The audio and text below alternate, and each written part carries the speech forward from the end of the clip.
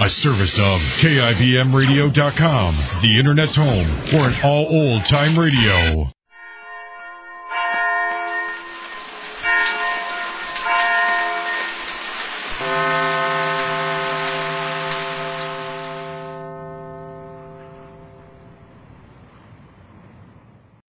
Your Coca-Cola bottler presents Claudia.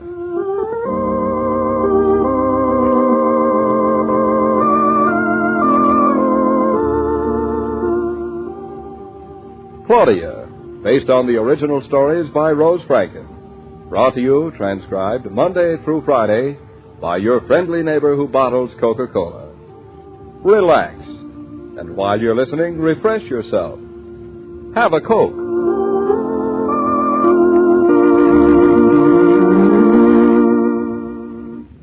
And now, Claudia.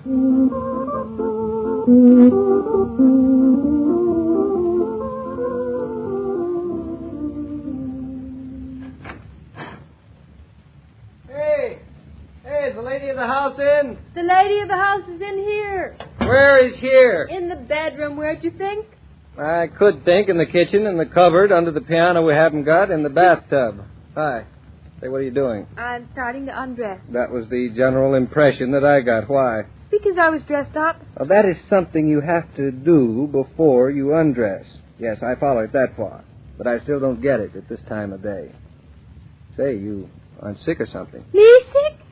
Sure you haven't picked up that round robin cold your mother and I had? Oh, not a sniffle. I never catch cold. You know that. Don't boast.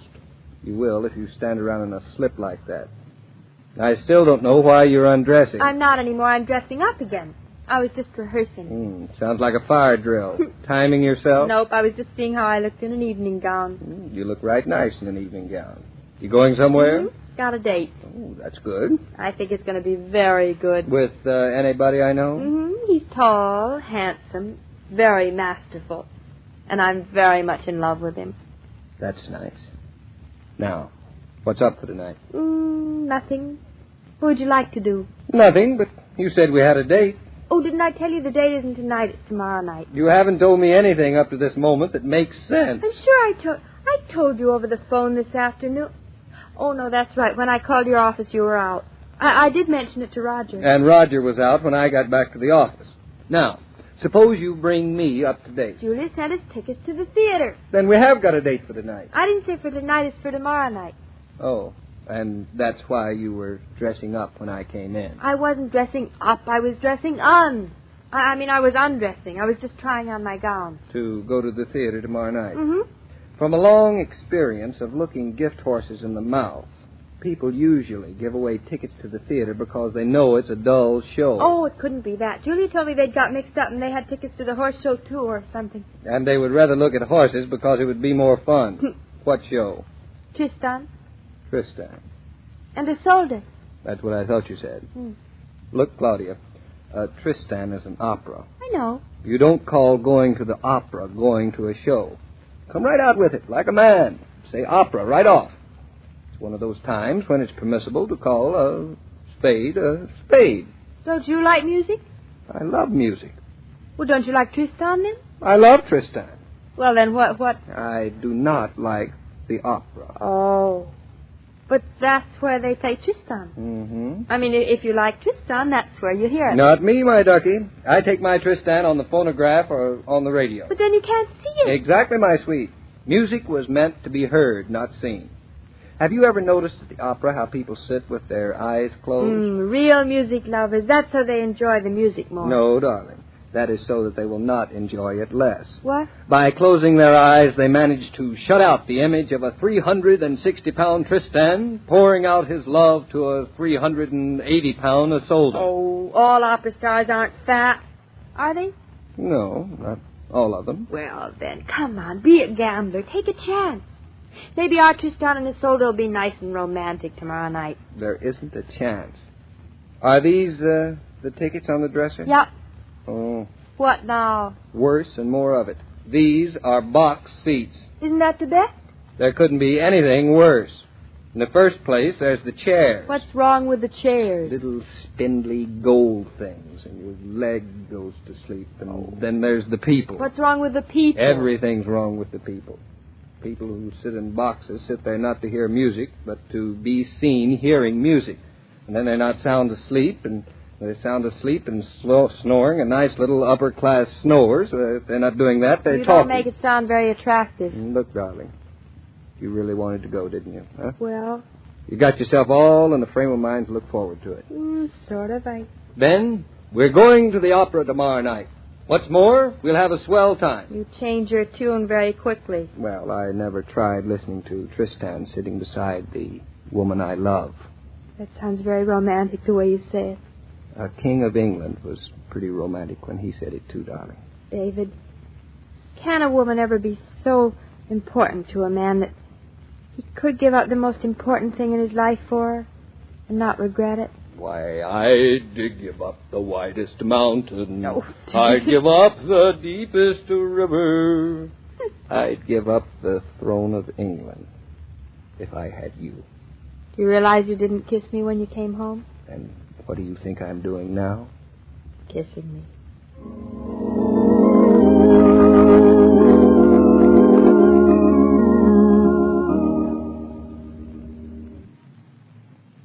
Will you have another cup of coffee, dear? Just half a cup. You know, darling, this box at the opera for tomorrow night raises certain rather fundamental problems. As for instance? Well, for one, I can't sit beside a beautiful woman in evening clothes dressed in my comfortable old flannel suit. But you look nice in your dinner jacket. Darling, my dinner jacket would be just as out of place in an opera box as a suit of overalls. I don't follow you. A dinner jacket is dress enough to sit in the orchestra at the opera, but nothing less than tails is acceptable in a box. Yeah? What's so funny? Oh, I don't know. It's just the idea of it. Somehow I don't see you in tails. It's just not your type. Oh, it isn't my type, isn't Nope. it? And just what type, young lady, do you think I am? Oh, sort of loungy with a pipe in your mouth and... No, it's just not the type. Darling, maybe we can change the tickets to orchestra. We'll do nothing of the kind. It'll be a box or nothing. So, you don't think I have a full dress suit? I know everything you have and you haven't. We men have our secrets, you know. Remember that big box on the top shelf of the closet? Yes? That is my hidden past. And my tails. And there's something else that you don't know. How I got my tails. The Elephant Got His Trunk by Rudyard Kipling. If I didn't know you had them, how could I know how you got them? Tell me how you did get them, David. Well, it's a long story. You mean a long tail? Puns are the lowest form of humor. Well, once upon a time... No. I was in my college glee club. David, you never told me. Well, I wasn't in the glee club very long. I only sang once, and that was the beginning and end of my career. Oh. And the first time and the last time I ever wore my full dress suit. What happened? Have you ever heard of a great singer losing his voice? Well, I lost mine the first time out. Oh. Actually, I am the only living singer to lose his voice by popular election. The whole glee club voted that I couldn't carry a tune. They wouldn't even let me carry the music. Say, my pipe must be in the other room. It's on the table beside your chair. Oh, here it is. This pipe has a habit of losing itself. Just where you leave it. What are you doing now? Getting a chair to stand on, to get my dress suit off the shelf's top of. I think a dress rehearsal is in order for me, too. Whoop. Whoop? What? Wearing the suit. It smelled like it just came from a moth's funeral. It smells like camphor. The curfew tolls the knell of parting moth. The flitting swarm flies quickly away from me. Maybe if I wear a lot of perfume. Would smell like Beauty and the Beast. How long since you wore it? Years. Well, here goes. I'll try them on. Do you suppose the tailor could let out these trousers? I'll take them first thing in the morning. All right, we'll lay the trousers over the chair. Now, here goes the coat. Not bad. What's the Turn man around. of distinction is wearing this season? What's wrong? Hey, tell me, it isn't polite just to stand there and laugh at people. I'm sorry. If I were a shy, shrinking violet, But it you're would not. do something to me. It's the tails and... Naturally, it's the tail. Oh, you're not the type, David. And why am I not the type? You're still smoking your pipe and that coat in your trousers. And what's wrong with my trousers? Nothing, darling, except they're hanging over the chair. Whoops. So they are. Darling, even if you're not the type, I prefer you as you are. Who can that be at this hour of the night? I don't know. I'll see. Hey, wait. Don't let him in my trousers. Let me get in the bedroom. Coming. Why, Mama. Hello, Claudia. Hello, David. Well, I seem to be providing both of you ladies with a degree of unrestrained and, if I may say so, unseemly laughter this evening. Can I really be that funny? Oh, David, that coat. What's wrong with this coat? And those shorts. Now, both of you ladies have seen shorts before. But I've never seen them before in combination with the tails of a full-dress coat. What is this, a fancy dress party? I am going to the opera. Like that. And if you'd come in an instant later, you'd have found me gone. Well, you better hurry. It's after 8 already. I smell something. Could it be mothballs? Yes, I think that's what it is. Claudia and I had about decided it was mothballs before you came in. We didn't expect you this evening, or we wouldn't have planned to go out. Well, you needn't expect me now. Hurry along, get dressed, or you'll be late for the opera. Oh, we don't have to get there early. I don't come on until the second act. You don't what? Don't come on. Sing. You know. Figaro, Figaro, Figaro. Did you say something, David? I said, Figaro. Yes, dear? I was singing. Oh, singing. Claudia, What? let's not go to the opera tonight. All right, let's not. You know, I have an idea that when Mama came over here this evening, she was lonely. It would be sort of mean just to pick up and walk out on her. Are you two children utterly crazy? Oh, we don't like the opera too much anyway. I'll never darken your door again. She'll never darken our door again. Corn, pure corn, Mrs. Brown. Never darken our door again. I'm surprised at you. That went out with East Lynn. And I'll not be shouted down. She will not be shouted down. She will not be shouted down. She will not be shouted down. Will you be quiet? Here, now hurry up and get dressed. You're only half dressed. You have tickets for the opera. Figaro, Figaro. I don't believe you really were going to the opera. You don't? Well, look here, the tickets. So they are. Well, I'll be... And box seats, too. There, next time you better believe it. Hold on a minute. Today's Wednesday.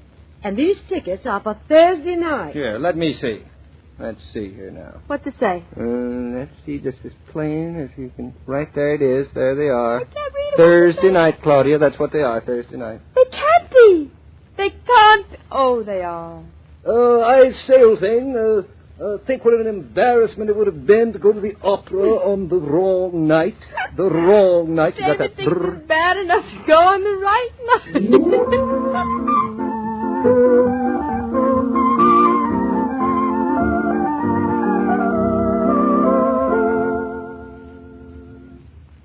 All story material used on this broadcast of Claudia was under the supervision of Rose Franken and William Brown Maloney.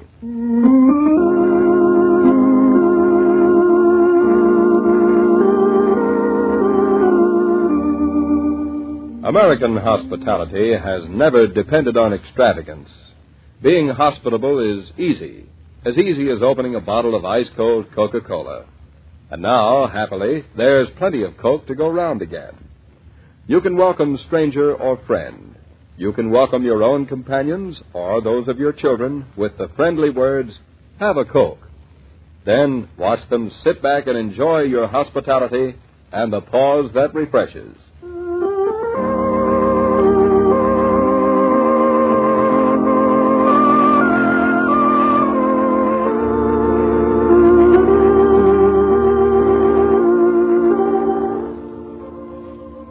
Every day, Monday through Friday, Claudia comes to you, transcribed, with the best wishes of your friendly neighbor who bottles Coca-Cola.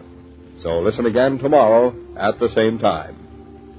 And now this is Joe King saying au revoir, and remember, whoever you are, whatever you do, wherever you may be, when you think of refreshment, think of Coca-Cola.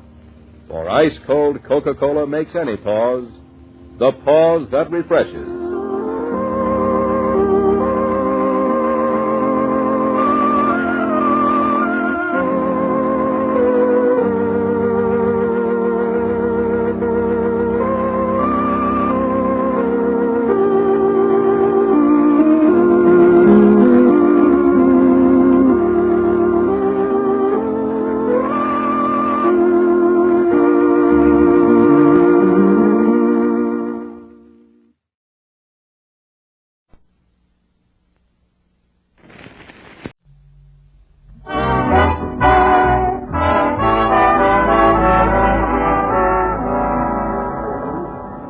Seated around... Now it's Our Miss Brooks, starring Eve Arden.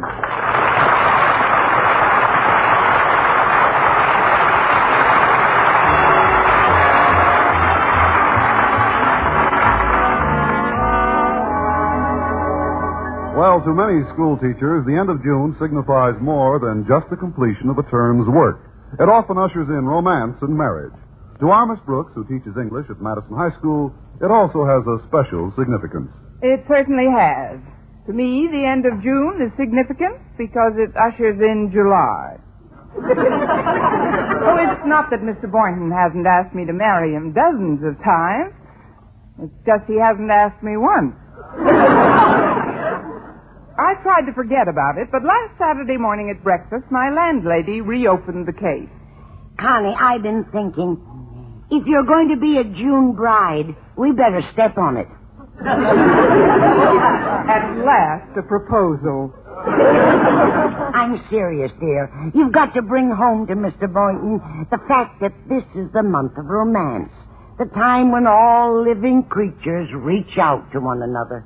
If I reach out any further, I'll look like a giraffe. June is a wonderful month, Connie. My sister Angela and my brother Victor were married in June, you know. It was a double wedding. Angela and Victor married a half-brother and a half-sister. Where were they married? In the little half-church around the corner?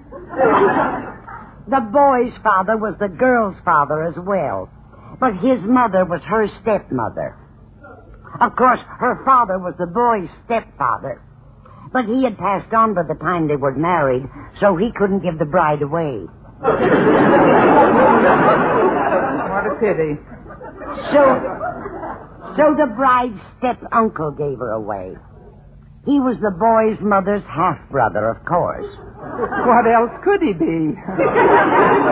It was a beautiful ceremony, Connie, and within 5 years, each couple had 3 little girls. I bet there were 6 of the nicest half-step-nieces you ever saw. Pass the cream, please, Mrs. Davis. Here you are, dear.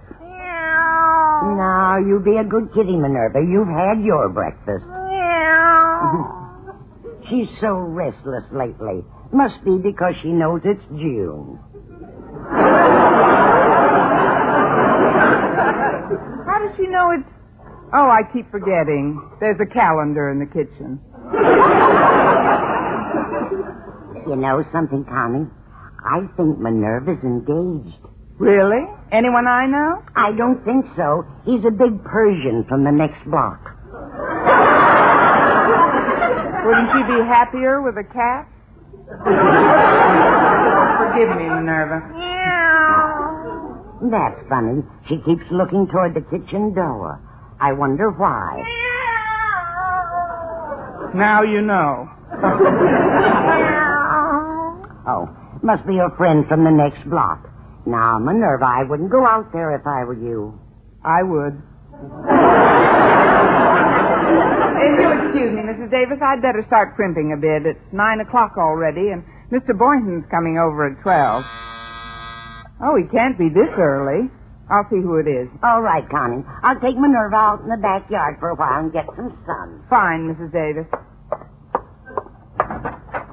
Well, it's Walter Denton. Greetings, Miss Brooks. And how is Madison's fairest teacher this balmy June morning? Fairly balmy, thanks. Come in. I was just having some coffee. Would you like something to eat, or have you had your breakfast, as if that made any difference? You're right on all counts, Miss Brooks. If there's one thing I can always do, usually it's eat. Now, I've noticed that usually. Just sit down, Walter. I'll boil you a dozen eggs. No, thanks, Miss Brooks. I've got other things besides food on my mind today. Oh? It's Harriet Conklin. We've decided upon a June wedding. You and Harriet? Yeah, that's right, Miss Brooks. That's why I'm too excited to think about food. So I'll just have some rolls and this cheese and marmalade and maybe a little honey with my milk and cookies. Well, that beats eating when you're nervous. Now, what is all this about June weddings?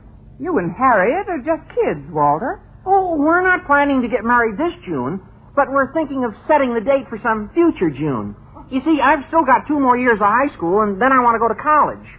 Now, I don't think I ought to get married before I get out of college, do you? Definitely not, Walter. Yeah, well, that's what Harriet thinks, too. So, speaking as one who is intimately acquainted with my scholastic achievements, Miss Brooks, what year do you think we can shoot at? 1981. Oh, there you go, kidding me again. No, I think 61 should do it very nicely. Of course, there's some slight opposition to our impending nuptials from a quarter very close to my intended. Namely? Her father. Oh, Mr. Conklin can't stand the sight of me. Well, what's so funny about that? Oh, I'm not laughing at that. I'm laughing at the thought of how ridiculous he'll look in 1961. Ridiculous? Well, sure. Now, there he'll be after 6 years of aggravation, standing around on a hot June day in a frock coat and heavy striped pants, watching his only daughter marry some jerk he can't stand the sight of. You're not giving yourself any of the best of it, Walter. Why, in 6 years, the entire picture could change. It can? Of course. Mr. Conklin may be wearing a tuxedo. You know, Miss Brooks, Harriet and I have often talked about what a beautiful June bride you'd make. It's a shame that Mr. Boynton's so non-aggressive. We have a non-aggression pact. But he's improving all the time. We've got a red-hot date set for this afternoon. No kidding. Where is he taking you? To a matinee square dance at the Armory. The square dance, huh? Boy, you sure got a head start for it. What's that? Well, if you'll pardon my frankness, Miss Brooks, the kids at school, although they're all very fond of Mr. Boynton, have a pet expression about him. What is it? They say he's got corners on his head. You mean the kids think Mr. Boynton is a square? He ain't round. Please, Walter, he's not round. You can say that again. I just did. Now, what Mr. Boynton needs is some of the old oil. Old oil? Yeah, like Mr. LeBlanche, the French teacher, has. Gosh, every time a woman comes near him, he is a walking gusher. Now, Walter, that's no way to talk about a member of the faculty. Mr. LeBlanche isn't oily at all. He's just polished. Polished and sleek and smooth and... Oily? He's a walking gusher. I mean, Mr. LeBlanche is a very fine French teacher. So, you want me to answer the door, Miss Brooks? No, Walter, you finish eating. You do finish sometime, don't you? Coming!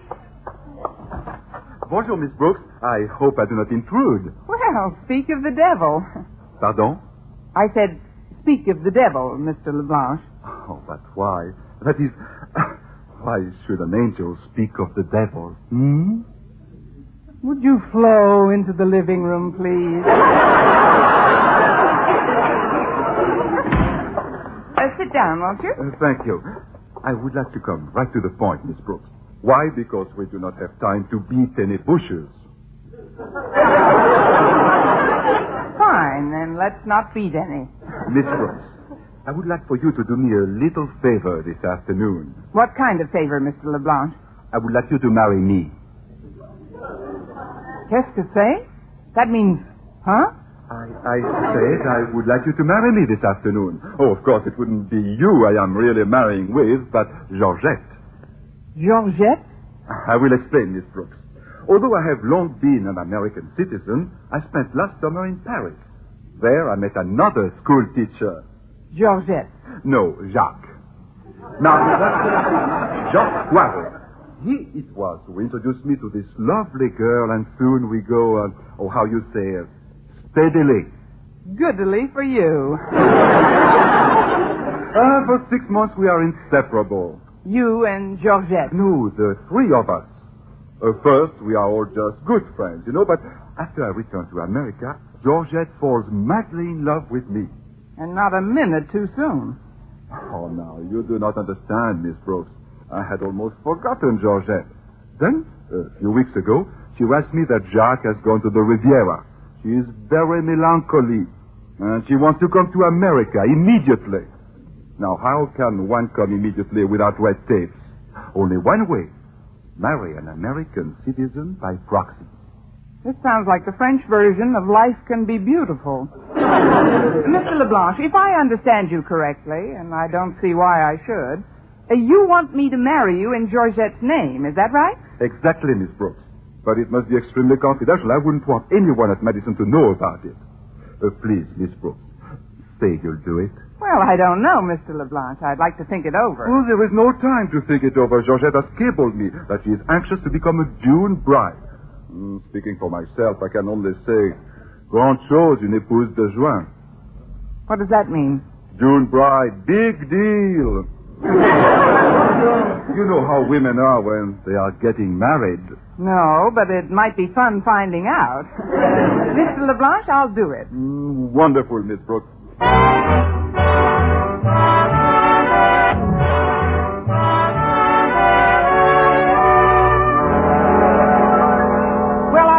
Excited at the prospect of being a proxy June bride that I completely forgot about Walter Denton. By the time I returned to the dinette, he'd left by the back door after quietly eating 2 legs off the breakfast table. I was just about to join Mrs. Davis in the yard when the doorbell rang. Oh, hello, Mr. Boynton. Come in. No, thanks, Miss Brooks. I'd rather wait out here in the air for you. You're all ready to go, aren't you? To go? Sure. Do-si-do, form a line, come on in, the dancing's fine. Oh, that. Well, do-si-do, you'll have to wait. Can't tell you why. I'm postponing our date. Postponing it? It's extremely confidential, Mr. Boynton. You see, it isn't just me. I mean, well, I'm doing something today that You know, I've never seen you quite so flustered, Miss Brooks. Gosh, you're as nervous as a June bride. It should happen to both of us. Look, Mr. Boynton, if you'll just go home now, I'll call you as soon as I'm free. Then maybe later on I can explain it to you. All right, Miss Brooks, but try not to be too late. I'd hate you to miss too much of it. You know, the square dance goes back a good way in our history. Originally of English origin, the hill folks in our southern states adapted it to their own rhythms and tempos. They changed its form and reorganized its pattern. Then they nursed it, rehearsed it, and gave out the news that the Southland gave birth to the blues. It's a very interesting topic, Mr. Boynton, but I really must ask you to excuse me now. Oh, very well, Miss Brooks. You'll call me later on? Yes, I will. Oh, before you go, would you mind bending down a bit? Bending down? Yes, this way. Thanks. Those kids are crazy. He hasn't got any corners on his head. What? Oh, nothing, Mr. Boynton. I'll see you later. Goodbye, Miss Brooks. Excuse me, Connie, but I couldn't help overhearing your conversation just now. Oh, that's all right, Mrs. Davis. Nothing personal. Nothing personal. Do you always go square dancing with another man on your wedding day? Huh? Oh, Connie, it isn't that I don't want to see you happily married. What hurts is that you didn't take me into your confidence. But obviously I have. No, I had to hear it secondhand. Walter Denton told me before he left. He overheard you and Mr. LeBlanc through the living room door. Just what did he hear, Mrs. Davis? He heard all about the marriage license and the justice of the peace. Right after he told me about it, he left. Oh, great. That kid talks almost as fast as he eats. Well, Mr. LeBlanc may not know it, but he's just become the co-owner of the best-known secret in town.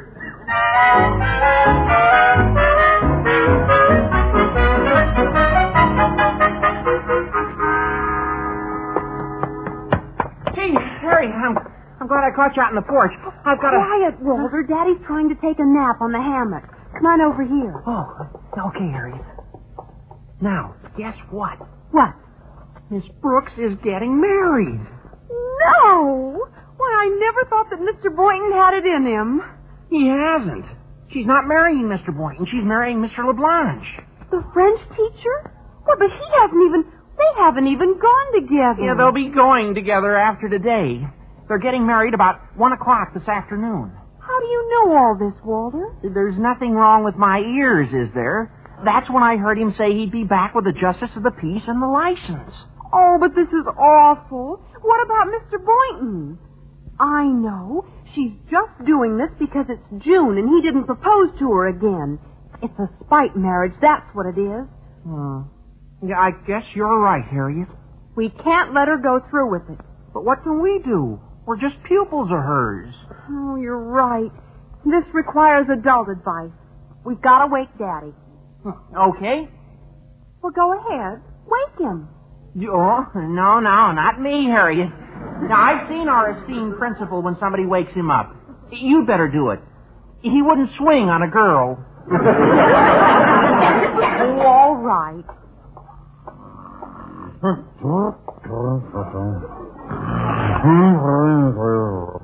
Daddy? Oh, Daddy, get up. You've got to get up, Daddy. What? What's the trouble? Oh, I'm glad you woke me, Harriet. I was having a nightmare. There I was in a schoolroom, teaching again. Listen, Daddy. And that's not all. The class consisted of 40 boys, all with one face. Walter Denton's face. It was terrible. Please, Daddy. Look who's here. Oh, no! Mr. Conklin, what's the matter? It's just a dream, Denton. I'm bound to wake up pretty soon. You've got to help us, Daddy. Miss Brooks is getting married. Now I know I'm dreaming. Harriet, did you say Miss Brooks is getting married? That's just what I said. I didn't think Mr. Boynton had it in him. Well, at the risk of sounding repetitious, he hasn't. She's marrying Mr. LeBlanc. But it's just a spite marriage, Daddy, and you've got to stop it. Me? What have I got to do with all this? But don't you see, Daddy?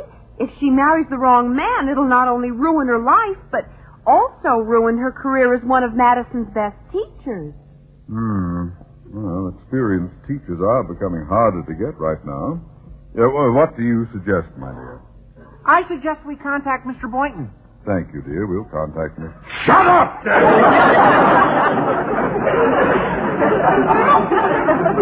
I was talking to my daughter.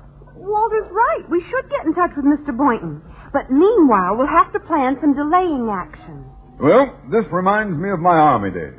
As an ex-major, I shouldn't have any trouble in deploying my forces with the utmost efficiency in this campaign. Harriet, you get my shoes? Yes, sir. And what should I do, Major? You? About face? What?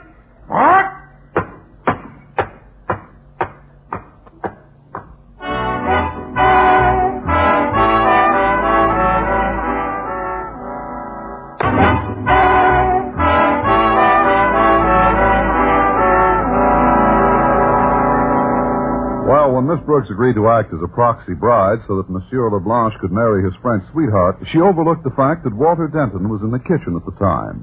Since then, Madison's version of Paul Revere has erroneously taken the news to every hamlet in town that Miss Brooks intends to spend the rest of her life cooking crepe Suzettes. Later that day, Mrs. Davis was helping her prepare for the wedding. Oh, that was a very cute idea you had, Mrs. Davis, for me to wear a white dress and your old bridal veil. Mr. LeBlanc should get a big kick out of it. You do look lovely, Connie. But I wish it were Mr. Boynton you were marrying, and not as a proxy. Oh, I'll answer it, Connie. Well, it's Mr. LeBlanc. How do you do, Mrs. Davis? This is Judge Stevens. How do you do, Mrs. Davis? Well, glad to know you, Judge. Come in, won't you? Thank you. Miss Brooks is right in the living room here. Just follow me. There you are, Miss Brooks. This is the justice will marry us, Judge Stevens, Miss Brooks. Glad to know you, my dear. I must say you make a most ravishing bride. Well, I hope to someday. Someday? But aren't you being married today? Oh, of course we are, of course. Judge, would you mind opening the door, please? It's a bit warm in here. Very well. I did not get a chance to explain everything to the justice, Miss Brooks. I had many papers to sign, you know, and then I sent a cable to Georgette telling her where she was being married. But now it's all set. Oh, good. Now then, let's proceed, shall we? There are several services to choose from, folks. You want a lengthy one or a brief one? Oh, the brief one, by all means. I've got a date to go to a square dance as soon as it's over. Isn't that a little unusual, Mr. LeBlanc? Oh, Mr. LeBlanc isn't going with me. He isn't? No, I have a date to go bowling. Why? No, you don't, but you will in a minute. You see, Judge, Miss Brooks is just a proxy for one Georgette Duval. I have the papers right here that say when this ceremony is over, I am married with Georgette. Well, this is certainly one of the most unusual ceremonies I've ever performed. Me too, but we'd better start performing if Georgette's going to be married this month. Personally, I always say, grande chose en épouse de juin. What does that mean? June bride, big deal. Now, let's see. We'll need 2 witnesses. I'll be a witness. And I'll be the other one. Oh, but you are the bride. You cannot witness your own wedding. Who can't? Wait till you see me catch the bridal bouquet I throw. This is all highly irregular, but in view of the circumstances, I guess we can waive the other witnesses. Now, let's take up our positions in front of this window and begin. There we are. Dearly beloved, we are gathered here to join this man and this woman in the bonds of matrimony.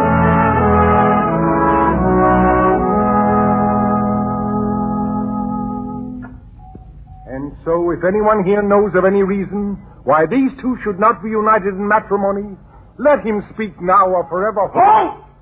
Who goes there? Why, it's Mr. Conklin and Harriet. You can't do this thing, Miss Brooks. Oh, please, Harriet, it's practically done. Now, if you and Mr. Conklin will just sit down. Sit down. It will just take a few minutes more, Mr. Conklin. You stay out of this, LeBlanc. Miss Brooks isn't marrying you because she loves you. Of course not. She's just doing me a favor. A favor? Big-hearted Brooks, they call me. Perhaps I had better explain. You see, Mr. Conklin, Miss Brooks is just a proxy for a girl in Paris. We can come to this country only when we are man and wife. You mean Miss Brooks isn't really getting married at all? Don't make it sound so final, Harriet, but that's the idea. Well. May I proceed now? With your permission, Mr. Conklin. Oh, of course. Go right ahead. Wait till I get my hands on that blabbermouth Denton. Let's see now. Where was I? Oh, yes. If anyone here knows of any reason why these 2 should not be united in matrimony, let him speak now or forever. Hold the presses! I mean, stop this wedding at once. Well, here comes Blabbermouth now. You've made a terrible mistake, Walter. I've made a mistake. Miss Brooks is the one who's making the mistake. But fortunately, I'm here in time to rectify it. Come here, Denton. Well, Mr. Conklin, have I or have I not successfully completed my mission? You've done a grand job, my boy. And I'd like to be the first to shake you by the throat! Mr. Boynton, you better come in now. I wish someone would tell me what this is all...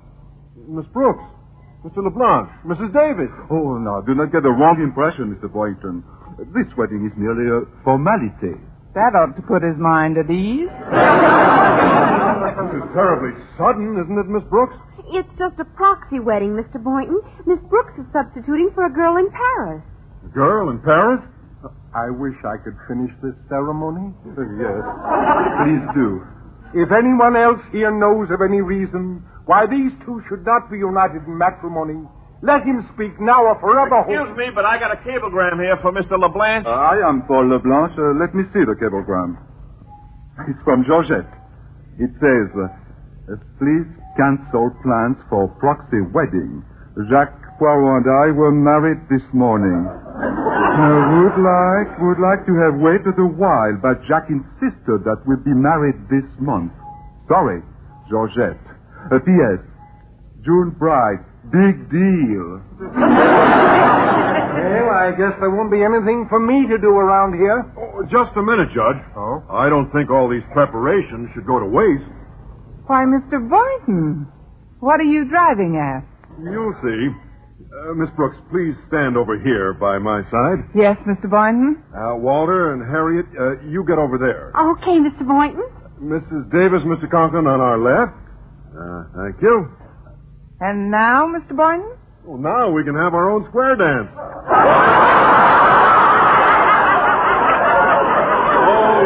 Don't form a line. Come on in, the dancing's fine. Oh, look at me. Instead of being wed, I'm dancing with the fellow who's got corners on his head.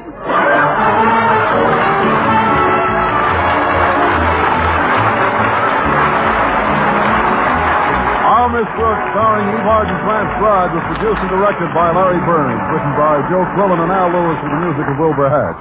Mr. Conklin was played by Gail Gordon.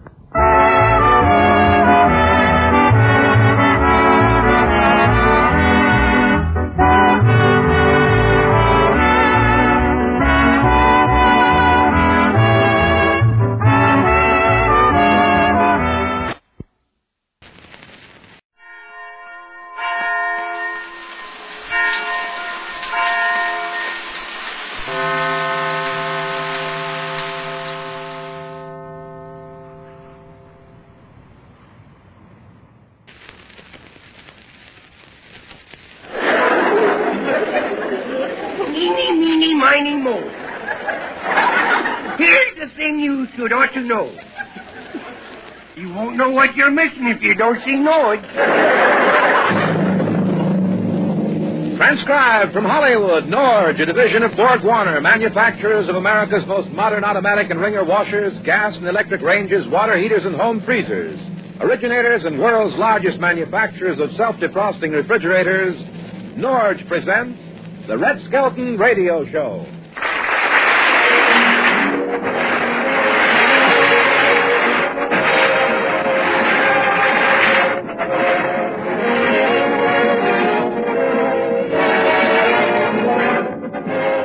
Red Skelton, David Rose, Miss Orchestra, Lorene Pello, Pat McGee, and Dick Ryan, and the Smith twins will be me, Rod O'Connor.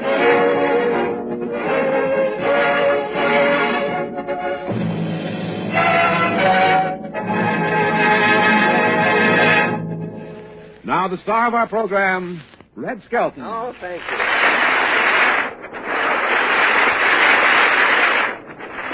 Very short show. Good night. Millions of people have heard Red Skelton on the air, seen him in pictures, and applauded him in personal appearances. They want to know, what is the real Red Skelton like? I can answer that question. Once a week I have breakfast with Red at 7 o'clock in the morning. And I see him as he really is. Gay, good-natured, wide awake, full of bright remarks and witty sayings. Oh, shut up. What's the matter, Ed? Didn't you get a good night's sleep last night? No, I didn't. I dreamed all night about my new director of my next picture, Mervyn LeRoy. Well, aren't they starring Howard Keel, Katherine Grayson, and Ann Miller in that picture, too? Yeah, but my contract with Metro says I can only dream about the director. Hey, well, you know, a night before last, yeah? I dreamed that I was chasing Katherine Grayson all over the town, see? But I never caught her. You didn't? I'll get her tonight. I'm taking a scooter to bed with me. You mean to tell me, though, you're not allowed to dream about that luscious Ann Miller? No. Watch it, you're drooling in my post-toast picture there. And if they find out that I dream about Ann Miller, and you know what they do? They take away my pickles and ice cream. Well, there's a snappy line. And here, have some orange juice.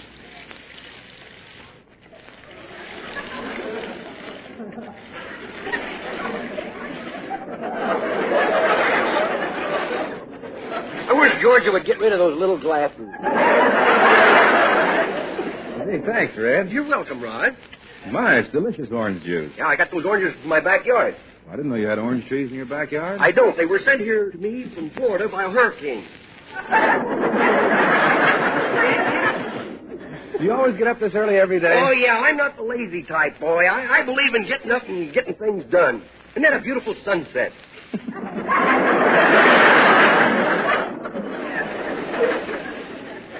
Hey, well, pardon me while I open the mail, huh? Mm-hmm. Hey, did you hear about the lady that had the surgeon arrested for operating on her husband? No. Yeah. She had him arrested because he opened her mail.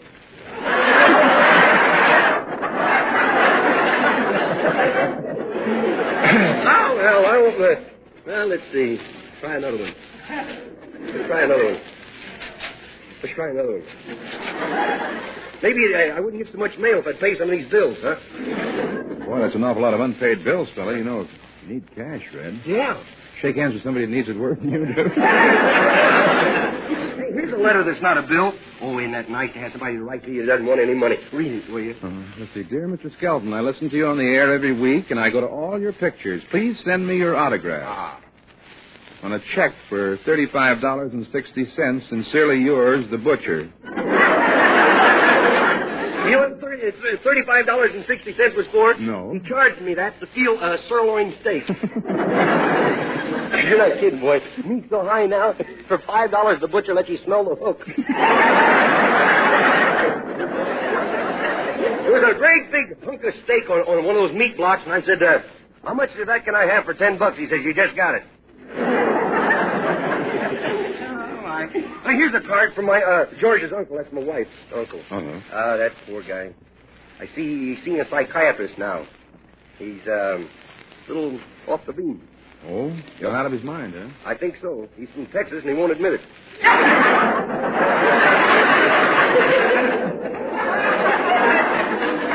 how about some music with our breakfast, huh? Swell. Okay, I think the Smith twins singing Bye Bye Blackbird would be nice.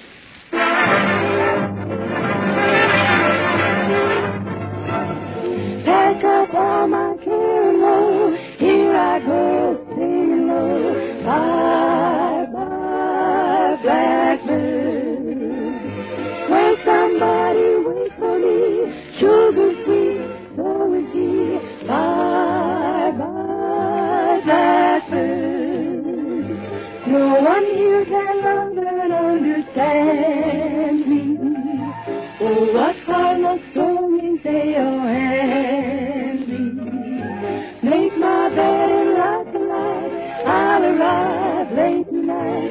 Blackbird, bye-bye. Pack up all my trouble and my care and woe. Here I go, singing low. Bye-bye, bye-bye, blackbird. Where somebody loves me and is waiting for me. Sugar sweet, so is he. Bye-bye, bye-bye, blackbird.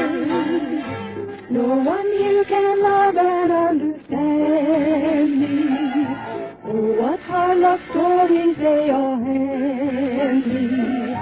Make my bed and light the light. A bluebird fly me home tonight. Blackbird, bye-bye, bye-bye. Bye-bye. Bye.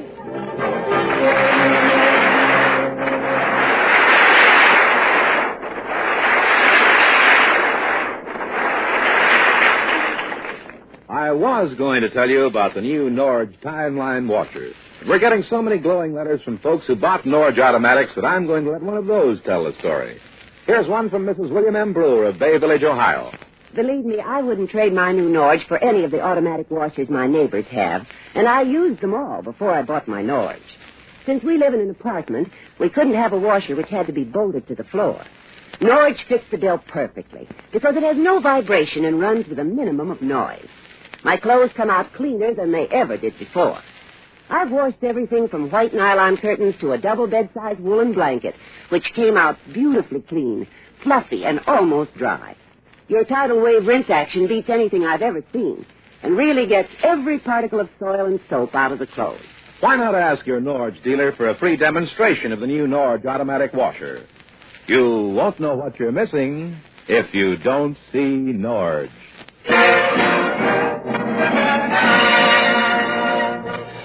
From the Skelton Scrapbook of Satire, we present a story entitled People Who Owe Money. Chapter 1 is captioned, If You Want Your Fee, Vote for Me, starring His Honor, San Fernando Red. Thank you. Somebody throw him a fish, will you? My friends, and you are my friends. Don't say you're not my friends, because nobody's going to tell me who my friends are.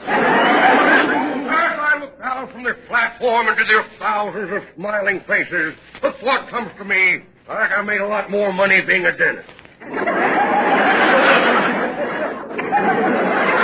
I'm here to answer the charges that my political enemies and creditors have made.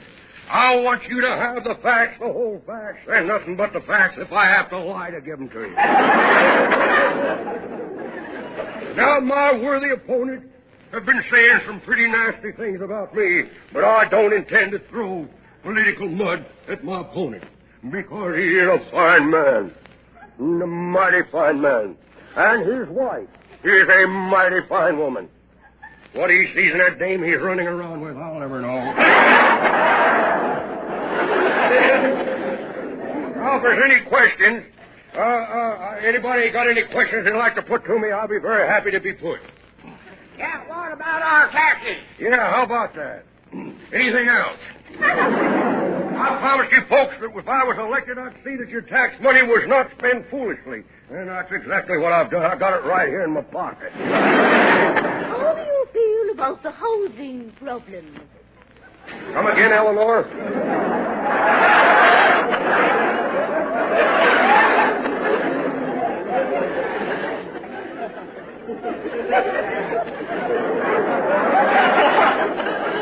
I said, how do you feel about the housing problem?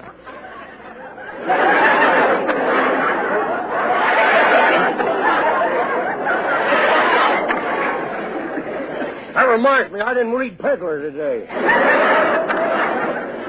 I'll tell you how I feel about it, ma'am. You're a ma'am, ain't you?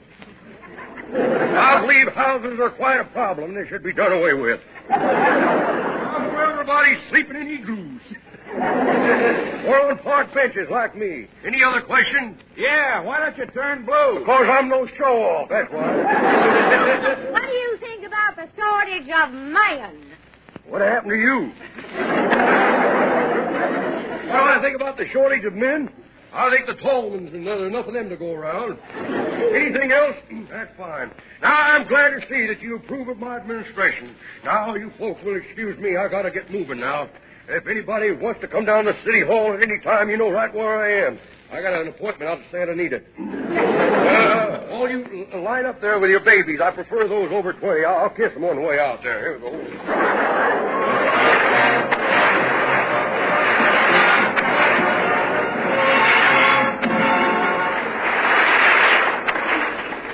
Our second chapter on people who owe money is captioned Paying Rent, starring Willie Lump Lump.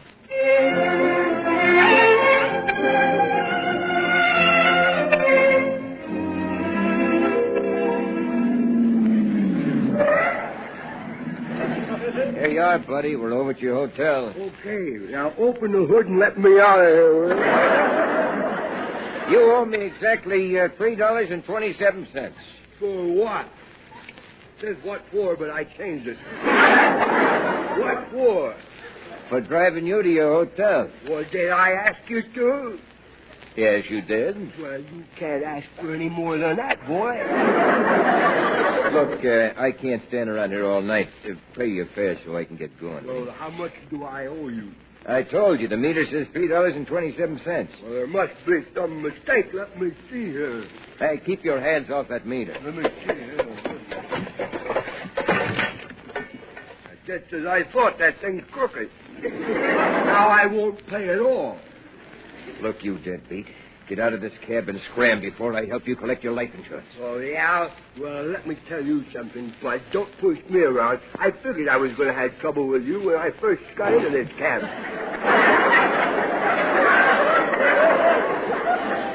Because you just don't look right to me, boy. You just don't look right. I've seen a lot of cab drivers in my day, but you just don't.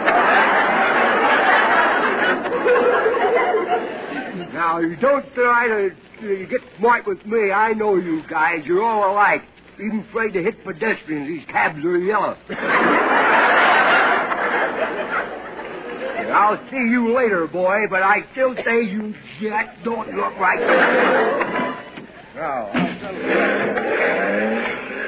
I got to sneak in your hotel. Good evening, sir. It ain't good. It's raining now.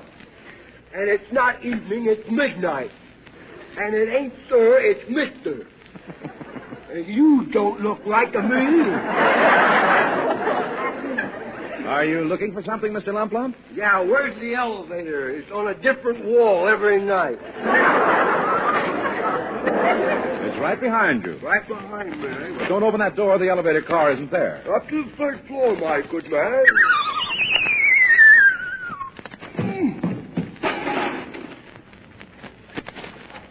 Look, stupito. I stand up. Hey! Are you all right down there? Yeah, but you ought to put an elevator in this joint. Or at least give a guy a parachute. Why don't you fill this hole in down here? Well, here, grab this rope and I'll haul you up. Okay. Run. Run. Boy, you sure are heavy. Yeah, well, as long as you were pulling me up from the basement, I thought I'd bring along my ash can. Well, before you go to your apartment, Mr. Lump Lump, there's a little matter of your bill. Oh? Oh, you going to bring that up again? Well, 2 weeks ago, you told me you'd pay it tomorrow. I still say I'll pay it tomorrow. At least I'm consistent, you know. Well, how about something on account? I couldn't give you a cent on account. On account, I ain't got a cent.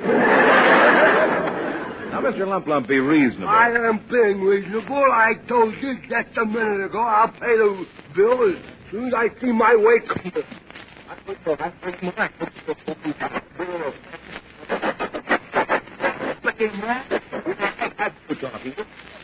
I'm through talking. You'll pay me tonight or I'll call the owner of this hotel. Mrs. Soderstrom? Oh, you mean old Wobble Plate? This is the old gal that Mason and Dixon drew the line at. Well, now, what's all the disturbance out here? Oh, it's you. Did he pay his bill? No, I won't pay my No, he bill. didn't pay his bill. No, I didn't. Did I step on your line? Yes, you did. Man. Why? Well, I won't pay until you fix up this dump. My room is so full of holes that every time the guy in the next room turns on his light, I can read by it. Now, those holes wouldn't be there if your wife would stop throwing things at you. Go on. My wife throws things at You hear her, huh? Dump is so old it's a picture of Blue Boy in the lobby needs a shave. Wake the people asleep. You don't have to worry. Anybody can sleep in a joint like this. Couldn't be awakened with spirits of ammonia. If they go to sleep, they freeze to death. The rooms are so cold that even the sheets turn blue.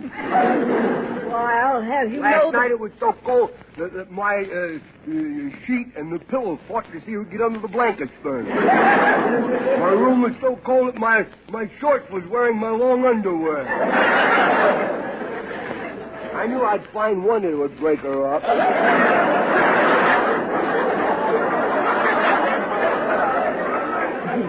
I'll have you know there's a furnace in this hotel. Oh, I'll have you to know it hasn't been turned on since Robert Fulton sold it to you. Oh, that's enough. He owns a fish market now, don't he, Fulton? Now, you get out of here.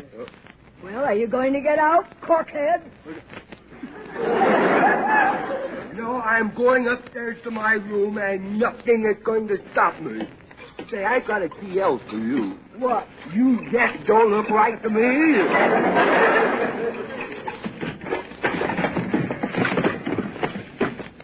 Will you let go of my suspenders? Throw this guy out in the gutter. Just a minute. You can't throw me out. I'm a sick man. I'm a sick man. What's wrong with you? I can't breathe. Now, you couldn't live without breathing. I've got a lot of willpower. I got so much willpower I cut myself. I don't bleed. You don't bleed? Don't ask me why, because I got no answer for it. When did you breathe last? Well, I breathe in on Friday, I breathe in on Saturday, and I breathe in on Sunday. Why don't you breathe out? Sister, if I let go now, there won't be a tree left standing in Glendale. Flush doers, I tell you. Throw Oh, there's Pony out. Well, here he goes. Now, wait a minute. I'm a sick man. You can't throw me out for not paying my rent. Oh, yes, I can. Oh, no, you can't. Oh, yes, I can. Oh, no, you can't. Oh, yes, I can. You've hit a dead-end street. Oh, no, you can't. Oh, yes, I can. Oh, no, you can't.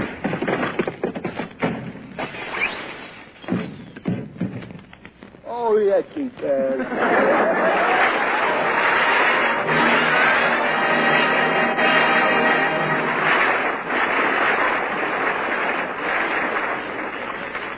And now David Rose and his orchestra will play The Roller Coaster Ride.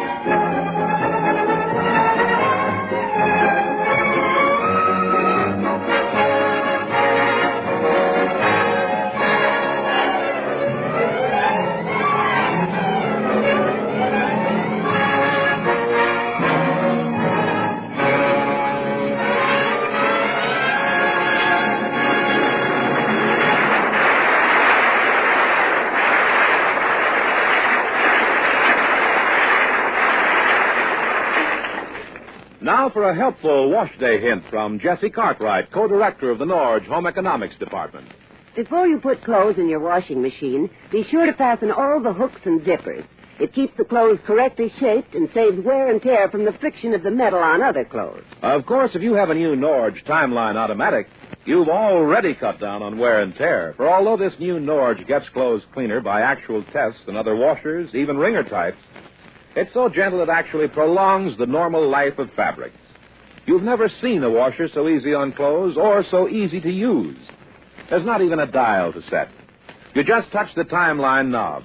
Norge gives your clothes 5 warm rinses, the overflow type that floats out dirt. Yet it uses less water than the average. And here's the clincher. This new Norge Automatic costs less than any comparable washer on the market. Ask your Norge dealer for a free demonstration. You won't know what you're missing if you don't see Norge.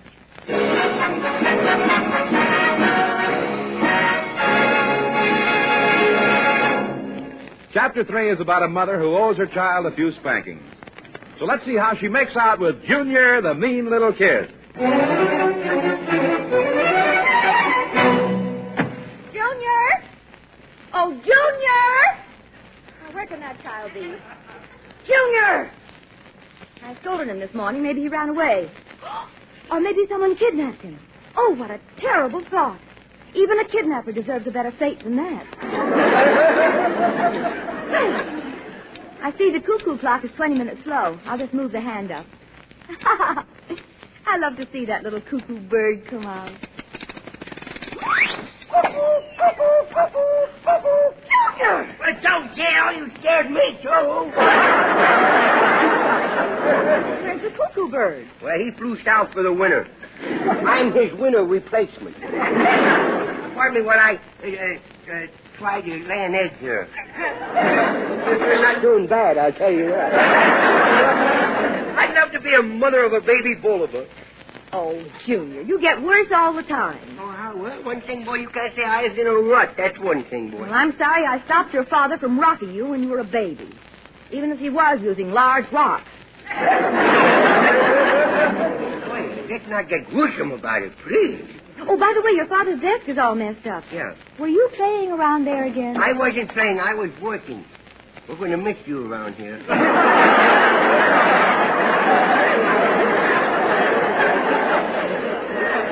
I wasn't playing. I was working. I was sorting papers. Sorting papers? Yes. I didn't want to get the ones that I was going to burn mixed up with the ones I was going to make confetti out of. Junior, those papers happen to be this month's bills.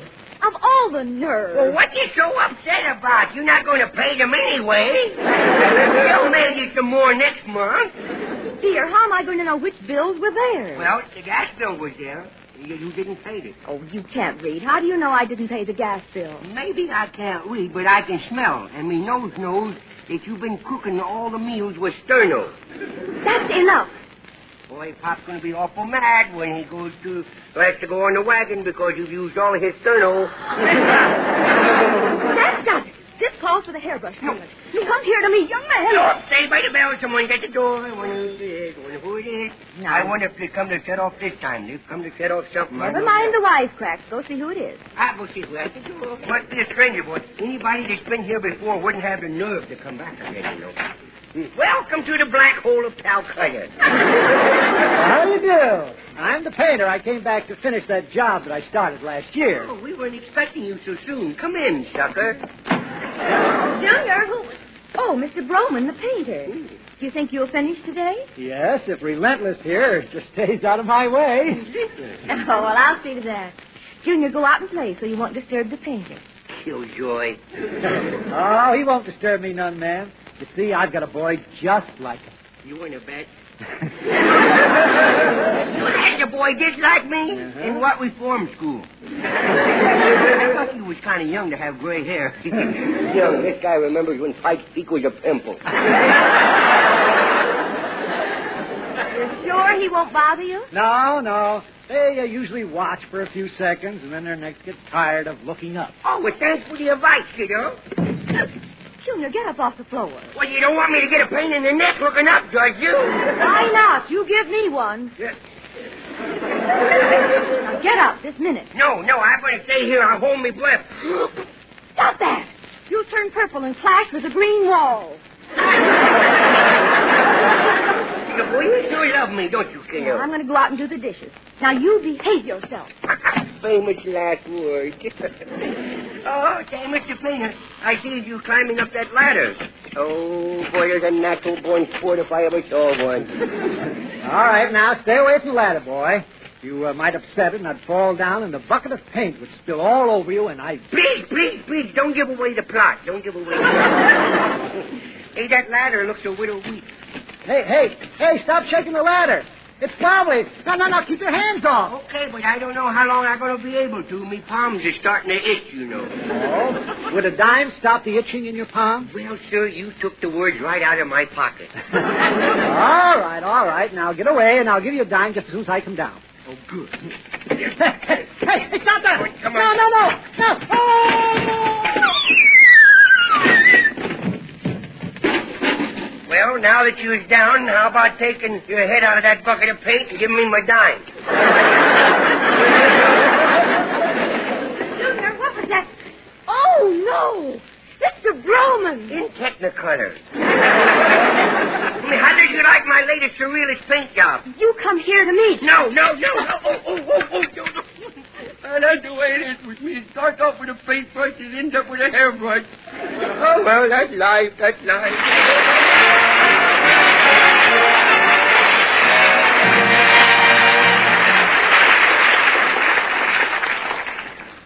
This is Rod O'Connor saying, remember, in refrigerators, home freezers, gas and electric ranges, washers and water heaters, everything Norge makes right. Make it a point to go see your Norge dealer for a free demonstration of the new Norge Timeline Automatic Washer. The automatic washer that gets clothes cleaner by actual tests than other washers, even wringer types. The washer that gives clothes 5 warm rinses, yet uses less water. The washer that automatically does your wash day work for you.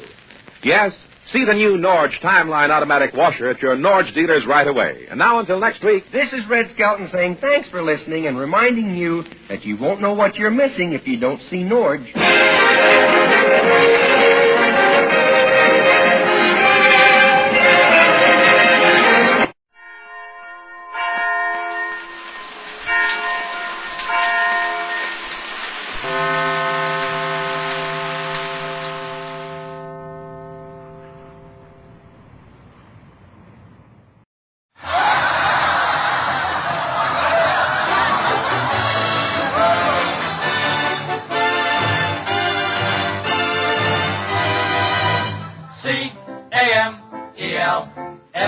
Abbott and Costello program, starring Bud Abbott and Lou Costello, brought to you by Camel, the cigarette of costlier, properly aged tobaccos. The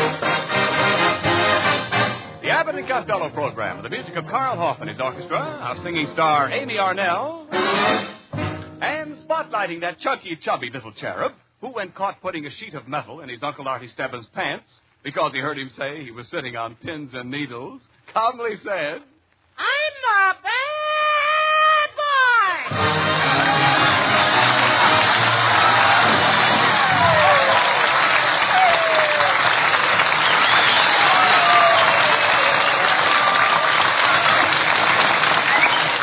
Well, Costello.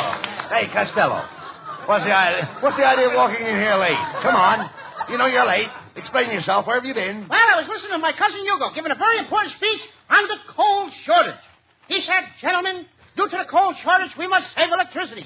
I beg you not to use electricity. Please don't even turn on the electricity. Did they listen to him? No, the warden threw the switch anyway. Well, never mind your cousin Hugo. Do you realize there's been a woman waiting for you here for the last hour? Oh, there you are at last, Mr. Costello. I could hardly wait till you got here. I've been simply dying to see you. And at last here you are. At last here we are. You and I, face to face.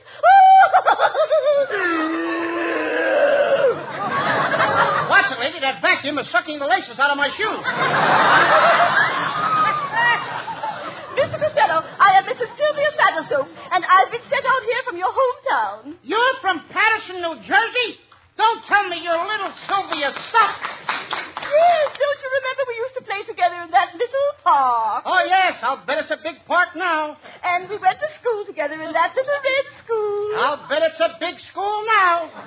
Yes, and remember the day when I was 5 years old and you turned me across your knee and spanked me? Yep, time marches on.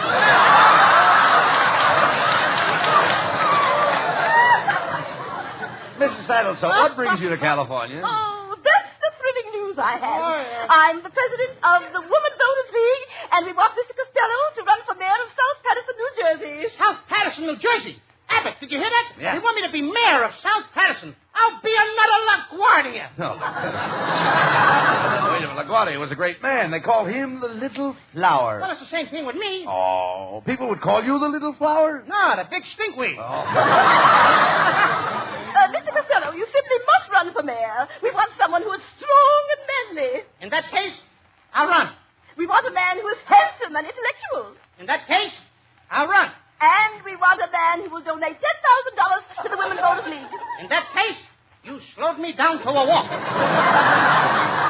Mrs. Saddlestone, can't you get somebody that's better qualified than Costello to run for mayor? Well, my husband was thinking of running, but he's such a busy man. You see, he has a seat on the stock exchange, and he also has a seat on the city council.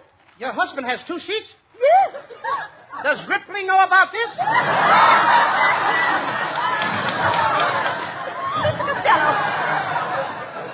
Mr. Costello, now you simply must run. I'm going right out now and call South Patterson and tell them that you are leaving on the midnight train. Oh, Mr. Costello, this is all so thrilling.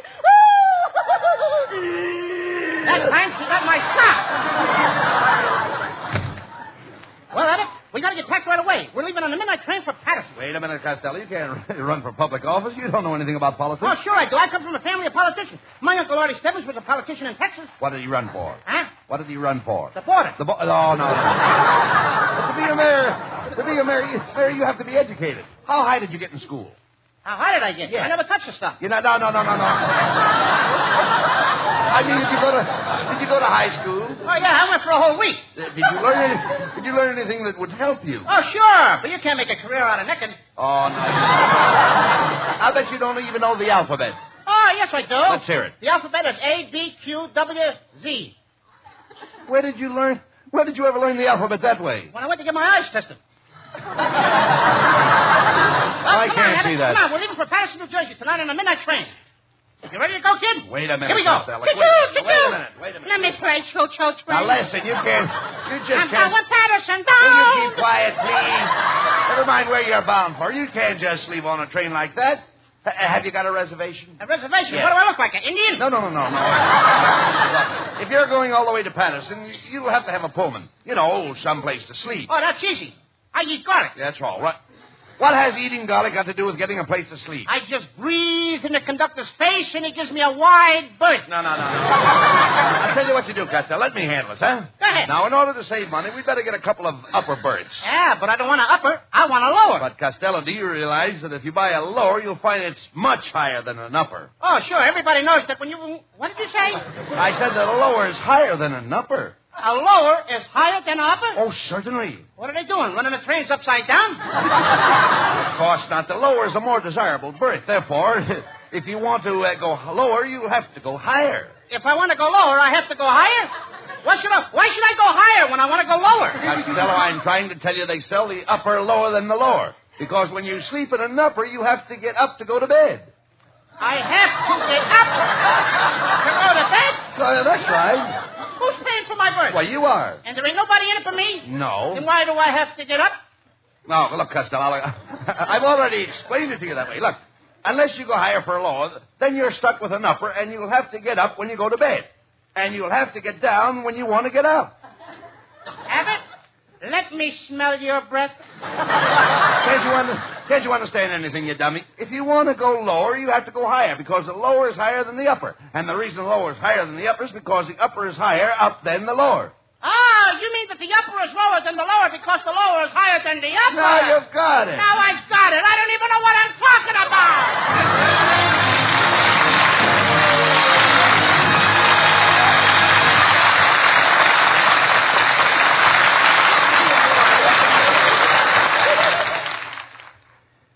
You could fly over any route on any airline in the United States, and at practically any populated point, look out of the window, and there would be a place covered by this great survey of doctors I want to tell you about. A survey so thorough that it covered 113,597 doctors. Doctors in every state of the Union. Doctors in every branch of medicine. So thorough, it took the combined efforts of 3 leading independent research organizations. What cigarette do you smoke, Doctor? That was the query. And the results?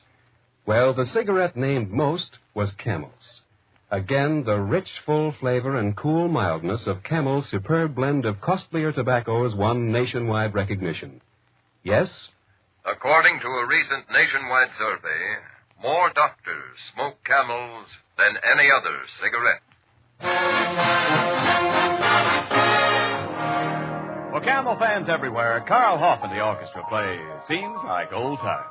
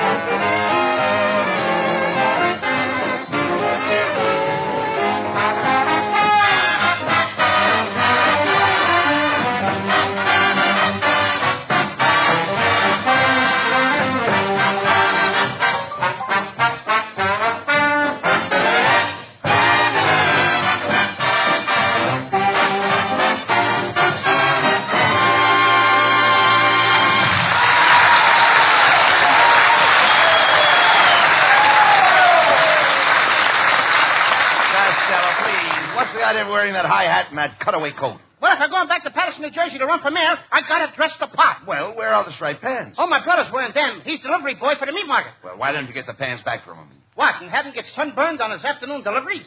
Well, come on and get busy. Now, we've got to finish packing. Now, I'm taking all my sporting equipment along. My old golf clubs, my old baseball glove, and... Hey, by the way, have you seen my old bat? Yeah, I saw her last night in front of the plate. Wait a minute. The bat I'm talking about was shellac. That's the one. Come in. I'm the baggage man. Good. Take all this luggage down to the railroad station, please. Okay. Oh, boy, this thing is heavy. And what do you got in this old beer barrel? Put me down, you dope. Here, baggage man. Take this trunk downstairs first, please. What? I'm not going to carry that big, heavy thing down those stairs. Ah, you don't have to. Just step into the elevator here. I'll open the door for you. Step in. Thanks.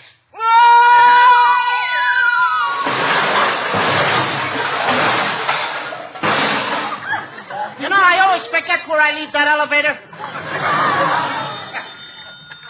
Hello, Lou Costello speaking. Mr. Costello, this is a Hollywood movie star, and I hear that I'm going back east on the same train with you. Gee, you are? Yes, and just remember, if you want anything, just whistle. Who is this? Lauren Bacall? No, Lassie.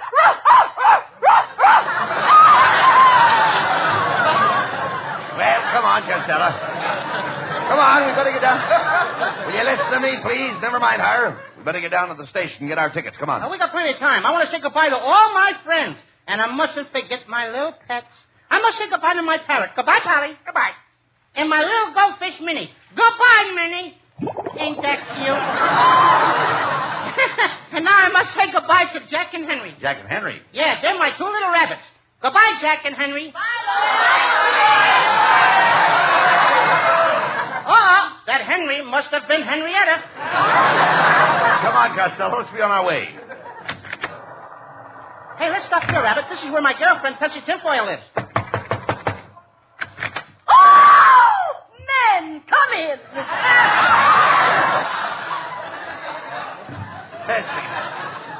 Tessie, what have you done to your legs? Well, all the girls are wearing leg makeup, and I want it to be different. Yes, but Tessie, striped wallpaper. Well, my little fat lover boy, what brings you to my door with a suitcase? Well, I came to say goodbye, Tessie. I'm leaving for the East tonight. I'm going back to run for mayor of South Patterson. Oh, isn't that wonderful, Louis? You and I should get married. I've always wanted to be a mayor's wife. But, Tessie, you're a little too old for me. Too old? I'm just on the shady side of 30. You've been in the shade too long. You've got moss on your north side. Hey, look, Costello. There's the actress, Bessie May Mucho, driving up to the curb, see her? Hello, Bessie! Hello, Mr. Abbott and Mr. Costello. Where are you going with the traveling bog? Traveling bog? Oh, sure, Abbott. You know what a traveling bog is. That's a small valise that you use to carry a hot water bottle and shaving sop. Shaving sop? Shaving sop. You smear it on your foos so the razor blades will shave off your wousters. Miss Mucho, Costello's going back to his hometown in New Jersey to run for mayor. Can you imagine that? Oh, my, you're going that far away. Well, I must give you an appropriate farewell. Goodbye, my cute little Fatimon. How do you like that? She cooshed me on the loops. Well, I must be going now. And an auf Wiedersehen and a bon voyage to you. And a stuffed weenie and some boiled cabbage to you, too. Well, Costello, you've got one more friend to say goodbye to. Let's stop and see Scotty. Hello, laddies. Say, Scotty, what's the idea of having all your window shades down in the daytime? The house is pitch dark. Well, my wife's father and mother came to visit me 3 nights ago. I've kept the house so dark they still think it's the same night they got here. Is that good? It's wonderful. They've missed 11 meals already. Hey, Scotty, I come over to say goodbye. I'm going back to my hometown in Patterson, New Jersey to run for mayor. Oh, would you be going through, Pomona? Uh-huh. Would you mind dropping off the suitcase when you get there? What's in the suitcase, Scotty? My son Angus. He's going to a Boy Scout camp. Well, how will the poor boy get home? Well, I took the needle out of his compass. Every year he gets lost in the mountains, and the searching party always brings him home. Come on, Costello. We've got to get down to the railroad station. Hey, here's a cab now. Pardon me. Cabby, are you engaged? No, buddy, but I'm going steady. Never mind. We want to catch the train for Patterson, New Jersey. Okay, jump in and I'll take you to the Union Station. The Union Station. The Union Station. Union Station? Santa Fe Depot. Come on, get us down to the station, please. Don't worry. I'll get you down there before you can say Jack Robin. Jack Robin. Jack Robin. Robinson? Glad to know you, Robinson. My name is Smith. Please get this cab started. Okay, buddy.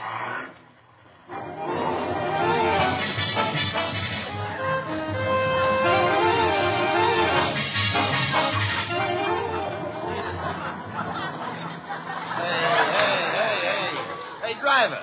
The Santa Fe Depot is only a few minutes from Hollywood. We've been driving for 2 hours. Yeah, the meter says $37. Listen, fat boy, hold your tongue.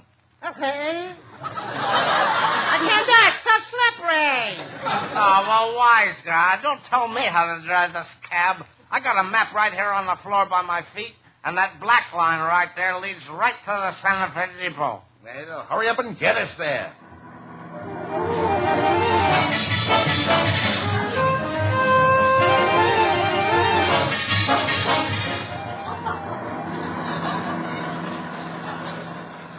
Hey, driver, where in the world are you taking us?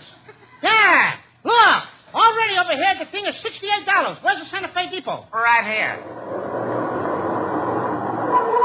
Everybody out, Santa Fe Depot.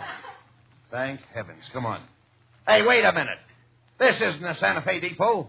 That sign over there says Pismo Beach.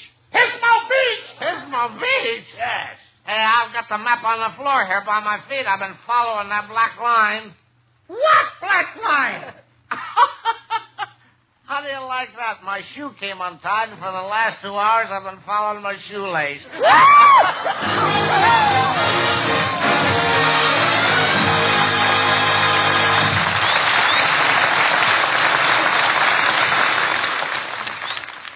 Right at this moment in your presence is a great authority on cigarettes. Meaning, ladies and gentlemen, your T-zone. That's T for taste and T for throat. Let your taste judge the rich, full flavor of Camel's superb blend of costlier tobaccos. Let your throat give you its reaction to Camel's cool mildness. Like millions of smokers, perhaps you too will find that Camel is your favorite cigarette. Camel is a favorite too with many, many thousands of doctors. 3 leading independent research organizations checked the cigarette preferences of 113,597 doctors all over America. The cigarette most named was Camel's. Yes? According to a recent nationwide survey, more doctors smoke Camels than any other cigarette. And here is Camel's lovely Amy Arnell with a song that says, Coax me a little bit, coax me a little bit, a little bit. Coax me a little bit, coax me a little bit. If you want to be kissed, I'll tell you what to say. Here's what you got to say. Pretty, pretty, pretty, pretty, please. I'm gonna pout a bit till you give out a bit, and you really insist. So, chatter me with your flattery. You know the reason why I'm teasy. What good is something that comes easy? Love is grand if you understand. It all depends the way that you begin, how soon I'm in your arms. So coax me a little bit, coax me a little bit, a little bit, a little bit, a little bit more. Love is grand if you understand. It all depends the way that you begin, how soon I'm in your arms. So coax me a little bit, coax me a little bit, a little bit, a little bit. Coax me a little bit more.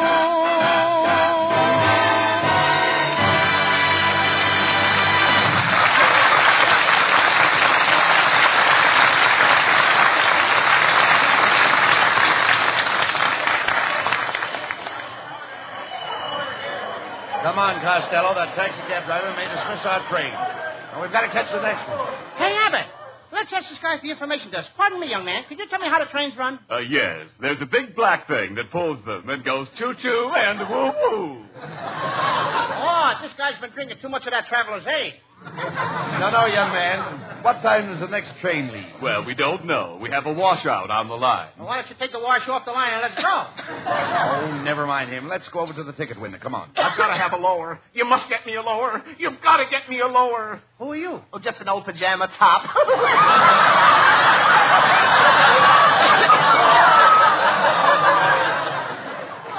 Oh, come on. Here's the money, Costello. You get the tickets while I take care of the baggage. I'll be right back. Well, I guess this is the line. Hey, you fat blimp, what are you trying to squeeze in here for? Get back at the end of the line. Excuse me. Oh, you stepped on my foot, you dummy. Why don't you put your foot where it belongs? Don't tempt me, brother. Listen, I gotta get my tickets. The super chief will be leaving in a few minutes. Super Chief, we'll be leaving on track 4.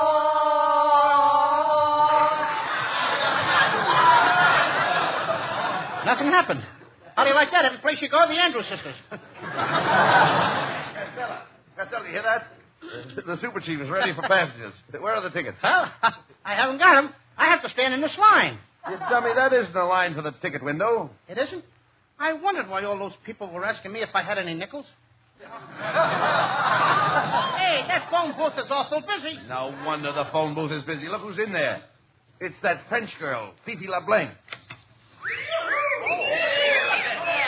All right, you guys stand back. This is mine. Oh, yeah? Come here and kiss your poor old father. Get out of here! Fifi, what are you doing here at the railroad station? I'm going to Kansas City to visit my aunt. Monsieur Costello, would you hold this package while I get the money for my ticket? I have the money right here in my stocking. My, the Bank of America never had branches like that. Fifi, Costello's going back east to run for mayor of South Patterson, New Jersey. Yes, Fifi, I wish you could go back with me and help me with my campaign. You could ride around a big truck dressed in a bathing suit, and that would make a big hit with the men voters. Oh, how could I possibly appeal to the men in a bathing suit? Don't mind her, folks. She still plays hopscotch. Monsieur, you did not mention how you liked my outfit. Oh, that's a lovely dress, Fifi. I made it myself. I like to put some of my personality into each dress. Sister, you've got it all in that one. What kind of a dress is that, Fifi? V-neck. V-neck? Yes, V-neck. So do V. Come here and kiss your poor old father. Well, Monsieur Costello, I must be going anyway, so I will kiss you goodbye. Oh, yes, as long as you...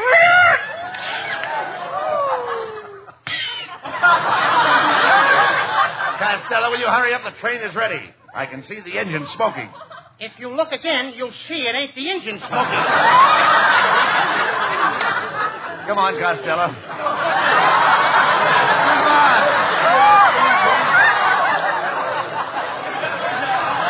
Costello, keep away from that Fifi LeBlanc, will you please? We're next to the ticket office now. Come on, get up there. Hey, Abbott, look who's behind the ticket window. It's Melonhead. Why, Melonhead.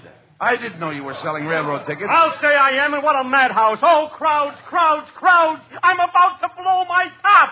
Looks like you've blown it already. Now, listen here, Costello. I may not have any hair on my head, but I'll have you know I have plenty of hair on my chest. Oh, the OPA lowered your ceiling, too. Costello, we're in a hurry, please. Hey, Melonhead, we want 2 tickets for New York. Oh, going to New York, eh? Costello, are you going by Buffalo? No, we're going by train, you dope. I know you're going by train. Tell me, do you want an upper or a lower? What's the difference? Well, if you want to go lower, you'll have to go higher, because the lowers are higher than the uppers, and the uppers are lower than the lowers. Wait a minute. What page do you want? We did that before. Look, Melonhead, can you get the 2 of us into a compartment? Well, I'm sorry, Abbott, but I only had 1 compartment for 2 people, and I had to put 12 sailors in it. How could you put 12 sailors into a compartment for 2 people? Tight pants.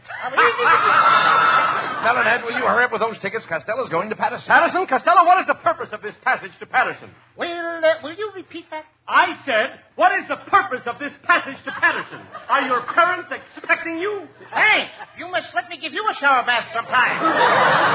Do you want to go to Patterson by the northern or the southern route? Well, I don't care as long as I go through Bashful Annie, Wyoming. Bashful Annie, Wyoming? Yeah, there it is right on the map there. That's the thing. Where do you see Bashful Annie? There's Bashful Annie. Oh, excuse me. That's Cheyenne.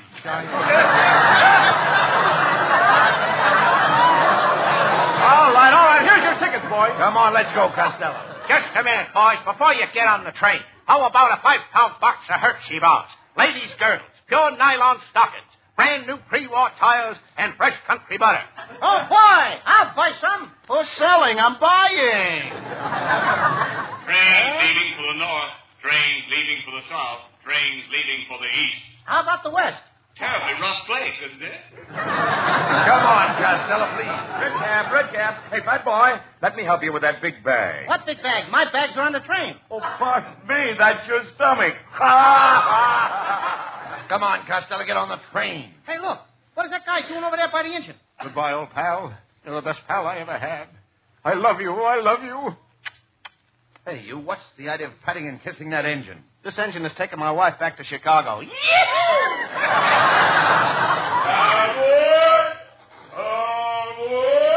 Conductor, we are Abbott and Costello. Fine. We have a special car for you right here. Step right in. Are there any pretty girls aboard? I'll say, what calves?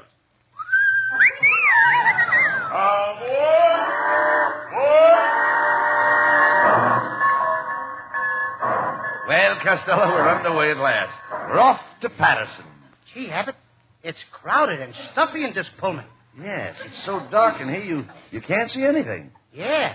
Where are the girls? I want to look at those pretty calves. Where are you, girls?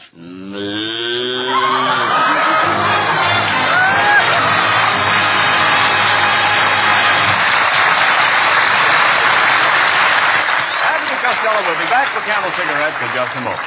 And now, tonight's salute to the men in the armed forces who won through to victory. Tonight we hail the 7th Armored Division, heroes of Metz, Anvit, the Ruhr. Since the beginning of the war, the makers of camels have sent more than 150 million free camels to our fighting men overseas.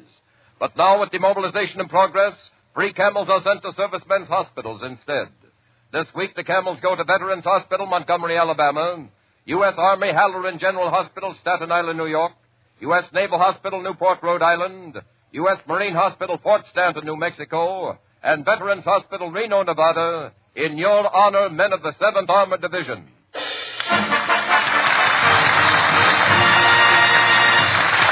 broadcasts go out through the United States twice a week. Our rebroadcast to practically every area in the world where our men are stationed and to our good neighbors in Central and South America. And now, here are Bud Abbott and Lou Costello with the final word. Well, folks, we weren't kidding tonight on the level. Yes, folks, we're going back east to start the ball rolling for 2 new Lou Costello Junior Youth Foundations for the underprivileged children. Yes, folks. Next Thursday night, we'll be broadcasting from New York. Oh, pardon me, gentlemen. I'd like to... Wait a minute. Who are you? Why, I'm just an average radio fan. Is it true that you're going to broadcast next week from New York? That's right. Is Bob Hope going to New York, too? Oh, no.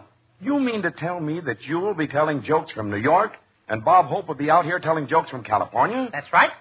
Heaven help the poor people in Kansas City. Good night, folks. Good night, everybody. Good night. Next week for another great Abbott and Costello show brought to you by Camel Cigarettes. And remember, try Camels in your T-zone. See if they don't suit your taste, your throat, to a T. C-A-M-E-L-S.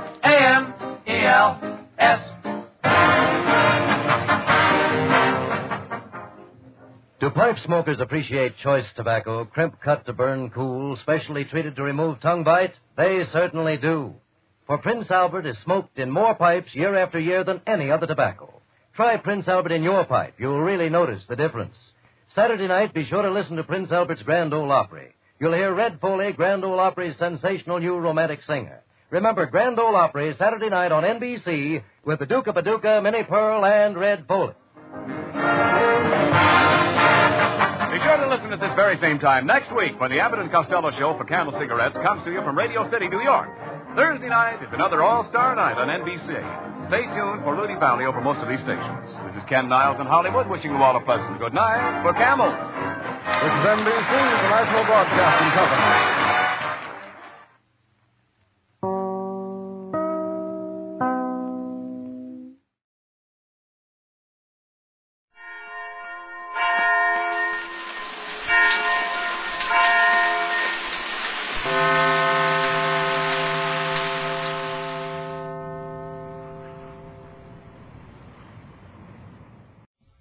Ladies and gentlemen, the secret word tonight is smile. S-M-I-L-E. Really? You bet your life.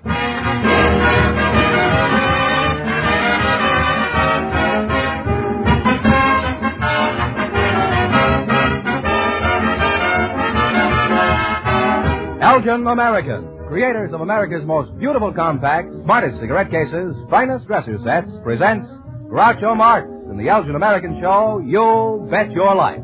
The comedy quiz series produced and transcribed from Hollywood. And here's that sterling Elgin American, the one, the only... You don't say. Hey, that's me, Groucho Marx.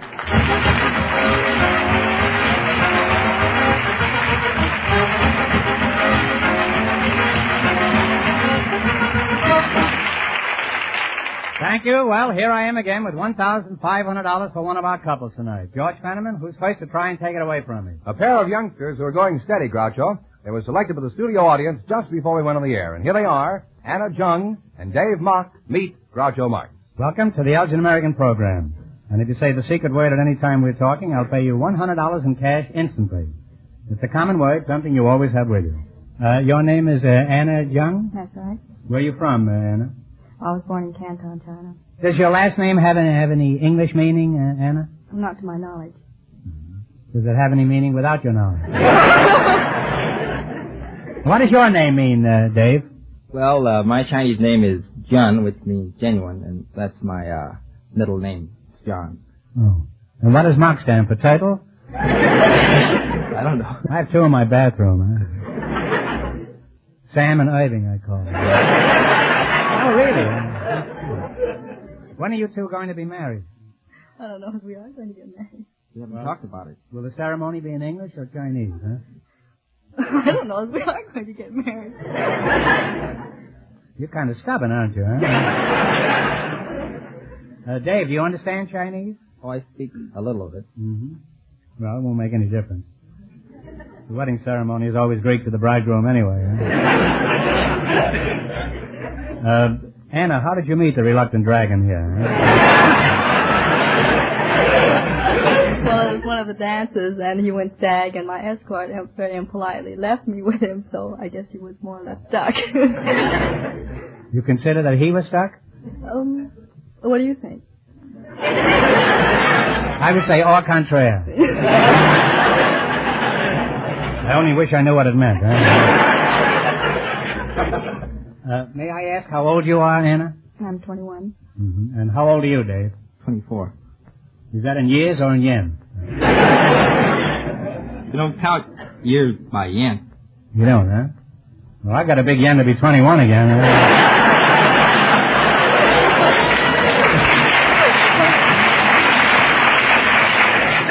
Well, I think you make a charming couple, and to prove it, we have some ideal wedding gifts for you. Fenneman, take good care of them, huh? For Anna, this lovely engraved dresser set by Elgin American. It's finished in rich silver, the finishing touch for your dresser. That's beautiful. Thank you. For Dave, we have Elgin American's hand-engraved sterling silver cigarette case that holds 20 regular or 16 king-size cigarettes. It's really nice. Is there any difference, Anna, between Chinese wedding customs and ours? Oh, yes, there are a few. The custom of the bride's family to give gifts. Like a dowry, huh? Oh, well, similar. I used to think a dowry was where you got milk until I got married. I got milk plenty, huh? Are there any specific gifts that you're supposed to get? I mean, do they indicate... Well, I don't know, but of course the gifts depend a lot upon your finances. If you have about 1,000 friends, you can't give everyone a cigarette case.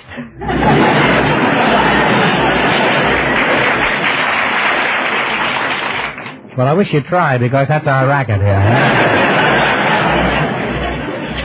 Dave, in China, is the groom the same miserable scapegoat he is here? In China, he's the master of the house. He's the master of the house in China? And why does everybody want to take a slow boat to China?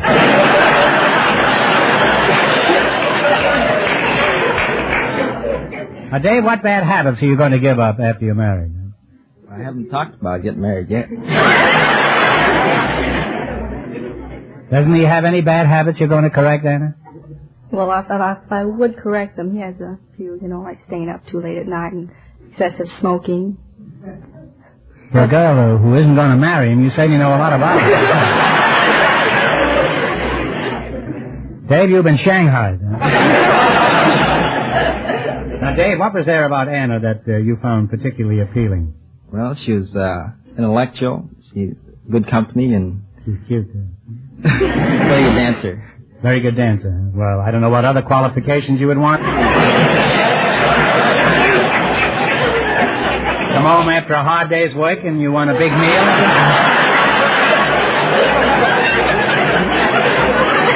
Your wife is in the kitchen doing the Charleston, right?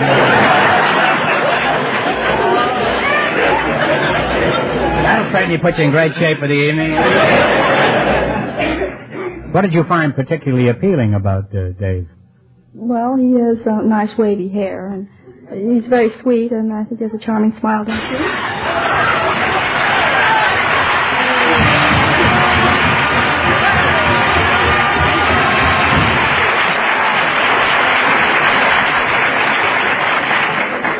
You just said smile. You just said smile, and that's the secret word, and that means you've just won your one. Oh, no!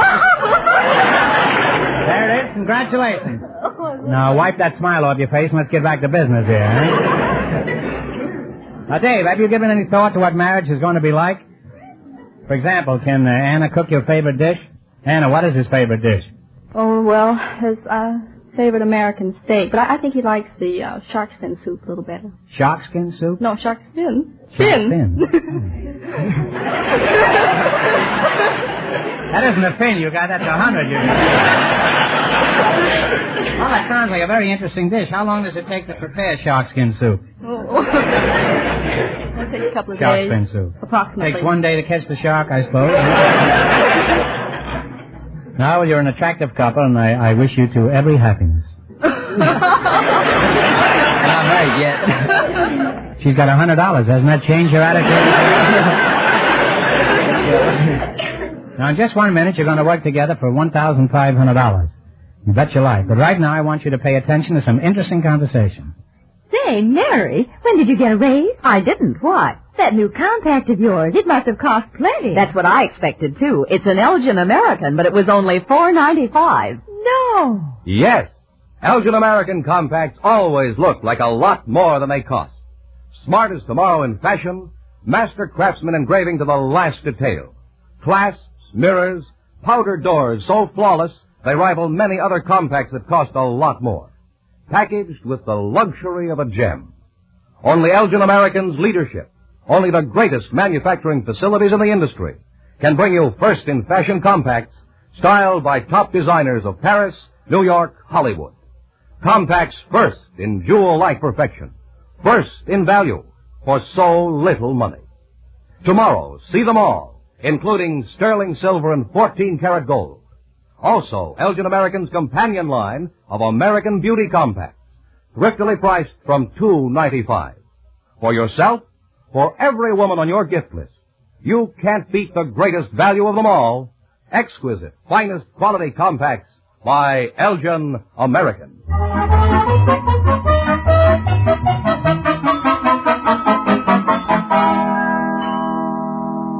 Now, let's see if you two will get a chance at the $1,500 question. You're going to play You Bet Your Life. Fenneman, straighten them out on the roof. Each of our three couples has $20. They bet as much of that 20 as they want on each of 4 questions. The couple that earns the most money gets a chance at the $1,500 question at the end of the show. Our other 2 couples are in a waiting room off stage, so they don't know what's happening out here. Here we go. Let's see how high I can build you $20. What question category did you select? Name the state. Name of the state, north or south, is that right? Now, here's your first question. How much will you bet? 5. What state is immediately north of California? Oregon. Oregon is right. They're on their way with $25. Remember, you're going for $1,500 tonight. You're going to bet how much of the 25 this time? Remember, you're going to get married. Not yet. Not yet. 15. All right. What state is south of Georgia? Come on. Take a stab at it. The bell is tolled. The answer is Florida. They now have $10. You've now reduced to $10. Now, how much of the $10 are you going to try this time? 5? All right. Now, what state is immediately north of New Mexico? Utah. No, I'm sorry. The answer is Colorado. They now have $5. Well, now you've only got $5. All right, here's your last chance to beat the other couples. You're going to bet $5. What state is directly south of Oklahoma? Tennessee. No, I'm sorry. The answer is Texas. Well, apparently you two are penniless. However, it isn't a very good advertisement having you leave here broke, so I'll give you one more chance. You answer this correctly, and you'll win $10. What president had the same name as Lincoln, Nebraska? What president? Lincoln. Abraham Lincoln is right.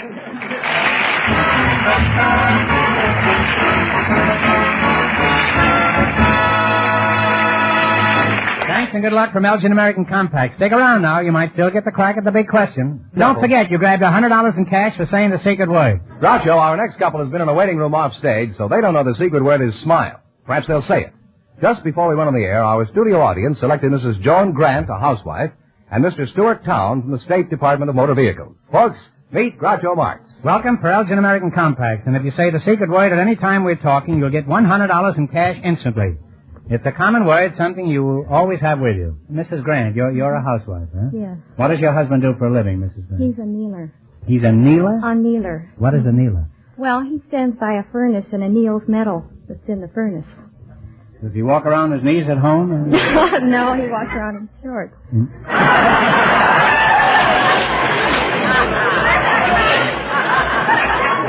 Well, he could still be on his knees, you know. How did you meet your husband?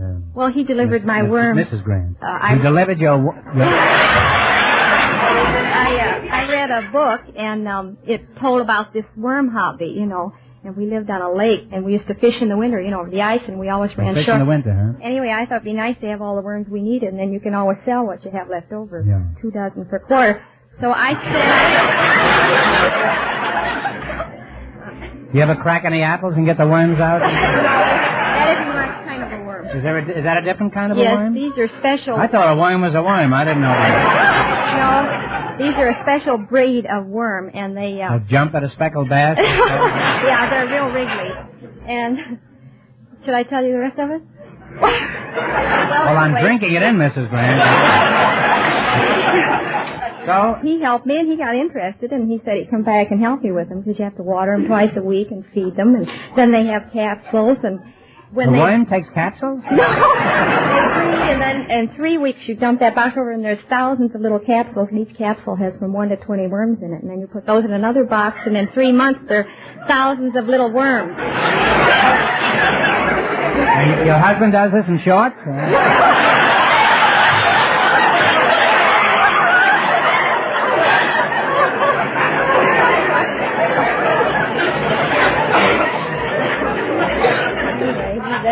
That's how we met. That's how you met, eh? One day he thought it would be a good idea if we start raising our own little worms. That's what he said. And did you try to worm out of it? It was a good offer, so I took it. And how many little worms do you have now? 2. And do they have capsules too?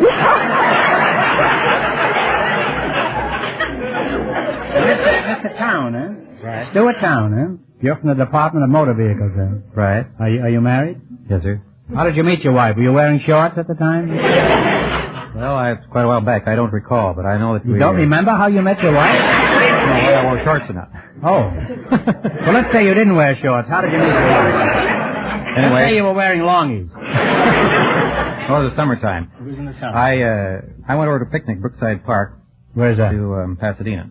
I looked all around, and over there, one side I saw these 2 girls, and one of them was really nice. I said, well, there she is, so we'll go get her. And I spent the whole afternoon, evening dancing there.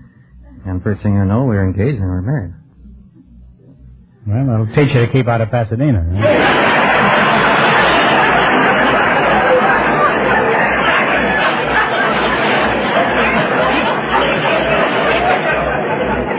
Just what do you do at the Department of Motor Vehicles, Mr. Town? Well, I take the $2 fee from the people that come in for license, and I give them a written examination, a vision test. They get by that all right, I take them out on a road test. Well, what kind of test questions do you ask them? Ask me some test questions, Mr. Town. How long would you put out your arm before you want to make a boulevard stop? Well, that depends on the length of your arm, doesn't it?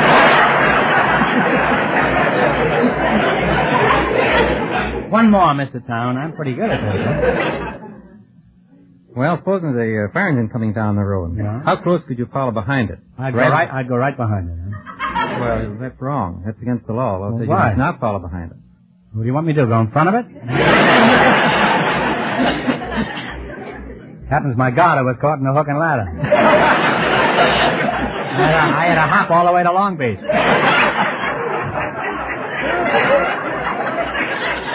I was known as Hop-Along Groucho. Would you say you're a careful driver, Mrs. Grant? Yes, I would. Well, why do you think so, huh? Well, I never drive too fast, and I always keep my eyes on the road. It's quite a trick. Aren't you afraid you'll run over him?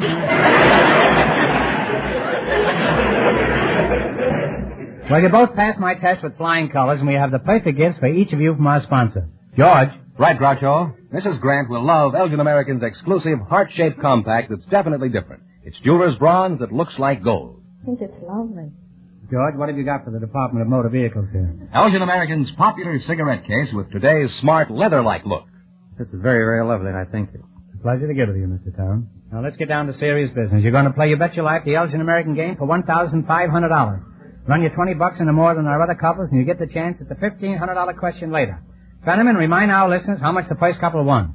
The young couple lost all their money, so the housewife and the motor vehicle man have a clear field. Here we go. Let's see how high I can build you $20. What question category did you select? On fruits. Varieties of fruits. Here's your first question. How much will you bet? $10. What variety of fruit is a Jonathan? Apple. An apple. All right. Well, for a good start, they have $30. Remember, you're going for $1,500 tonight. How much of your $30 will it be now? 20. What variety of fruit is a Valencia? Orange. An orange is right. They're really climbing, Groucho. They have $50. You're climbing. You're up to $50. Here's your third question. How much of the 50 are you going to try? $40. What variety of fruit is a satsuma or satsuma? Plum. A plum is correct. Now they have $90. How much of the 90 are you going to risk? $70. What variety of fruit is an anjou? A-N-J-O-U. Pear. A pear is correct. And they wind up with a grand total of $160. You wound up with $160. Thanks and good luck from Elgin American Compacts. Now, in just 1 minute, our last couple will play You Bet Your Life, and then we know who gets the $1,500 question. Right now, listen to this. Oh, I left my lighter at the office. Here, use mine. You'd never leave this one behind. It's a Socialite by Elgin American. Yes, everybody goes for Elgin American's terrific new Socialite lighters. So beautifully designed and finished, they look like jewelry. And they work like magic. That's their marvelous magic action. It keeps the light going for others to use without pressure. Locks automatically for safety when closed. The most modern, surefire mechanism of any lighter made. Yet, these last word Socialite lighters for men and women are priced from just $4.95. Cable models from $9.95. Values beyond compare. By all means, see them tomorrow at your leading store. And buy the finest lighters you can use or give. Socialite lighters by Elgin American.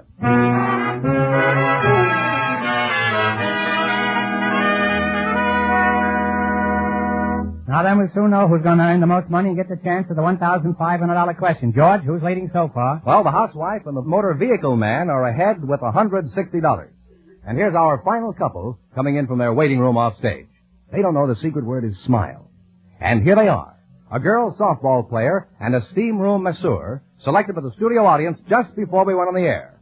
Charlotte Pioginski and Dan Hurley. Meet Groucho Marx. Hello, folks, and welcome to You Bet Your Life. And if you say the secret word at any time we're talking, I'll pay you $100 instantly. It's a common word, something you always have with you.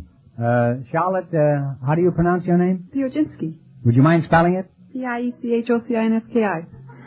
Now pronounce it again. Pioginski. Comes out just the same. You're a softball player, Charlotte? Yes. May I ask how old you are, Charlotte? You may. Okay, next question. How old are you? 25. 25, well, you don't look it. Are you sure you touched all the bases? What position do you play, Charlotte? Pitcher, first base, and outfield. Simultaneously? Are you married? Yes, sir. What does your husband do, Charlotte? He's a warehouseman How'd you meet him? at the Palladium. I was... What were you doing at the Palladium? You rascal, you. Huh? Went to the dance. I met him. Alone? Yes. You went there alone? With my girlfriend. And did she nab somebody there, too? Yes. Yeah, it must be a pretty fertile field, that Palladium. Mr. Haley, who are you? I'm her partner, the masseur. Well, stop flexing your biceps and tell me,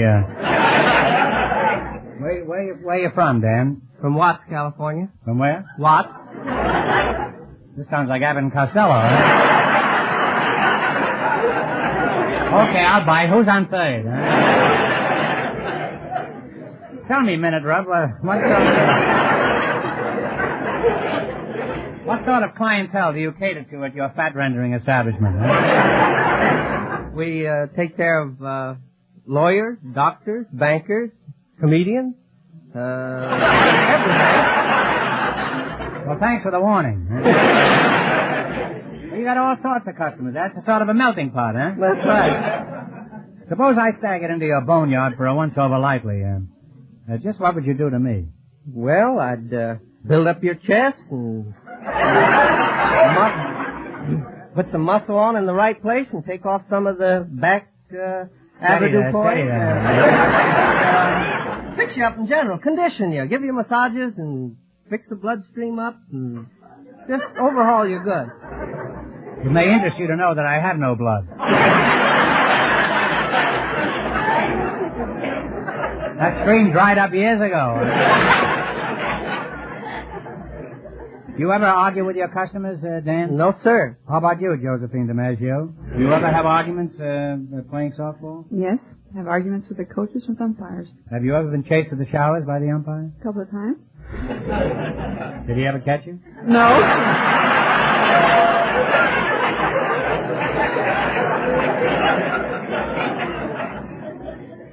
What kind of uniforms do you girls wear? Satin. Satin what? Yes, we have blouses and long pants in the winter and shorts in the summer. Mm-hmm. Well, I'll come down some hot night and watch you play. It's quite evident that the weather has a great deal to do with how you girls shape up. You know, you've almost convinced me girls are as good as men ball players. Now, let's have a little test. Pretend you've just belted the ball over the fence for a home run. Do you slide head first or feet first? If I hit her over the wall, I'd walk home. But I'll remember that when I take a soft girl ball player out. Huh?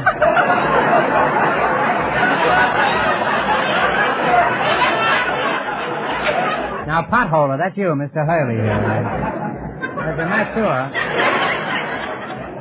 Well, as a masseur, could you do Charlotte any good?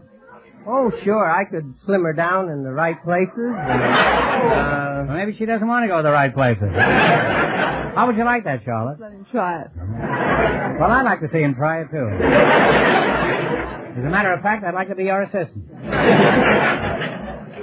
Well, we're happy to have you two as our guest tonight. In return, we have some lovely gifts from our sponsor. Lovely is right, Groucho. For Charlotte, this lovely sterling silver compact with 14-karat gold engraving, and Elgin American, of course. Beautiful. And for Mr. Dan Hurley, this Elgin American cigarette case with a rich green leather look. Something to show off, eh, Mr. Hurley? Yes, sir. Nice. All right, now let's play You Bet Your Life. If you can beat the other two couples, you'll get a track at the $1,500 question. I can't tell you how much they won, but George has gone off stage to remind our listeners. The housewife and the motor vehicle man are ahead with $160. Here we go. Let's see how high I can build you $20. What question category did you select? Old ballads. Barbershop ballads? Barbershop ballads, that's right. Now, here's your first question. How much of the 20 will you try? 5? Jerry Fielding plays. You name the song. Play, Jerry. And the Strawberry Blonde is right. We're off to a great start. They have $25. How much of your 25 will you risk? 15. 15? Is that all right with That's you? all right. Which one are you? I'm her partner, masseur. Oh. You're going to try $15. What is the name of this ballad? Caroline. Caroline Moon? No. Can't you hear me calling That's Caroline? right. Can't you hear me calling Caroline? They're really on their way. They have $40. Here's your third question. How much of the 40 will you try? 20. What's the title of this song? You tell me your dream, I'll tell you your mine. dream is right. And now have $60. Now, here's your last chance to beat the other couples. You have $60, and how much will you try? The whole thing. The Works, give me the title of this song. Play, Jerry. Sailing along, Moonlight Bay. Moonlight Bay is on the nose. And they wind up with a grand total of $120. And that means the housewife and the motor vehicle man with $160 get the chance at the $1,500 question.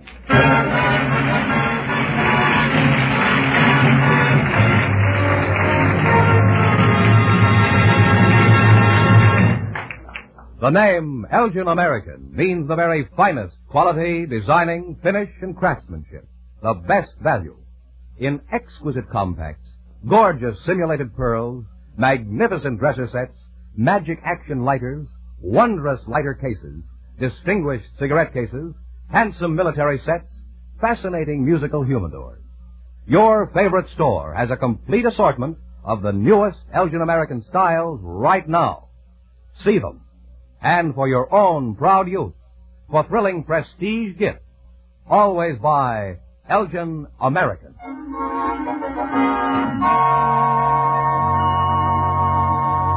And here's the winning couple, Groucho, the housewife and the motor vehicle man. Well, back again to try for $1,500, eh?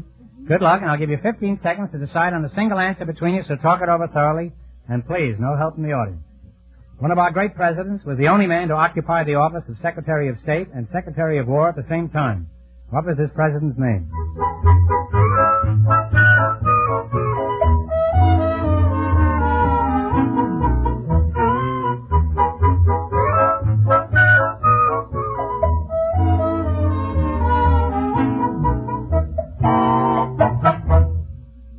What is the answer you two have decided upon? Roosevelt. No, I'm sorry. It's James Monroe.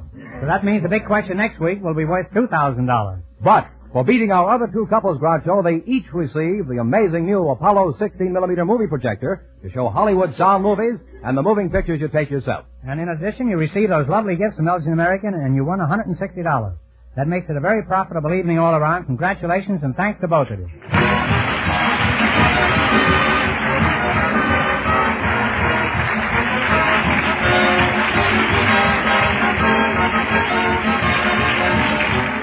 The Elgin American Show, You Bet Your Life, is a John Goodell production, transcribed from Hollywood, directed by Bob Dwan and Bernie Smith. Music by Jerry Fielding. Remember, next week's big question pays $2,000. Be sure to tune in again next Wednesday night at this time for You Bet Your Life, starring Groucho Marx, presented by the creators of America's most beautiful compacts, smartest cigarette cases, and finest dresser sets, Elgin American. Good night, folks. Have you looked at your compact lately?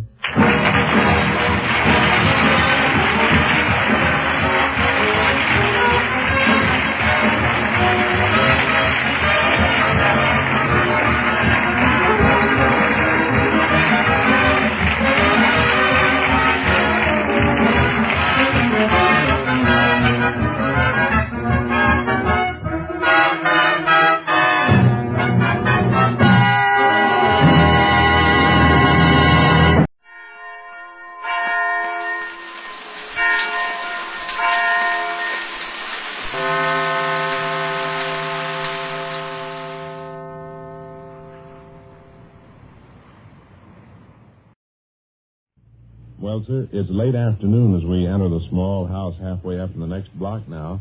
And here in the living room, we find Mrs. Victor Gook and young Mr. Rush Gook.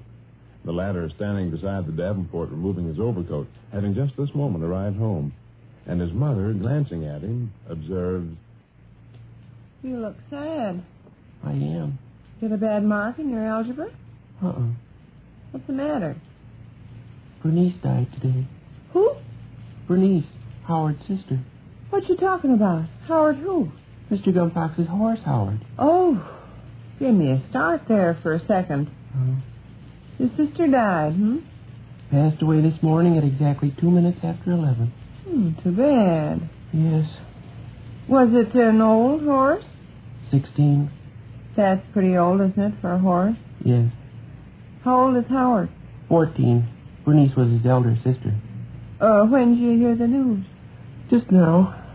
I was coming along the alley on my way home from Tavern's vacant lot, and when I went past Mr. Gumpox's shanty, where he keeps his garbage wagon, I saw both him and Howard standing outside. He drew me off to one side and told me what happened. Drew you off to one side so Howard wouldn't hear? Oh, I expect Howard wouldn't have understood if he had heard, but it was kind of the decent thing to do. Mr. Gumpox was quite upset. Was anything in particular the matter with what's her name? Bernice. Bernice? She's never been very well. Delicate constitution. I understand everybody in Howard's family is delicate. Howard certainly is. The way he stands with his head hanging down by his knees, a person would think he was going to fall down any second. He will one of these days. Howard got any other brothers and sisters besides this Bernice? One other brother, Kenneth. He's in the employ of the Anderson Cartage and Transit Company. Gray horse, Yes. Kenneth's the baby of the family, only 9 years old. But he's not very strong either. Coughs a lot. I see him every once in a while. Takes after Howard quite a good deal. Same shaped head and same colored coat and mane. Has he been notified about Bernice? This business don't strike me very funny, Mom. Oh, well, and some old horse. Yes, some old horse. But Mr. Gumpox is very much upset. The handwriting on the wall, Rush, he told me just now. Bernice passed away today, and won't be many more days before somebody else does the same thing. And he nodded his head significantly at Howard. Oh, by the way, I promised I'd tell Uncle Fletcher. What's Uncle Fletcher care? Mr. Gumpox seemed to think he'd be interested. At least he asked me to telephone him. So I guess I'd better do it. Mrs. Keller's number is 5697J. See, Uncle Fletcher spends considerable time in Mr. Gumpox's company and naturally takes an interest in Howard and Howard's affairs. It's understandable. I wish you'd quit talking in that mournful tone of voice, Willie. Gives a person the fidgets. 5697J. Yes. 5697J. I beg pardon? 5697J, not 5697J. 5697J, please. Operator will think you're calling for the hearse. I suppose it is comical to feel sad about some old animal dying, but I've got a lot of sympathy for Mr. Gumpox. He works shoulder to shoulder with Howard. Day in and day out, him and Howard are together. All right, Howard's sister all of a sudden goes to work and kicks the bucket. Don't you see how he must... hello, Mrs. Keller. Rush Cook, Mrs. Keller. Is Uncle Fletcher at home, Mrs. Keller? Oh, I see. Well, will you please? Thanks very much. Goodbye, Mrs. Keller. He's not there right now, but she expects him any minute. She's going to have him call me back. You sounded like you had bad news. Well, haven't I? Well, no sense in disturbing Uncle Fletcher's landlady. You going to sit there with that long face and stare at your shoes the rest of the afternoon? I'll cheer up directly. I hope so. Where'd Mr. Gumpox find out the information about Howard's sister? Raymond Belcher Bierman run over with the news. Who's that? Milk wagon driver. Was Bernice a milk wagon horse? Yes. It's hard work pulling a milk wagon around. Bad hours, too. Know what time a milk wagon horse has to get up in the morning? What time? 3:30. Anybody will weaken under a strain like that morning after morning after morning. But Bernice was cheerful and willing. Raymond Belcher Bierman pays her the tribute of saying Bernice had the sunniest disposition of... Stop it. Give a person the willies. Go outdoors and play, why don't you? I must wait for Uncle Fletcher's phone call. I'll tell him the news when he telephones. Mr. Gumpox expects me to notify him in person. Oh, gosh. How'd you come out on that algebra examination you were talking about at the dinner table this noon? Quite well, I believe. There were 10 questions, and I knew all of them except the second part of the third. I expect I'll get a grade of 90 at least. The reason I quit think... talking like that. Lance. Bernice was considered very good-looking. Good-looking for a milk wagon horse. She had a glossy coat. Let's change the subject. Hmm? I don't want to hear any more about Bernice. Oh, What you going to do tonight? Go to the picture show? possibly. They got a good show on. What is it? Gloria Golden and Four-Fisted Frank Fuddleman and something or other. I Am Distracted with Love for You, Assistant Umpire Williamson? I guess so. Oh. Maybe I can talk your father into going. Hmm. Bernice passed away quietly. I said I didn't want to hear any more about Bernice. Oh. I feel like a picture show tonight. Hope I can get your father loose from his easy chair and noose. For me, probably. Might be Miss Embottom. Shall I answer it? Go ahead. Thank you. Oh, Rush, you're such a cottonhead. Hello? Oh, yes, Uncle Fletcher. Say, Uncle Fletcher, brace yourself for a shock. Oh, will you cut out that nonsense? Oh, you heard? Oh, I see. Uh-huh. Yes, I know. Very much upset. Oh, Rush. Uh-huh. Yes, he told me. Yes, very sad. True. True. True. True. True. True. Goodness, goodness, goodness. Uh-huh. Well, that was all, Uncle Fletcher. Mr. Gumpox asked me to notify you, and I promised him. Yes. Exactly. Exactly. All right, then, Uncle Fletcher. All right. Uh-huh. Why, she's sitting right here, Uncle Fletcher. Would you care to... Okay. Uncle Fletcher says hello, Mom. Hello himself. She says to tell you hello. Yes. Yes, it's very sad. Yes. All right, then, Uncle Fletcher. You bet. Goodbye. He'd already heard the news. He saw and talked to Mr. Gumpox right after I did. He said Mr. Gumpox's eyes were suspiciously moist. Mom, a very, very strange thing happened this morning. This more about Bernice? Yes. Bernice died at exactly 2 minutes past 11.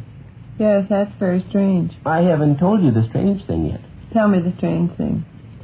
At exactly 2 minutes past 11 this morning, Mr. Gumpox and Howard were going up the alley between Kelsey and Evans Street. Well? At exactly 2 minutes past 11, for no reason in the world, Howard... Yeah? Stopped dead in his tracks. Really? Stopped dead in his tracks. For no reason. Mr. Gumpox says, get up, Howard. Howard never moved. What's eating you, you fathead, Mr. Gumpox says. And after a little bit, Howard heaved a heavy sigh and continued on up the alley. Is that peculiar or not? It's peculiar. It's most peculiar.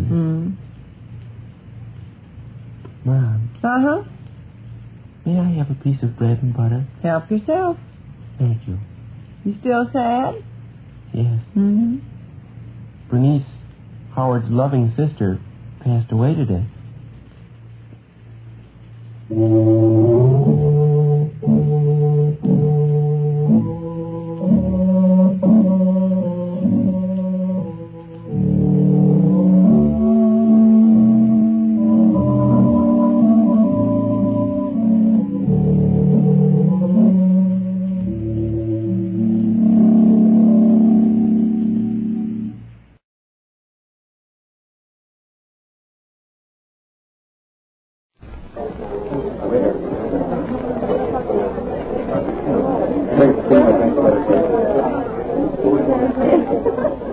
A special rebroadcast for the American Armed Forces and their allies. You're invited to drop in where the elite meet to eat. Duffy's Tavern.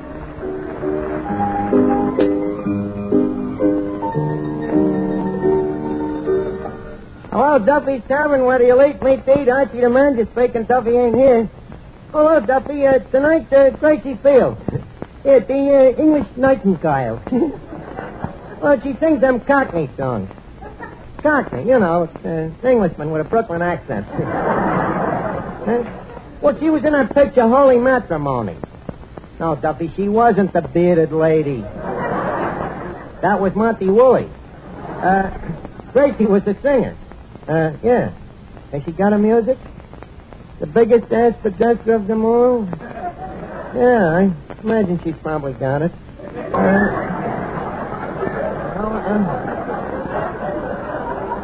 She's now singing at the Waldorf Astoria.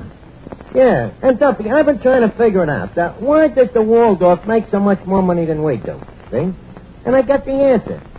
They got a hotel on top of the joint. So I was thinking, you know that back room where we keep the pig's feet? Well, you see, that could be the bridal suite. And, hello? Hello? He hung up. Now, Eddie, we gotta get the Duffy Chorio hotel ready for occupancy. Did you remove the pig's feet out of the back room? Yeah. How does the room look? To high heaven. You mean the room still... Mr. Archie, now you might get away with calling this place the Duffy Archoria, but you'll never be able to call that room the Rose Room. By the way, there's another thing wrong with that bedroom. What? There ain't no bed in it. I knew I forgot about something. A bed. Well, I'll tell you what. Get down to the cellar and get them 2 empty potato sacks down there. Go over to Brunschweiger Chicken Market, Eddie, and tell Brunschweiger to pluck us a mattress. Suppose you want it out of Inner Spring Chicken. Well, naturally. Hey, what a hotel. What's wrong with this hotel? This is the kind of hotel where when the tenants get rich, they move to a flop house. Ain't nobody gonna be dumb enough to sleep here. What? Nobody gonna be dumb enough to sleep here, huh? All right.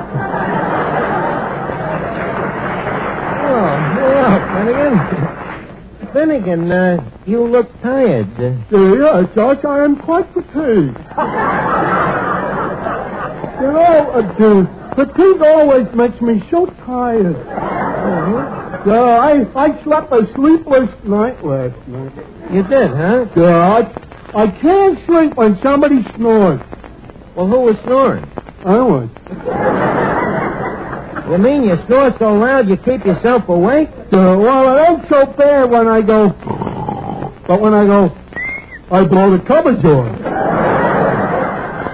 You know, I am seriously thinking of moving to a hotel. Well, welcome, Sanchez. Finnegan, how would you like to move into our back room? The room with the pig's feet? Well, we're taking them out, Finnegan. No. Well, why not? I have been in that room. It wouldn't be so bad when I went... But how could I sleep if I ever went... Yeah, maybe you're right. Maybe we'd better put a window in that room. Well, Archie, here I am. Here who, miss? Miss Duffy, the beautiful innkeeper's daughter. Your old man ain't so beautiful.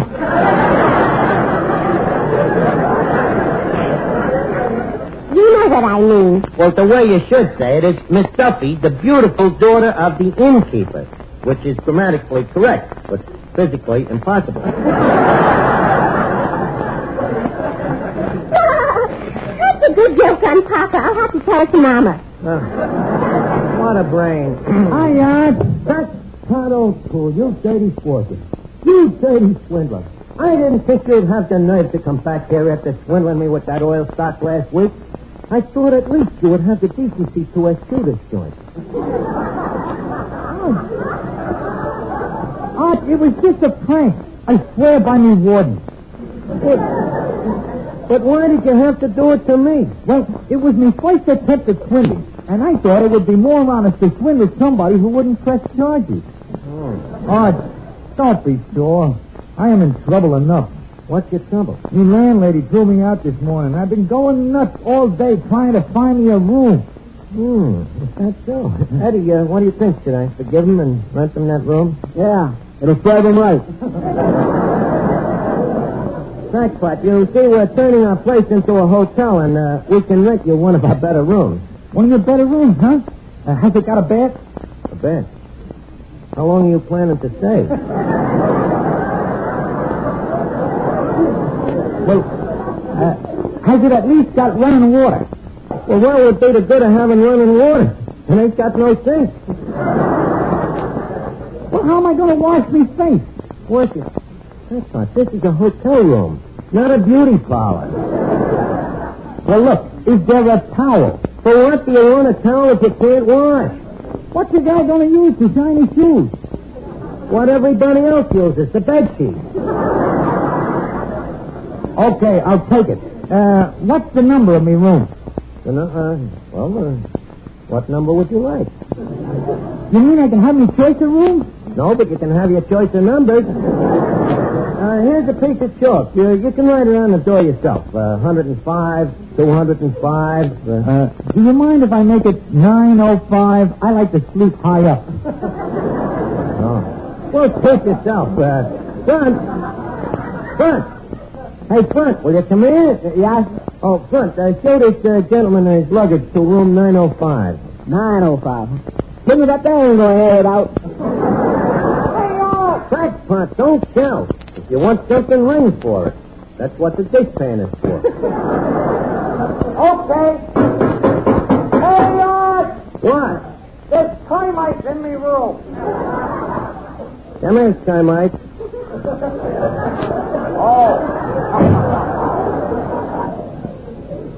That guy was giving this hotel a bad name. Hey, Art, look what just came in. The WSA failed. Then he got that license failed.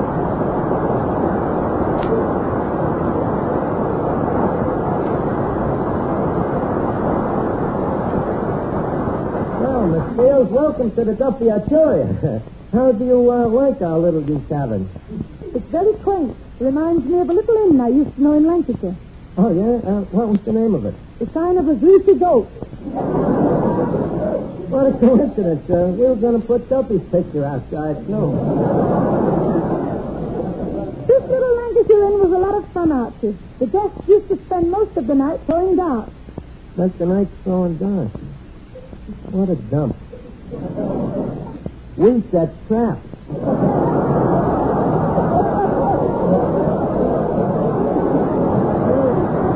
Well, Gracie, Dicky Doon, would you care for a spot of off and off?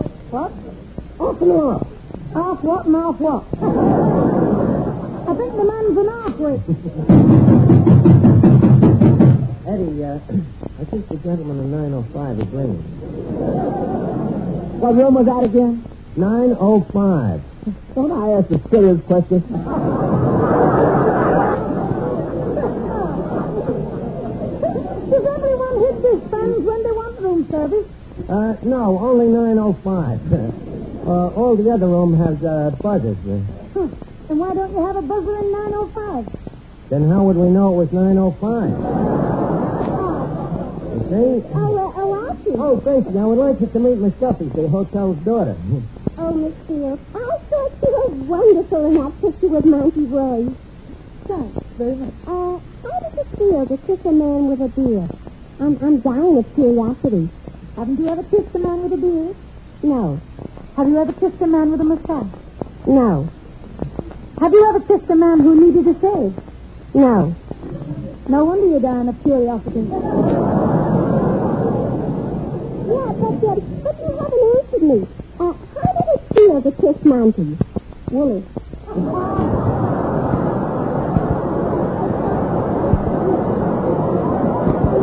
Yeah, but why are you so interested in finding out how it feels to kiss a man with a beard?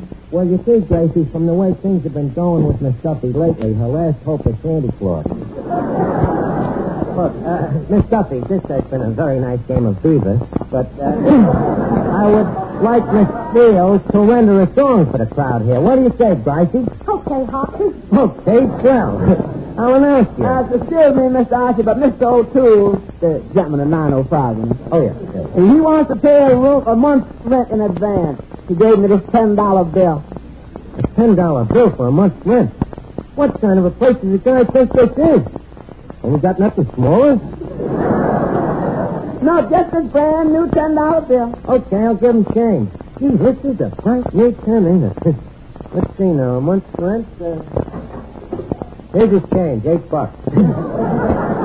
Okay, I'll announce your song, Gracie. Ladies and gentlemen, we now present Miss Gracie Field, singing from the Sawdust Grove of the Duffy Astoria Hotel, located in the heart of Times Square, 23rd Street and 3rd Avenue. Take it, my Sylvan Stevens.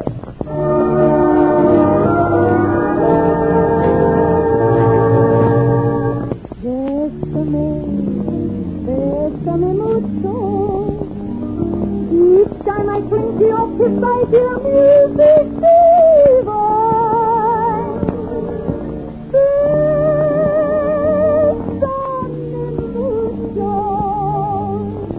Hold me, my darling, and say that you'll always be mine. This joy is something new, my arms enfolding you. Never knew this thrill before. Whoever thought I'd be holding you close to me would claim it's you I adore.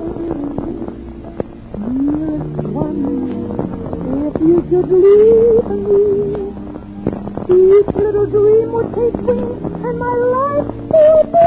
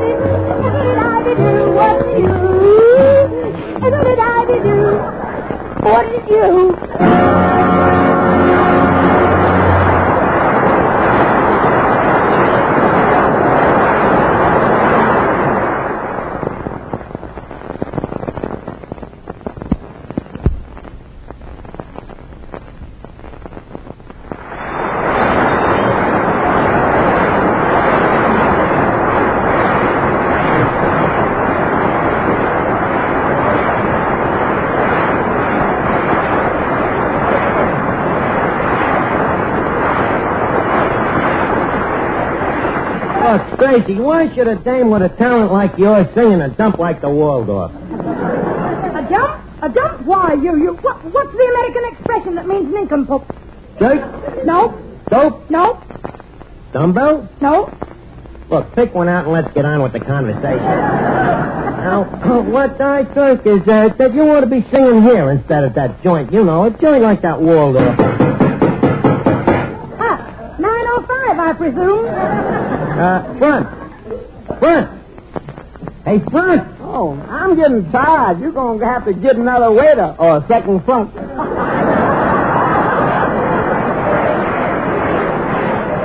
Boy, that 905 makes more trouble than all our other guests together. Look, Gracie, leave us get down to business now. Mr. Archer, Mr. O'Toole in 905 wants to pay another month's rent in advance. Another month, huh? Well, gee, ain't that cute? Crackpot, he's trying to make up for swindling me last week, I guess. Where's the dough, Eddie? That is another nice, crisp, new $10 bill. All right, Eddie.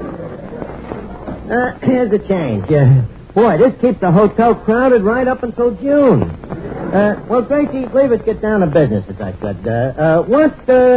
What would we have to give you to get you to leave the Waldorf and come down here?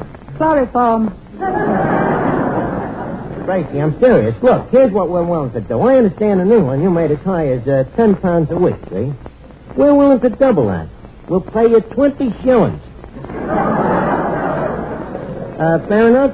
20 shillings out to 20 bob is less than a guinea. Would you mind playing that back again? Well, listen here. 4 threepenny bits make a shilling. Also, 2 sixpences make a shilling. 8 half-crowns make a pound, and a shilling is also a 20th of a pound. To double a penny, you'd have to take in about 20 quid. Boy, a guy could go nuts over there in a crap game.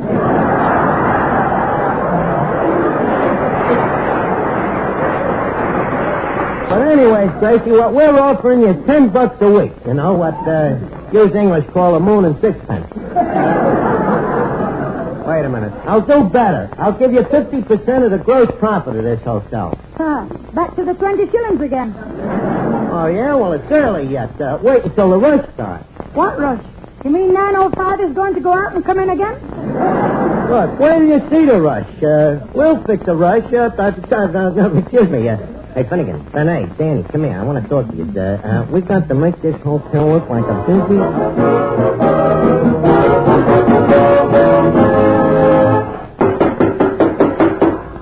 Front?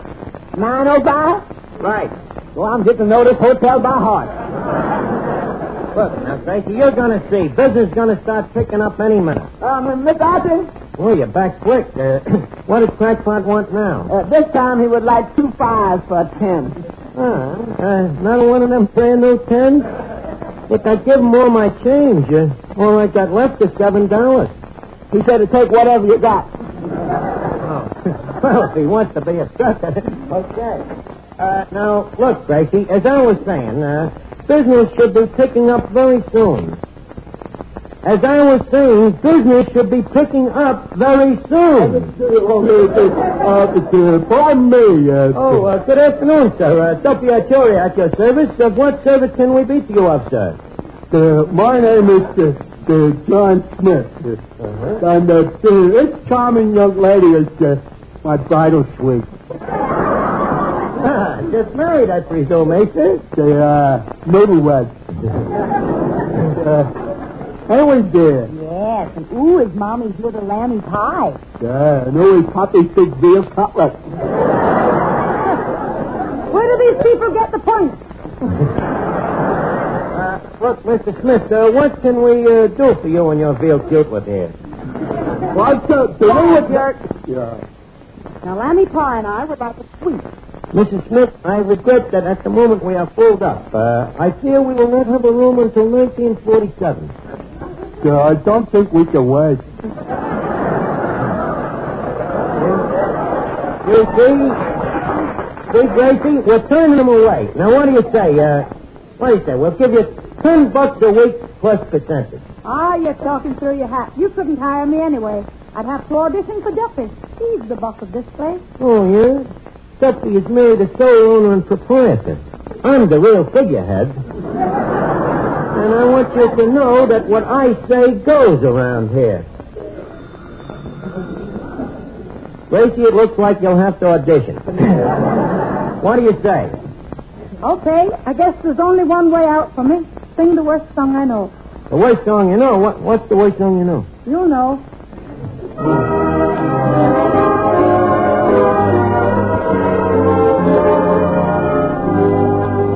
I stand here at good old Duffy's, where the elite meet taste. Foisted by my own quick side. Me red corpuscles are racing, I await for you, my sweet. In me hand is a diamond unfurled. We should all reach out to the world. Leave us no longer pretend that you are merely a friend, for it is wrote in the stars above. Though we have tried to act cold, suddenly lo and get hold. Leave us face it, we're in love. I'll always be in England, but this is the end of Leave Us Face It. Leave us not blush with no shame. If people bandage our name, shoes and those rights are worth dreaming of. Eddie, is that criticism or has she been eating here?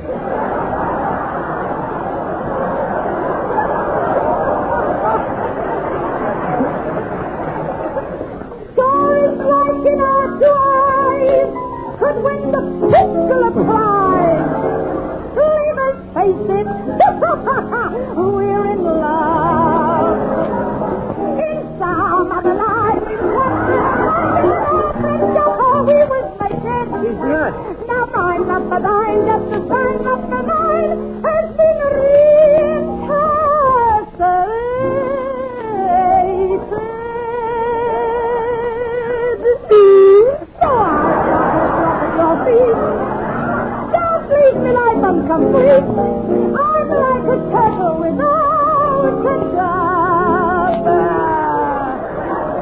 horse I have here.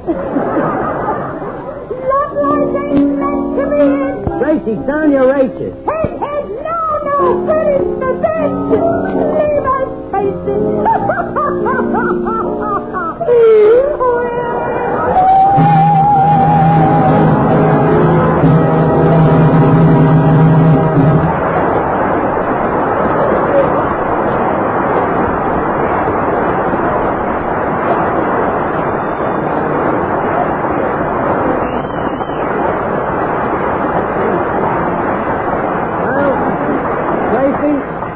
That song really did you justice.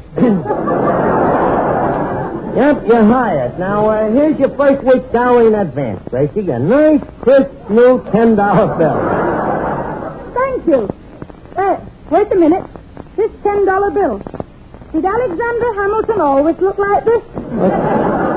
Let's see. Now, wait a minute. That ain't Alexander Hamilton. That's Crackpot O'Toole. The baby cook, he's been counting food and dough back there. And putting his own picture on it. He ain't only a cook, he's an egomaniac. That's Baby Cook. Oh. Shall I see what the gentleman in 905 wants? See what he wants. Then he'd go out and get Clancy to town. But Crackpot wants room service. We'll give it to him. 20 years of it.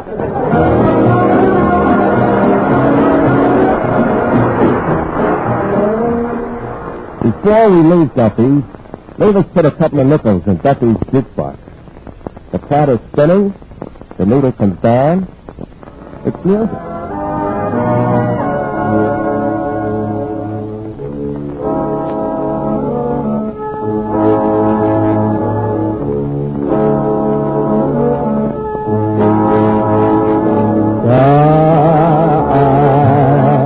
That to me is what your eyes are.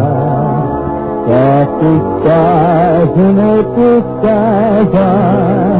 Tell me someday if it's still that promise is a still. Skies, flashing eyes in which my hopes lie. Let me show you where my heart lies. Let me prove that it adores that loveliness of yours. All my life I felt intensity. I gave it the skies. Now I only want to melt the stardust in your eyes. Starlight, whenever will my lips know if it's me for whom knows I throw. Makes no difference where you are. Your eyes still hold my wishing star.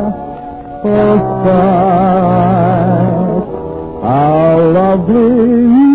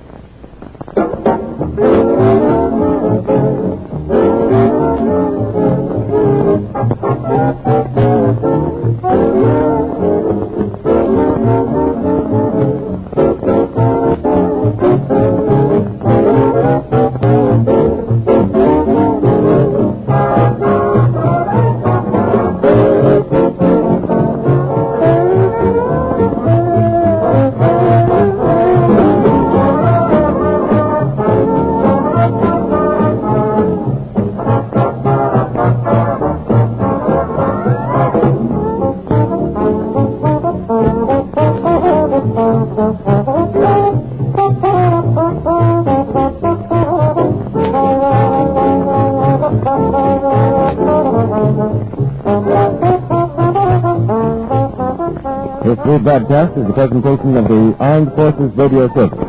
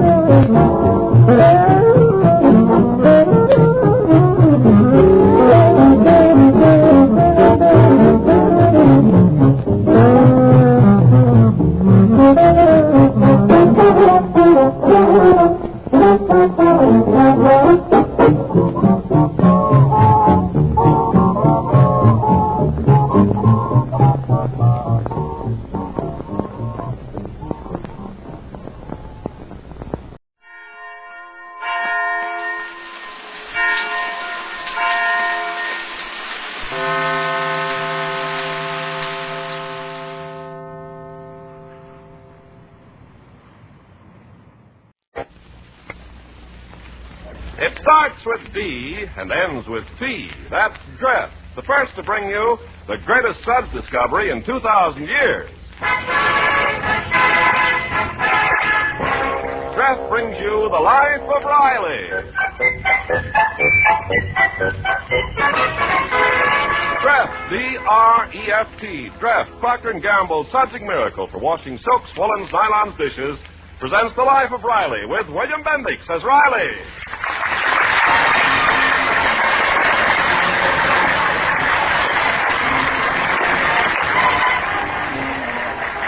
Practically every father thinks his son is the finest boy in the world. Chester A. Riley and his neighbor Jim Gillis are no exceptions to this law of paternal pride. Right now, Riley and Gillis are discussing their offspring as they lounge on the front porch of the Riley's California bungalow. You give me a pain, Riley.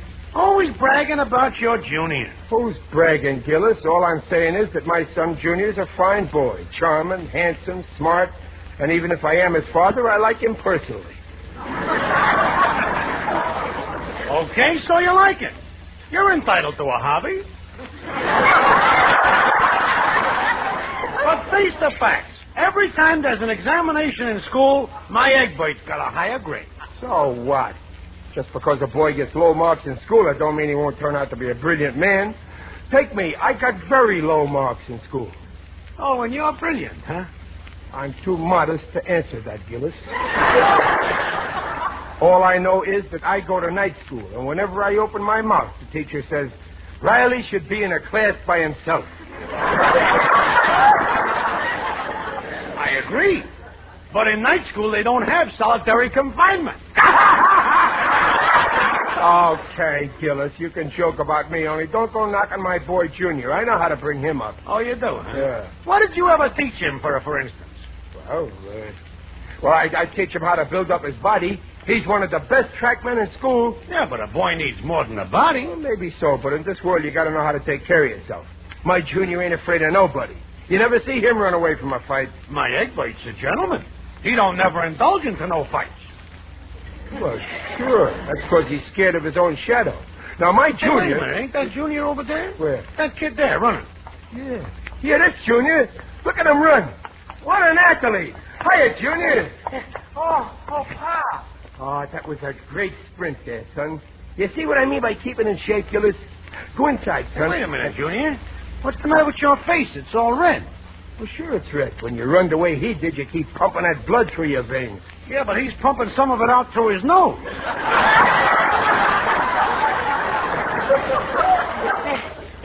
It's nothing, Pop. Junior, take your hand away from your nose. Take your hand away. Let me see.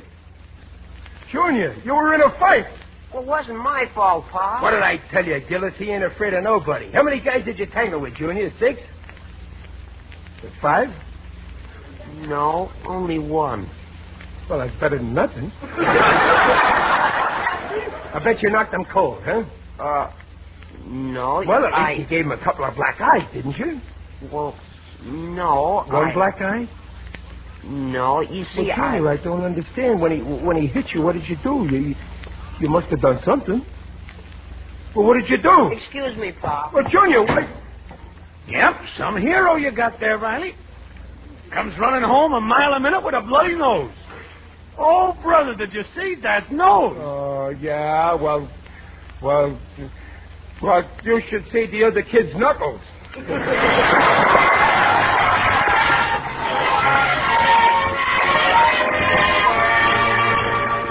Riley, you take those boxing gloves right back where you bought them. Look, Peg, you don't seem to understand. Yesterday, Junior ran away from that fight, didn't he? Well, what of it? He said he had a reason. Yeah, and I know the reason. He don't know how to fight. He can do without it. No, he can't. After all, he's not going to be a kid all his life. Someday he'll get married. He'll have to know how to protect himself. Suppose somebody insults his wife. Yesterday, when that fresh bus driver insulted you, I wasn't afraid. I spoke up to protect you, didn't I? That's right. You certainly told her off. Why, she actually blushed to the roots of her gray hair. Well, I didn't know she was a woman. Otherwise, I'd have kept my mouth shut. I mean, Junior's got to be taught how to take care of himself. Oh, just leave him alone. He'll manage all right. No, he won't. You see, Peg, animals know how to fight by nature. But human beings have to be taught. And unfortunately, Junior happens to be a human being. So it's up to me to teach him how to behave like an animal. Now, Riley, There's no use arguing, Peg. My head's made up. Junior, come in here. A few lessons from me, and he'll never run away from a fight again. You call me, Pop? Yeah. Well, look what I got for you, son. Oh, boxing gloves? Yes, Junior. Your father's decided to teach you the manly art of self-defense. Well, not only defense, I know a few things about being offensive, too. Here, put them on, son. Oh, Pop, I don't care about boxing. Oh, come on, put them on. And next time you won't run away from a fight. Well, I couldn't help it. You couldn't help? Why? Well, I had a reason. Well, sure, and the reason is you don't know anything about it. Here, put the gloves on, son. But I don't want to take lessons. Now, listen, Junior. Oh, Riley, if he doesn't want it, there's no use forcing him. Look, Peg, I'm his father, and he's only a kid, so he'll do what I say until he's old enough to know better.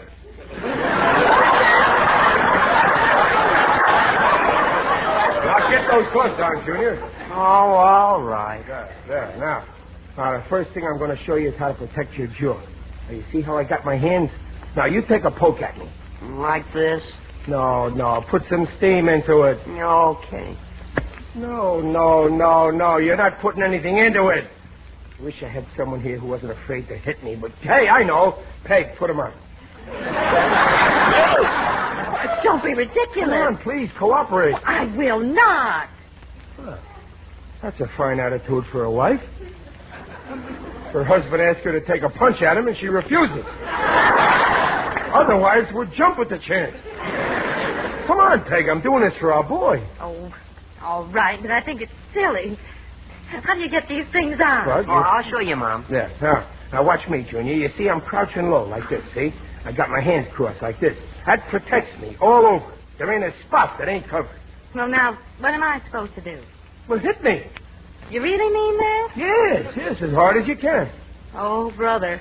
Now, you try and get past my guard. Try and hit me in some spot that's uncovered. Go ahead. All right, remember, you asked for it. No, Peg, not that way. You don't wind up like a pitcher. Just hit me. Oh, watch, Junior. You'll see she'll never get through my guard. You see how I'm crouching? All right. Here it comes. No. Oh, that's not fair. But you told me to hit you. Yes, but not on top of my head.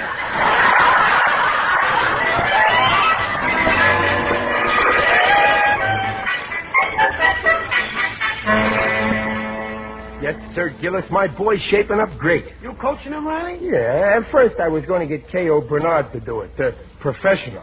Oh, you mean Punchy Bernard? Yeah. That has-been fighter that hangs around the Bel Air pool room? Yeah. Oh, that poor guy. He's punch-drunk. Always talking how he's going to make a comeback and knock out Dempsey. He ain't been in his right mind for years. Yeah, I know, so I figured I could do it just as well myself. And Junior's coming along swell, and I only gave him a few lessons. Now he's ready to fight anybody. Yeah, don't be too sure. According to what my egg bait tells me, There's a Satan kid is after your Junior, and every time Junior sees him, he turns his tail and shows his white feather. Gillis, are you saying that my Junior is a coward? Oh, no, you can't blame Junior. They say this kid that's after him is a pretty ugly customer. Well, he won't scare my Junior. He's been boxing with me, and if he can face me, he can face the ugliest customer. I'm only repeating what I heard. Well, don't worry. I showed Junior how to use my Sunday punch. When I was a kid, my Sunday punch was a clock of the whole... Something's going on over there in the schoolyard. Yeah, there's a bunch of kids over. Looks like a fight. It's my Junior. And there's a kid shoving him. Must be that bully. They're going to fight. Come on, Riley, let's go see. Yeah. Now, wait, Gillis. Don't get too close. They see us, they won't fight. Now you'll see how my Junior handles them. You want him to fight? Well, it's the only way to stop a bully. All right, come on, I've been waiting for you, scaredy cat. Put him up. Well, I don't want to fight with you, Buster. I haven't got anything to fight about. You see, Gillis, he's laying a trap for that Buster. I'll give you something to fight about. Buster fell into the trap. I say you're yellow, Junior. Just plain yellow. Now watch Junior use his Sunday punch. All right, so I'm yellow.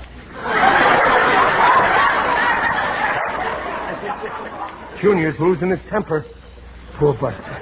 What's more, you're nothing but a mama's boy. Now watch him use his Sunday punch. All right, so I'm a mama's boy. Well, Riley, why don't you use that Sunday punch? Well, today's Saturday. What's the matter, Riley? You colorblind? Can't you see your kid's yellow? Look, he's backing away. Well, sure, that's just so he can get a good swing. Yeah, but he's 15 feet away already. He's got a long reach. Look, Riley, Junior's running, and Buster's chasing him. Don't worry, Junior will catch him. Junior! No, don't run. Wait, turn around, fight. Fight! Junior, please, fight! Oh, Gillis, there's something wrong, some mistake. I'm sorry, Riley. I know it's tough to swallow a bitter pill like your Junior. But he's a coward. My own boy. A coward. After all I'd done to bring him up right. All my life I worried about him. When he was a baby and he started to walk, I was so afraid that he'd fall. When I bought him a bike, I was so afraid he'd have an accident. When a doctor vaccinated him and I saw him scratch his little arm with that needle, I was so afraid I fainted. And now he turns out to be a coward. Where did he get it from?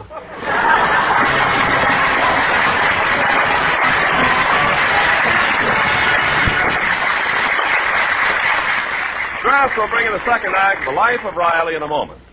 Now, this is Ken Carpenter. You know, ladies, as Mrs. Riley will agree, it pays to take a tip from our draft march. Listen.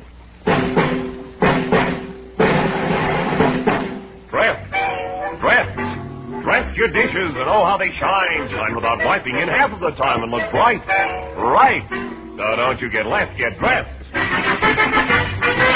Yes, join the march to Draft, Procter & Gamble's amazing suds discovery that gets dishes so clean they shine even without wiping. Just think, ladies, Draft is the first suds in history to wash dishes without leaving cloudy streaks to be polished off. That's right.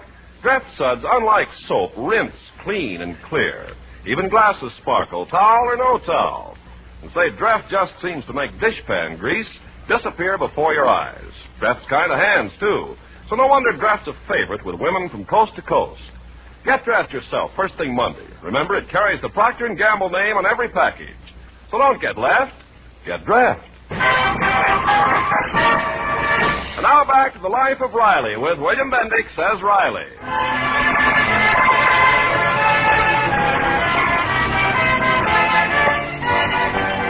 Well, Riley's paternal pride has been badly mauled. On 2 occasions, he's seen his junior run away from a fight. He's now convinced that his son and heir is a coward. I'm telling you, Peg, that boy is a disgrace to the name of Riley. Oh, Pop, don't talk like that. Now, calm down, Riley. He ran away from that fight with his tail between his legs. That's no way for a Riley to act. In our family, we hold our tails up high.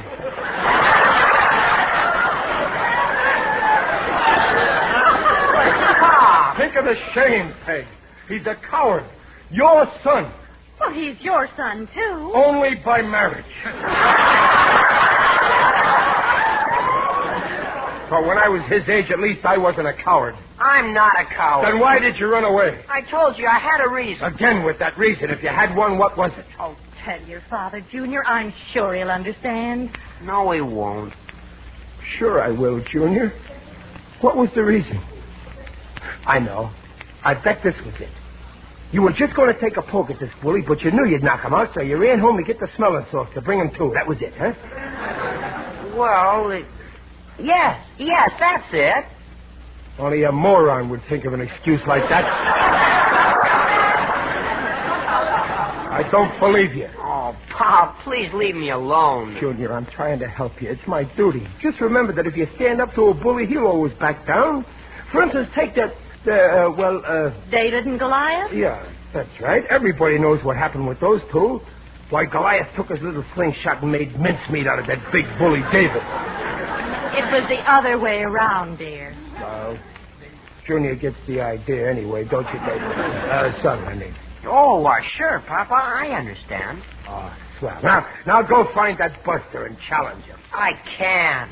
Well, then you don't understand. But before I'm through, you will. Oh, stop it, Riley. Leave the boy alone. Not until he learns how to act like a man. Don't worry, I'll find some way to bring him to his senses. Pop's pretty sore at me. Well, he's kind of disappointed. Junior. Yeah, Mom? You do have a reason for not fighting. Oh, of course. I'm not a coward. You think you could tell your mother? Well, if you promise not to tell Pop. Of course, I promise. Well, it's on a Marilyn Morris. Marilyn? Your girlfriend? What's she got to do with it? Well, Buster's her brother, and she said if I fight him, she'll never talk to me again. Well, for heaven's sake, you can tell your father that. Oh, no, he won't understand. He'll think I'm crazy to do what my girl says. No, he won't. After all, I'm his girl, and he does what I say. Now, you tell him the first chance you get.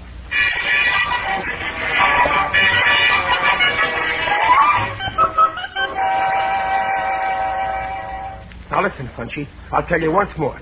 Try and get it straight in your head. You got to help me out. Sure. Anything for a pal.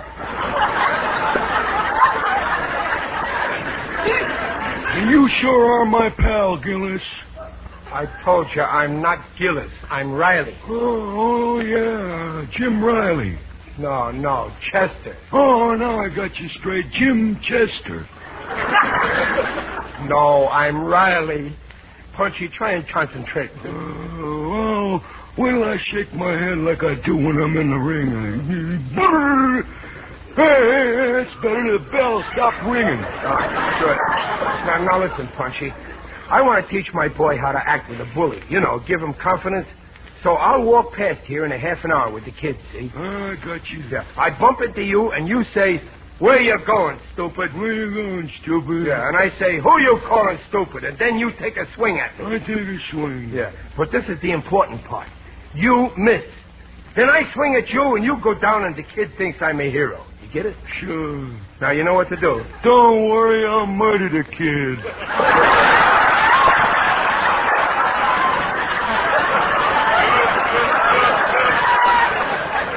No, not the kid. Me. You swing at me. Oh, no, I like you, Max. You just pretend to hit me. You miss. Now, what do you say, Punchy? There's $5 in it for you. $5, huh? Yeah, just for taking a dive. Wait a minute. I got a professional reputation to hold up. I used to get $6 for taking a dive. Well, okay, I'll give you 6. Well, okay, I'll do it because I need the dough for my comeback. I'm still in pretty good shape, and once I get going... Yeah, I know, Punchy. You'll knock out Dempsey. Dempsey! I've been waiting for you. No. I'll get you No, next time. Punchy!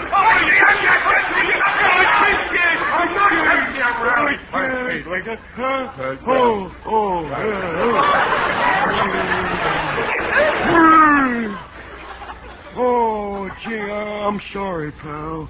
When I hear that name Dempsey, something happens to me. Well, that's okay, Punchy. Now, you remember what you have to do. Yeah, huh? sure. Well, I'll come by in a half an hour. And when you bump into me, you know what to say. Yeah, sure. Where you going, stupid? I'm going home to get the kid. All right.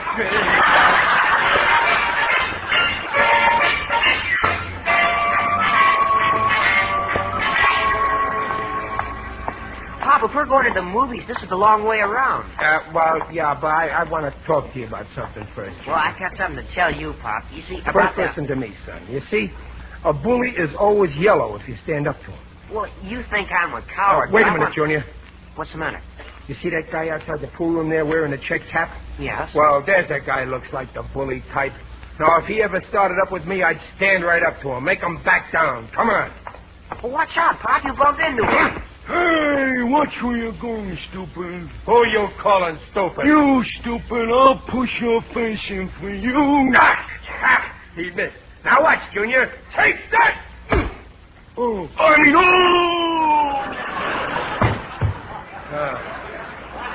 Now let that be a lesson to you, you big bully. Gosh, Pop. You knocked him down in one punch. Sure, just like I told you. Look at him laying there. I told you the bigger they are, the harder they fall. You're okay, Pop. Thanks, son. You didn't know your old man was another Dempsey, did you? Dempsey!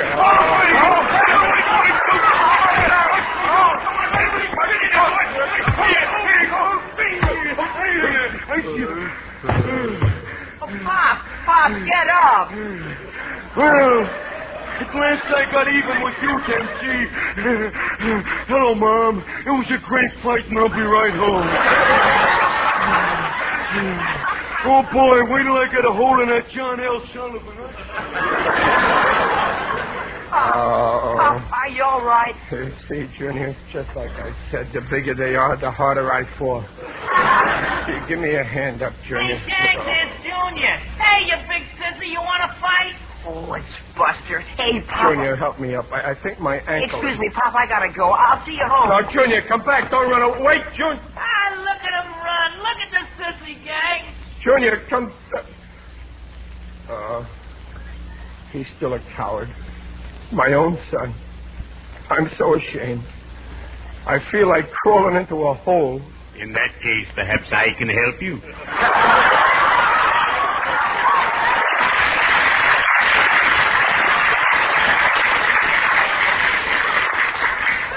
Huh?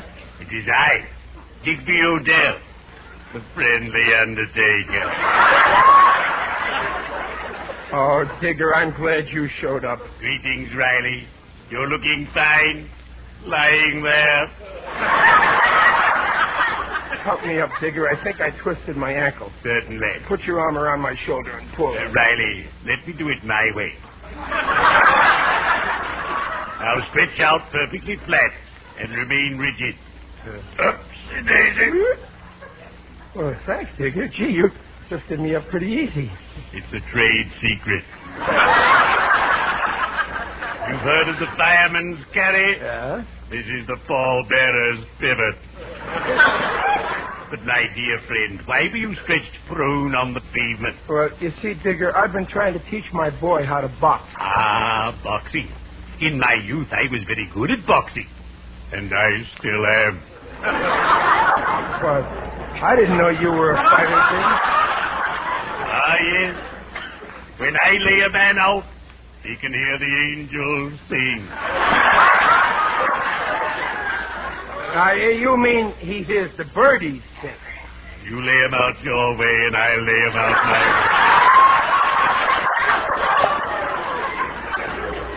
way. You see, Junior was challenged to a fight by one of the kids in the street, and he ran away 3 times. I don't blame the lad. Boxing for sport is one thing, but I detest street brawls. Well, so do I, Digger, but I don't like to see my boy let a bully get away with anything. Oh, don't worry. Bullies never do. I once knew a bully who was called Chuckle. His epitaph now reads, "Here lies Chuckle, who wore brass knuckles, and slugged every man in Pomona. He led quite a life, till he picked on his wife. Now he's wearing a wooden kimono."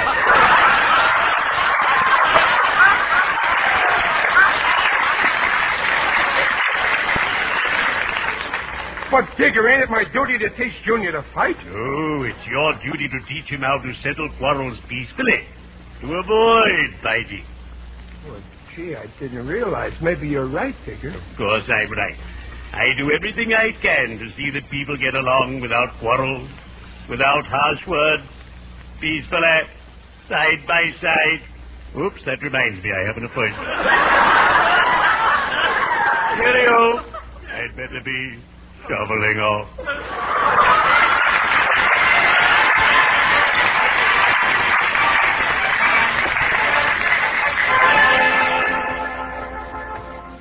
But, Pop, I don't understand. Sit down on the bench here, and I'll explain it to you. You see, Junior, peace is the thing.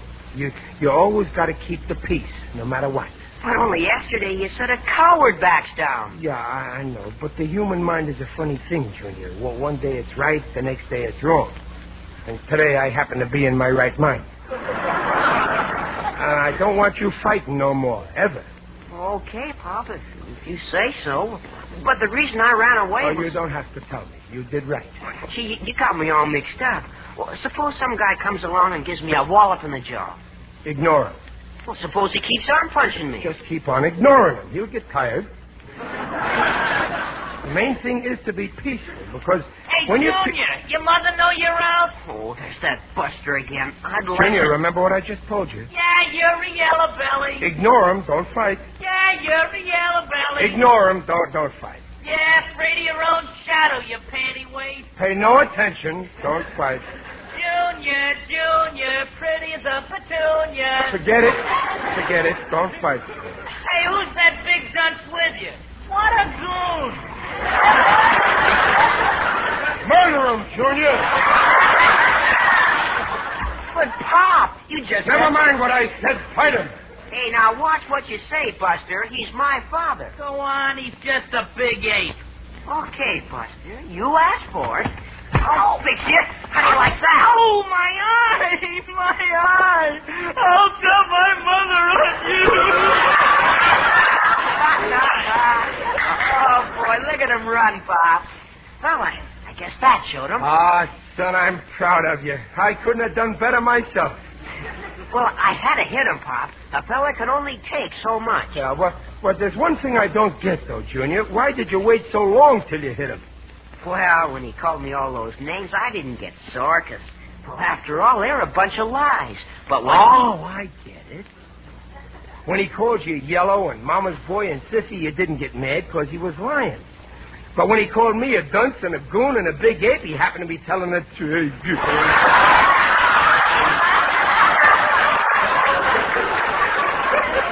What a revolting development this is.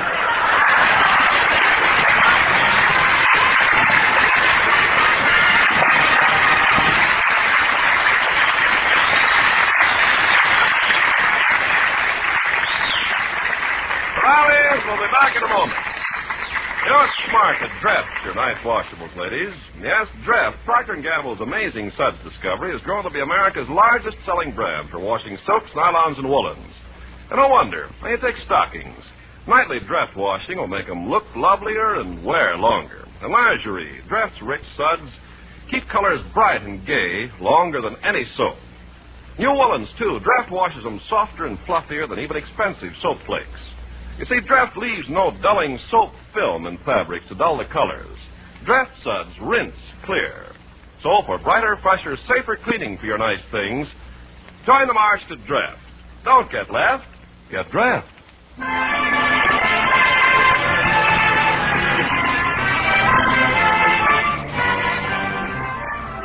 Peg, you should have been there and seen Junior fight. Oh, you'd have been proud of my boy. Oh, so now he's your boy. You bet he's my boy. We're pals. I can count on Junior and he can count on me, right, son? Right, Pop. Oh, say, Pop, tomorrow's Merlin's birthday. Could you let me have $5? Peg, I wish you'd have a talk with your boy.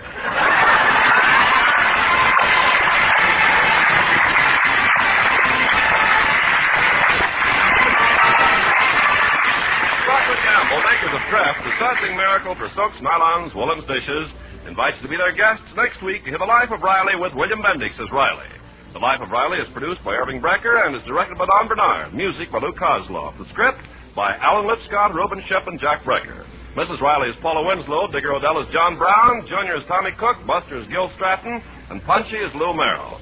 This is Ken Carpenter inviting you to listen again next week to The Life of Riley and reminding you, for faster, brighter, safer cleaning than any previous suds in history, use Draft. Don't get left, get Draft.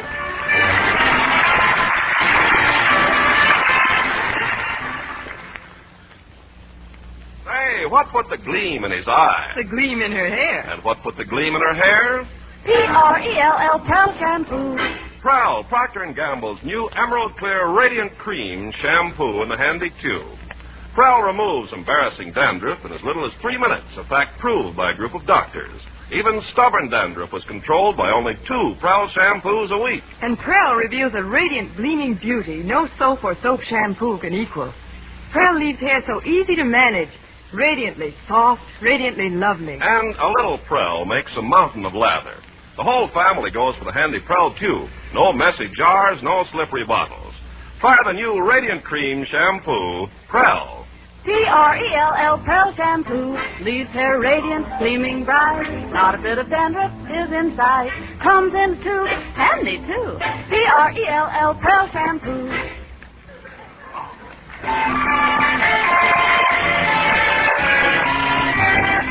Listen again next week when Draft, the searching miracle for silks, nylons, woolens, dishes, brings you The Life of Riley. This is NBC, the National Broadcasting Company.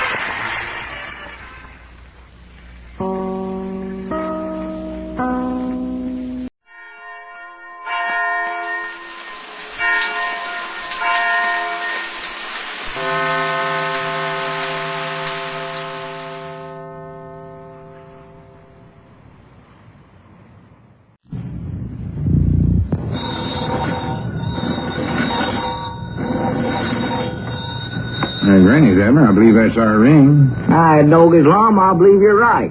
I'll see. Hello, jot 'em down, store. This is Lum and Abner.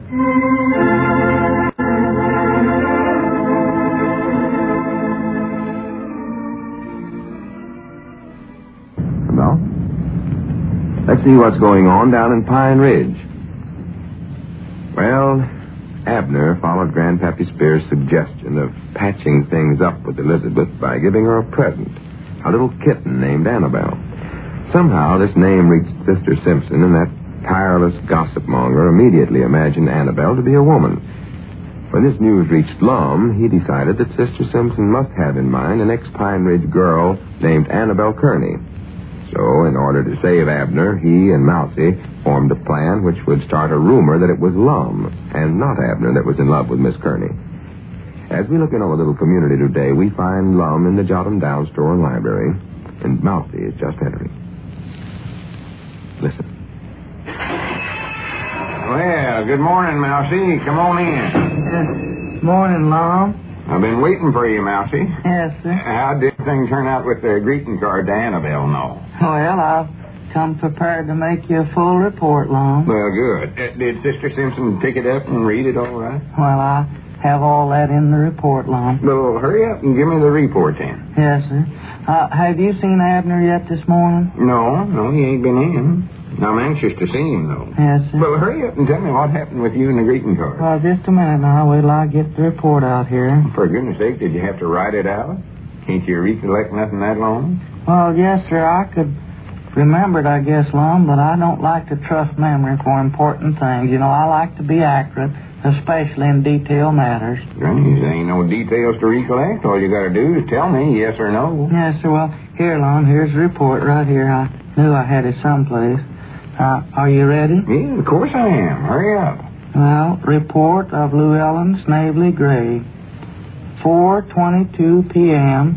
Left Jot 'em Down store bearing love note addressed to Annabelle Kearney. Note contained in Jot 'em Down store envelope. Well, I know all that.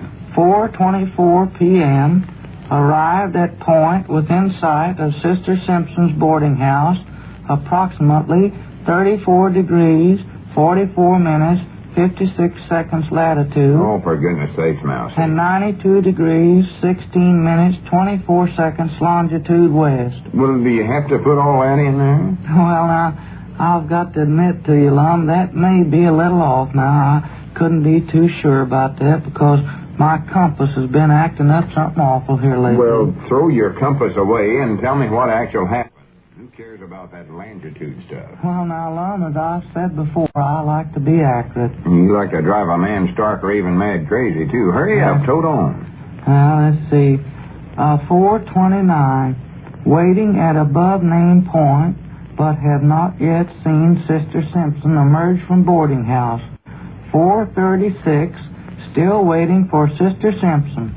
4:43, still no Sister Simpson. Well, get on to where you do see her. That's the important part. Yes, sir. 4:59, woman emerges from boarding house. Yeah? It proves to be Miss Frederick, the local school teacher. Oh. 5:12, Sister Simpson emerges from boarding house, but only long enough to brush flies from screen door. Oh, for goodness sakes. 6 o'clock sharp, went home to supper. Went home to supper? Yes, sir. That's me. I went home to supper, Lum. Enjoyed dandy meal of liver and bacon and turnip greens and cornbread. After supper, read following comic strips in my hometown paper while seated in the parlor of our house. The comic strips I read included Dick Tracy, Superman, Mousey, for goodness. Tarzan, The Phantom, Buck Rogers. Well, cut all that stuff out. I ain't interested in what literature you read of the night. Well, now, I like to be accurate on these things, Lon. Yeah, but this ain't getting us nowhere. What I want to know is whether Sister Simpson ever got that love card from me to Annabelle Kearney. Well, now, this evening, let me glance over the report here and see. See. Well, I believe I forgot to put that down, Lon. Oh, swan to goodness. You get yourself so wrapped up in these reports of yours that you always forget the main idea of the whole thing. Well, come to think of it, Lum, I believe Sister Simpson did come out of the house before I went home to supper, and I hadn't gotten it down here. Well, did you drop the note where she could find it? Yes, sir, I did. And then when I got up to the corner, why, I sort of glanced around. I saw that she'd picked it up and was reading it. Are you sure? Yes, sir. And then after she read the note, why, she ran back into the house. She did, huh? Yes. Well, that's good. That's what I wanted to hear. Well, I don't know what's wrong with me. I don't know why I forgot to put that down, Lum. I don't know why you recollected to put all that other prittle-prattle down. You could have told me all I wanted to know in just 1 second. Yes, sir. Well, you know me, Lum. I do like to be accurate. Yeah, I know. Well, now, what's the next step in our campaign, Lum? Well, there ain't no next step. That's all we are to it. Our work's all been did. It has? Yeah, all we have to do now is just sit around and wait for the results. Well... We'll get them due as soon as Abner gets here. Well, Lum, do you think that this really will get Abner out of his trouble? Why, of course it will. You see, here's how it works, Mousey. I explained it to you the other day. Yes, sir. Sister Simpson picked up that note from me to Annabelle Kearney. Yes, sir. She read it, too. Well, so right away she figured that it was me instead of Abner that's in love with Annabelle. Yes. Well, are you in love with her, Lum? Oh, no, of course not. I ain't even saw her since she got into town. Well. And what's more, I ain't going to see her if I can help it. No, sir. All I wanted to do is just plant this idea in Sister Simpson's mind. Yes, sir. Well, when you seen her run back in the house, she was heading right for the telephone. I know what she's going to do. I know Sister Simpson too long. Yes, sir. She more likely called up every woman in this town and told them the new gossip about me. She did? Yeah, I can just hear her spreading it on. Well, isn't this liable to get you in trouble, old Lum? Yeah, but I couldn't sit by and see Abner and his woman getting into a squabble just over untrue rumor and a bunch of gossips. No, sir. I'll more likely have some splaining to do around town, but I've got out of these things before. I can do it again. Ain't worried about that. Well, you're a brave man, Lum. Oh, yeah. Well, anyway, Elizabeth will hear about it, too, and somebody will call her and tell her, you know. They will. Lum's in love with Annabelle Kearney. Yes, sir. Then she'll know how bad she's misjudged Abner and accused him false and all. Yes, sir. Then she'll be sorrowful and try to do everything she can to make up for it. And her and Abner will live happy ever after. That sounds just like a book, doesn't it? Yeah. Well, it sure is working out wonderful, isn't it? Oh, yeah. Well, I ain't lived all these years for nothing, Mousey, if I do say it myself. I don't like to cast compliments right in my own face, but I picked up a right smart practical learning in my time. Yes, sir. What I ought to do is write a book about it. How to Get Along in Life and Influence People by Lum Edwards. Yes, sir. Well, that would be dandy, all right, Lum. Yeah, come to think about it, it's sort of a shame for me to keep all this learning to myself. Downright selfish now that I think about it. Well, we could publish a book right here, Lum, Edwards and Gray Publishing Company could publish it. That's right, ain't it? Yes, sir. As long as I'm president, I ought to be able to talk myself into publishing my own book. I think so. I don't believe I'd have to put up much of an argument. Oh, I might hold out a little bit right at first, just to show that it ain't easy to get a book published by our company. Just take first-class books, that's all. Yes. Look, there comes Abner across the street there now. Oh, good. Now you'll get to see the results, Mousey. I will. Yeah, Granny, it's going to be good to see him smiling again. Yes, sir. Poor little feller's been going around here, that hangdog expression on his face, for 3 or 4 days now. Well, sir, I guess Abner sure is lucky to have a friend like you, Lum. Oh, I'll go so first to say that, partly. I ain't done nothing that no other feller wouldn't do for a friend, I don't think. If you ain't a friend in need, you ain't no friend in need. All I say. Yes. Line out, here he comes. Try to act sort of casual about the whole thing. Yes, sir. Well, morning, Abner. Come on in, old boy. Wonderful world. Morning. How's every little thing, Abner? Sure a fine day out, ain't it? I don't know. Wait a minute here. What's the matter with you? Ain't you happy? What's there to be happy about? Bernice, you look like you ain't had no sleep hardly. Well, I ain't had no sleep. That blamed Grandpappy Spears kept tossing and rolling all night long. Mike and I kicked me out of bed 1,000 or 100 times. Wait a minute, are you telling me that you slept over at the Spears' last night? Well, I had to. I couldn't get in over at my place. Elizabeth had me locked out. Locked out? This isn't quite how you thought it'd work out, is it, Lum? Hey, shut up. Now, let me get this straight, Abner. Did Elizabeth actually lock the door on you? She done it, yes. Well, what'd you want to do a thing like that for? I don't know, Lum. I've got to where I don't understand nothing around here no more. Well, did you do anything else to make her mad at you? Why, no. Fact is, I was trying to be nice to her. I brung her home a present, but I couldn't even get inside to give it to her. Present, did you say? Yeah, a present. I brought her a little black kitten named Annabelle. Named Annabelle? Yeah, got it over at Grandma Master's place, but I'll give it back to her now, because I believe that name's unlucky for me, Lum. Lum, you recollect Annabelle Kearney? Oh, yeah. Of course I did. Well, do you know that Sister Simpson, what she's saying about her? No. What is Sister Simpson saying about her? Why, she claims that Annabelle Kearney and me's in love with one another. Annabelle and you? Why, yes, and I ain't even saw that Annabelle woman for years and years. Well, just a minute. Are you sure you're the one that Sister Simpson was talking about? Why, sure. Aunt Charity Spears here told her that Sister Simpson claims that she found a love note of some kind addressed to Annabelle Kearney. Said she found it in the street over there by her boarding house. Yeah, but you never sent that. Why, of course I never. I mean, there ain't nothing on the note that says it come from you. Well, according to Sister Simpson, why, it was supposed to have been in a jot-em-down store envelope. Yeah, but your name weren't signed on it nowhere, was it? Why, no, but Sister Simpson claims that there weren't no name at all signed on it. No name at all? No. I Granny's maybe I ought to sign my name to it. Signed your name to it? I mean, it would have been lucky for you if I had it. Come on back to the feed room, Mousey. We got to have a meeting of the Edwards and Gray Publishing.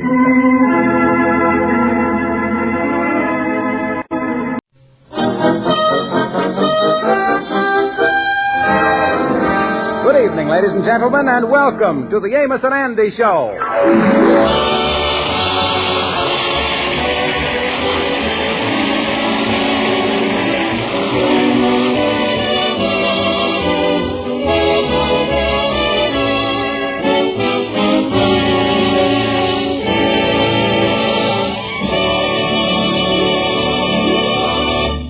Andy's activities for the past week have been a little mysterious, particularly in the evenings. He has seen very little of his friends and seems to be passing up his usual haunts.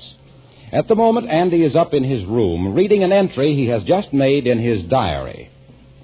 Dear Diary, keep this confidential. Tonight I has gone out with Stella again. She's that cute little upstairs maid. I is so crazy about Stella. We'll have plenty to tell you later, dear Diary.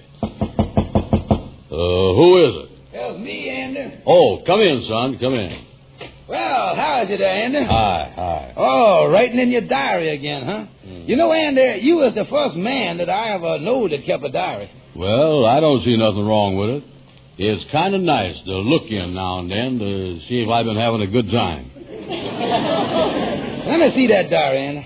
Never. No, Sir Amos, never. No eyes but Andrew H. Brown's is ever going to gaze on these pages. Oh. Tell you the truth, there's a lot of stuff in here that I ain't got no business looking at. You know, Andy, you was engaged to marry Madam Queen. You ain't going out with some other gal, is you? Amos, how can you say an awful thing like that? Why, does you know how long it's been since I've been out with any other gal except Madam Queen? No, I don't. Well, then suppose we let it go at that.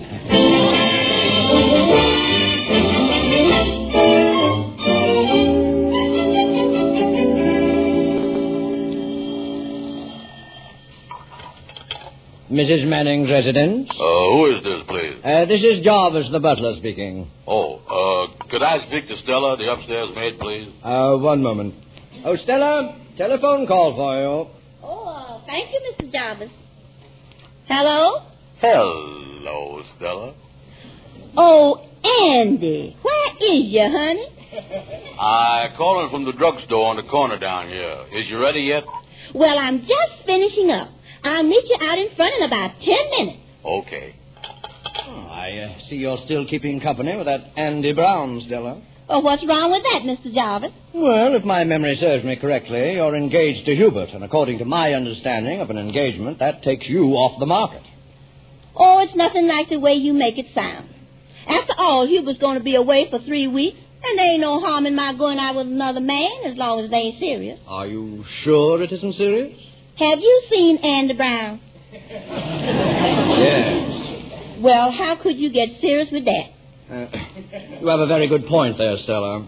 But at the same time, you won't say nothing to Hubert about it, will you, Mr. Jarvis? No, Stella, no, I won't. You know, if he found out that I was going out with another man, he'd break our engagement right off. Suppose somebody did find out that you went out with this Andrew Brown, and you thought it might get to Hubert. Would you admit it? I'd die first. Well, I've got to go down and get the car out in front. I'm driving Mrs. Manning to the opera tonight. Well, if you see Andy out there, tell him I'll be down in a little while.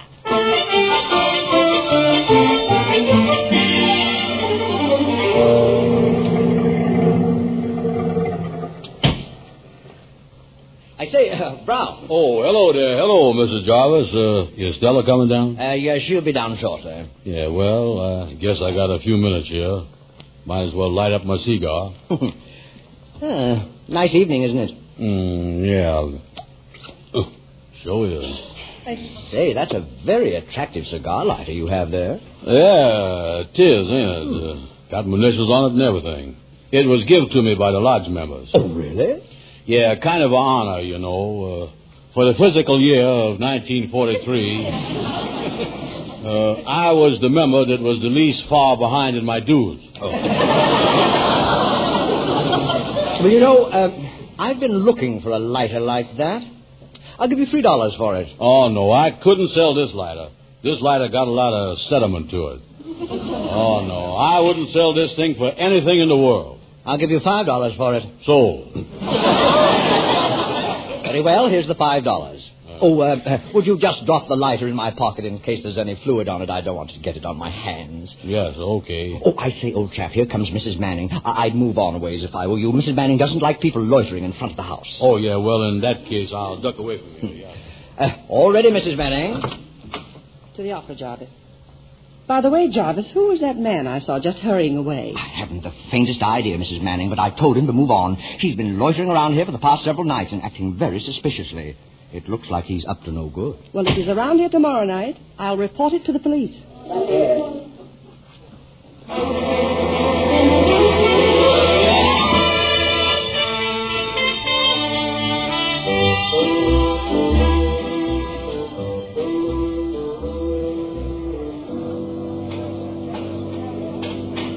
You know, Stella, this show is a nice, quiet little cafe, ain't it? Yeah. What I like about it, that you don't run into all the people you know. Yeah, I kind of like that, too.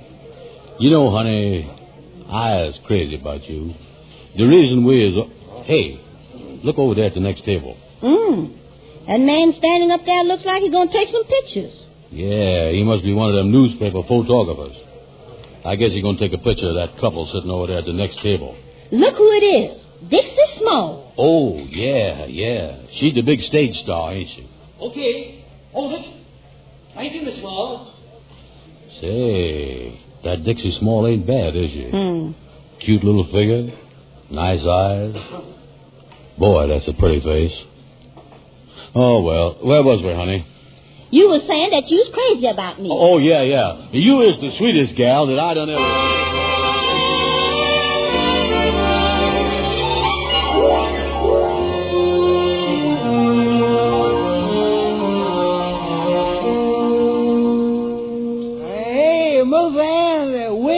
Wake up. What time is it, Lightning? It's 11 o'clock in the morning. There's a couple of gentlemen outside in the hall to see you, Miss Andrew. Oh, yeah. What do they want?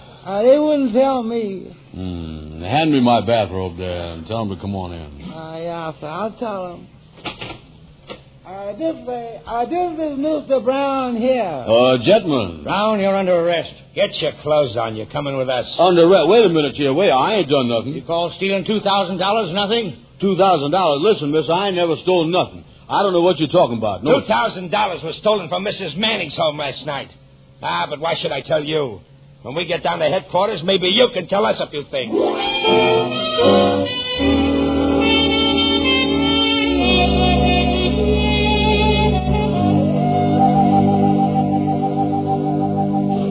Well, say, how long they going to keep you in this jail here, Andy? Oh, it can't be long, fellas.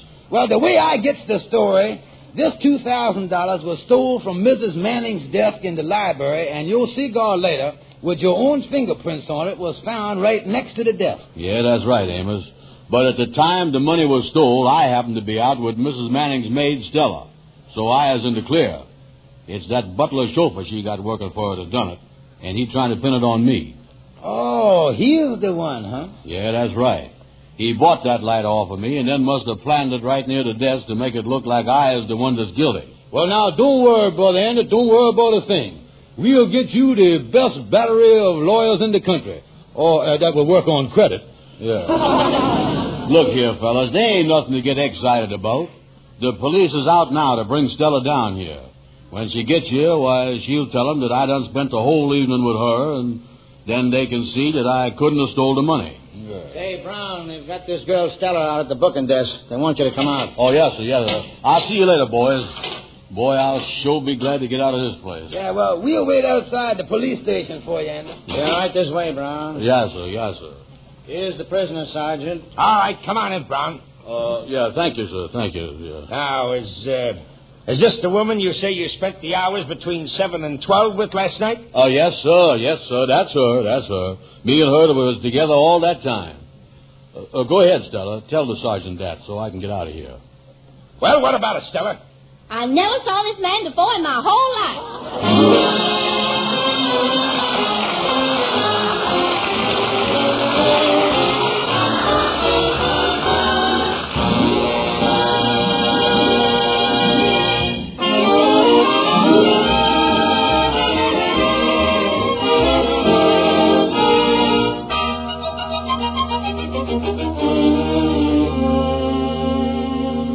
Well, Stella has flatly refused to admit that she was with Andy at the time of the robbery, or that she even knows him.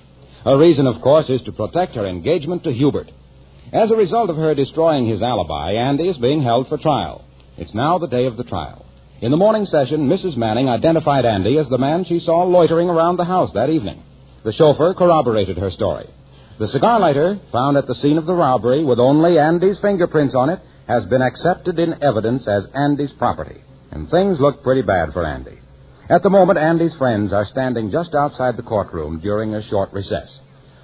Well, I tell you, boys, the way this trial is going, it looks like Andy's going to spend the next 2 years out of town. But, fellas, I know that he's innocent. Yes, I would stake my life that the boy is guiltyless. You know, I was just thinking that it's too bad that none of them waiters at that nightclub remembered Andy and the gal being there. If only that girl Stella would admit that she was out with Andy that night. Trial about to be resumed. Clear the hall, please. Oh, yeah, come on. Let's get on in there, fellas. Come on, let's get in. We will resume with the testimony in the case of the People versus Andrew H. Brown. Is the defense ready to present its case? We're ready, Your Honor. On behalf of my client, Andrew Brown, I intend to show this court that Mr. Brown could not possibly have committed this robbery. I intend to prove, for one thing, that Mr. Brown's high character renders him incapable of committing any such crime as he is accused of. I'd like to call the first character witness. Will Mr. George Kingfish Stevens take the stand, please? Oh, yes, I'll be glad to. Coming right down. Coming right up, yes, sir. Raise your right hand. Yes. Do you solemnly swear to tell the truth, the whole truth, and nothing but the truth? So help you? Oh, I'll tell the truth. And that's the truth, too. Sit down. Tell me, Mr. Stevens, how long have you known Mr. Brown? Mr. Brown here, well, I would say, in the neighborhood of 20 years. Have you always known him as an honest, upright, truthful man? Oh, yes, sir, yes, sir. That boy got more integrity in his little finger than the average person got in the whole body. Oh, he the cherry tree type, all right. And to your knowledge, he has never done anything that was wrong or dishonest. Oh, no, he got a great record. I can say without fear of contradiction that in his whole life he ain't never gone beyond petty larceny. Well, less of course it was when I was out of town, you know, something like that might have happened. Oh, thank you. Your witness, Mr. Prosecutor. Hey, wait a minute. You didn't tell me that he was going to ask me no questions. Will the witness refrain from any outside comments? Oh, yeah. Proceed, Mr. Prosecutor. Mr. Stevens, as a witness for Andrew Brown, you have given testimony here regarding his character. Now, in order to estimate the value of this testimony, suppose we look into your character for a moment. I object. The witness is out of order. Proceed. Mr. Stevens, you and the defendant have been partners in many business ventures. Is that true? Well, y'all, we done tried to knock off an honest buck here and there, if that's what you mean. Isn't it true that in the last 2 years, the business ventures in which you and the defendant engaged at 8 different times led to court proceedings? Oh, look here, Mr. Prosecutor. We done had enough trouble getting out of them jams once. Anyhow, it was Mr. Brown's fault. He is always the one that, in these deals, that want to cut the corners here and there. That's him, yeah. Oh, in other words, Mr. Brown is the one who involves you through his own lack of integrity. Oh, yeah, sir, it wasn't me. Yeah, Brown ain't got no more integrity than the man in the moon.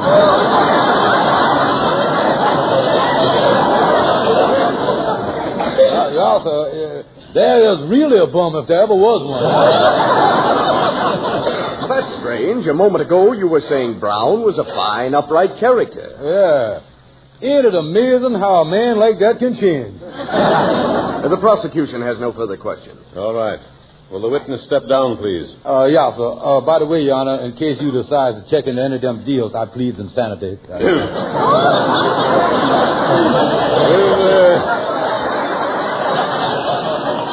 Will the defense proceed? I would like to call the defendant to the stand, Mr. Andrew H. Brown. Yes, sir. Yes, sir. Yes. Raise your right hand. Yeah. Your right hand. Oh, yes, sir. Yes. I was a little excited there. You solemnly swear to tell the truth, the whole truth, and nothing but the truth, so help you? I do. Witness, take the stand. Your Honor, before we start things here, could I ask you a question? All right. What is it? You ain't got a loose headache still on you, is you? This is a courtroom, not a drugstore. Yes, sir. Yeah. If Your Honor will let me, I'll give the witness a pill. All right, hurry up. This is highly irregular. There you are, Vander. You don't need no water, just gulp it down there. Yeah. Would you care for one, Judge? I got plenty of them here if you want. No. Please take your seat so we can proceed. Yeah, well, I just trying to be thoughtful. You see, Your Honor, on them deals I was in, I was just like a babe in arms. Sit down! Oh, yeah, so sit down. Your Honor, at this time, much against the wishes of my client, I'm going to introduce into evidence in his defense His own personal diary. No, please don't do that. I beg you not to do that. Don't do that, please. Well, it's for your own good, Mr. Brown. Oh, no, let's forget about the whole thing. Will you send me to jail, but don't bring out that diary. Oh, don't do that. Madam Queen is in the place there, sitting out there. Now, please, Mr. Brown. Your Honor, the reason I am offering this diary into evidence is to prove that Mr. Brown was acquainted with Stella Fulton. Now, let me start by reading the entry of March 18th. Quote, "It's love again. Tonight I done met Stella Fulton. It must have been fate that made me whistle at her in front of the Savoy Ballroom. She's, can't quite make this out. Oh, yes, she's a honeysuckle doll. Our eyes met. We walked along arm in arm. Our hearts beat as one. Then I bought her a hot dog and put her in the subway to 138th Street. Good night, dear diary. This is just between me and you." Order! Order, I'll clear the court. Oh, me. Here's another headache pill for you. You! Get back there and stay in your seat. Yeah, getting right back. Will the attorney for the defense proceed? The next entry is March 19th. Quote, "Dear diary, I is so, can't seem to make this word out." Oh, why not let the defendant read it? We'll save time. Oh, no, sir, no, I can't do it. Won't you send me to jail? Please, sir, please. Now, go ahead, Mr. Brown. It's to your interest. You must read it. Well, all right. Dear diary, it's 1 a.m. in the morning, and is all I can do to keep my little eyelids from snapping shut on me. I was out with Stella again, and she say she was crazy about me and called me her... Oh, I got to read this. Will the defendant please stop wasting time and read what's written there? Yes, sir, yes, I did. She say she was crazy about me and called me her Snooky Pie. Order in the court. All right, read the entry for the next day. Oh, me. Dear diary, I has found my true love. No doubt about it, she is the most wonderful gal in the world. This she you refer to in this entry is still Stella Fulton, of course. Oh, no, sir, that's another gal, Marjorie. Stella couldn't get out that night. At any rate, Your Honor, it is obvious that Stella Fulton was an important part of this man's life. Could any man sit down and make up things as sincere and revealing as these if there was no truth in them? I think not. Does the prosecution wish to cross-examine? Yes. Mr. Brown, in regard to a certain Madam Queen, isn't it true that you're engaged to her? Well, I was up till the time we started to read this diary. I don't know how things stand now. Mr. Brown, is it your regular practice while engaged to one woman to fall violently in love with not one, but two other women all in the space of 4 days? Well, that was an unusual good week.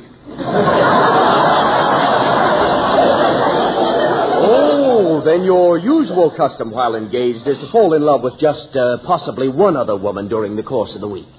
Yes, I'd say that's about the average, yes. There you are, Your Honor. Here is a man who, by becoming engaged, has pledged himself to be faithful to one woman and has then turned around and professed love for others. It's obvious that a man that will trifle with the truth in one case will show no hesitancy in doing so in another. Any testimony which the defense has presented to show the honesty and integrity of the defendant must unquestionably be labeled false. This man is a rascal and is undoubtedly lying.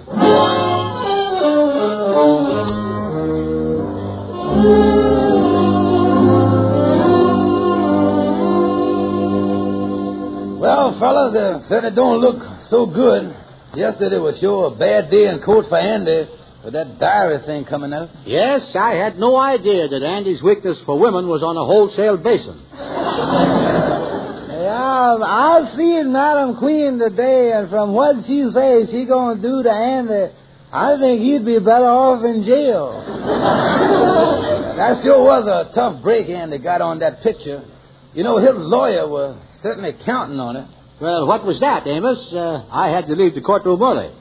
Well, it seems that the night of the robbery, when Andy said that he was out with this gal, some Harlem stage actress by the name of Dixie Small was sitting at a table near them in this cafe. Yes?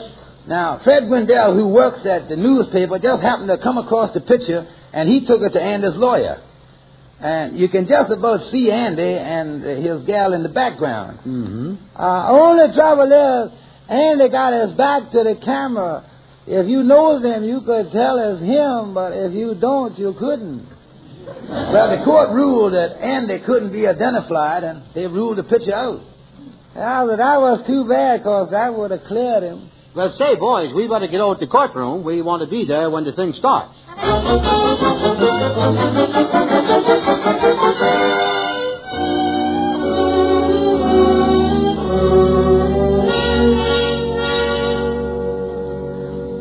Your Honor, I realize that the time for presenting evidence in defense of my client has passed, but I beg your indulgence as I have some important new evidence which I feel has a direct bearing on the case. You may proceed. Yesterday, a picture was introduced to establish the defendant's presence at a nightclub at the time the robbery was committed. Oh, but the court ruled that picture out because the defendant could not be positively identified. Well, I realize that. However, I have a new witness. Will Miss Dixie Small please take the stand? Here I am, Your Honor. Raise your right hand. You solemnly swear to tell the truth, the whole truth, and nothing but the truth, so help you? I certainly do. I always tell the truth. Be seated. Miss Small, is this a picture of you? Yes, that's me, all right. Was it taken on the night of March 21st in the Café Leonard? That's right. Miss Small, I call your attention to this man sitting in the background. Now, look at the defendant over there, Mr. Brown. Look closely. Is that the man who was sitting at that table? Yes, that's the man. That's all. Your Honor, I must have your permission. May I cross-examine the witness? Proceed, Mr. Prosecutor. Miss Small, let me ask you a question.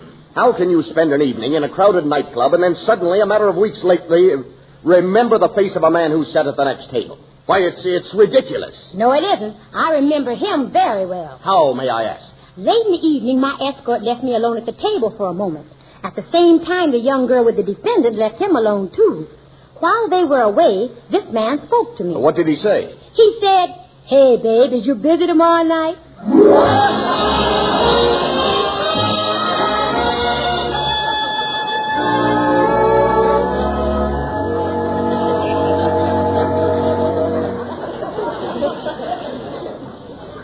Say, I wonder where Andy could be. He must have left his room here kind of early. Yes, he did, Henry. I guess he's over at Madam Queen's. You know, he's been doing some work over there all week trying to get in good with her again after that mess. Oh, yes. Oh, by the way, ain't that his famous diary on the dresser there? Well, yeah, that is his diary. Yeah. What do you say we take a peek in it? Can't do no harm. Yes, sure. Let's see what his reactions has been to the whole thing. Yeah, let's see. Listen to this. April 12th. Dear Diary. Well, the trial is over. That picture made Stella admit that she knowed me, and that's what done it. They made the chauffeur confess, and he's going to get plenty. The whole thing convinced me that Madam Queen is the only gal for me. Here's another one. April 13th. Dear Diary. I sure crazy about Madam Queen. Wasn't I a silly boy? Yes, go on reading, Kingfish. Go ahead. Say here, April 14th. Dear Diary, now you're going to hear something. I just met Annabella. This is the best gal yet.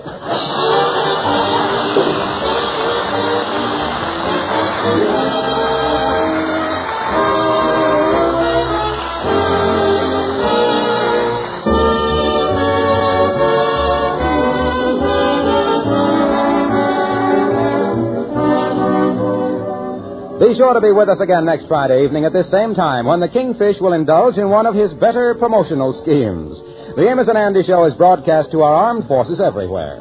This is Harlow Wilcox, and before I say goodnight to you for all of us, here's an important reminder.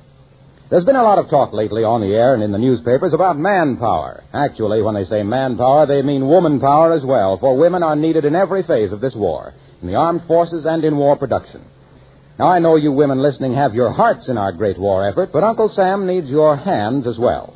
Our fighting men need every piece of equipment you can help produce, either at a full-time or part-time job. You don't need experience to get a job in war industry. Training is available, and the work is easy to learn.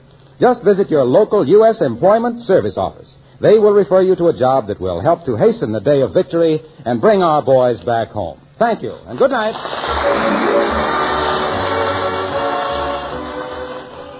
This is the National Broadcasting Company.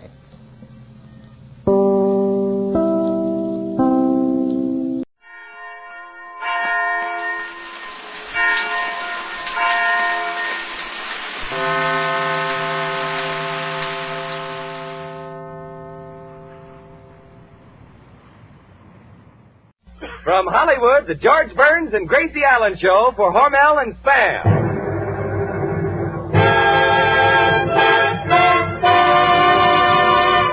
Crazy people.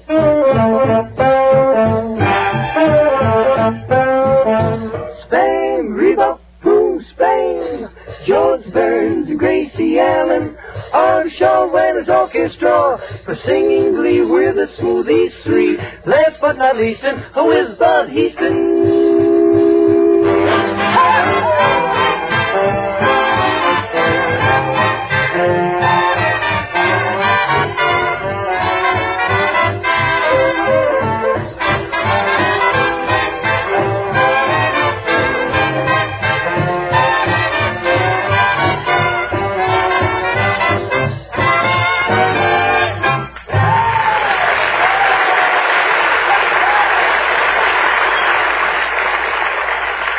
Monday night brings Burns and Allen to your house again with this suggestion for a breakfast that is sure to start the day off right. Spam and pancakes. It's a swell combination. Golden, fluffy pancakes topped by a hearty chunk of melting butter surrounded by lightly browned, sizzling hot slices of Spam. Spam is tender, juicy meat that has a lip-smacking goodness all of its own. While the cakes are simmering on the griddle, open a can of Spam and fry slices quickly in a hot pan. The meaty flavor, the delicious taste of Spam fried is a breakfast hit that really satisfies husky appetite. Give your family Spam and pancakes, the new way to start the day. Just be sure you say to your food dealer, I want Spam.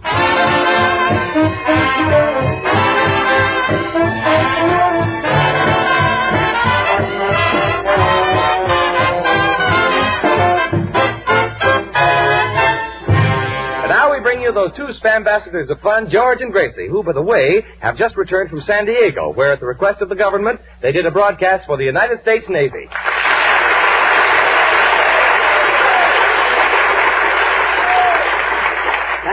Thank you very much. Yeah, Bud, I wish you'd been with us. What a thrill it was doing a broadcast before those 5,000 sailors in those spotless uniforms. Oh, yes, it was.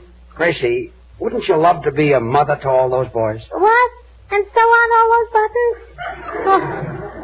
Yeah, Bud, what an impressive sight to see hundreds of airplanes zooming overhead. You know, my sister Bessie used to go around with an aviator. He was a skyrider. That's very interesting. Yeah, oh, and was he bashful. She went around with a bashful skyrider. Yes, every day he used to fly behind a cloud and write, Bessie, I love you. That must have been in Florida. Of course, in California, they don't have any clouds, it says here.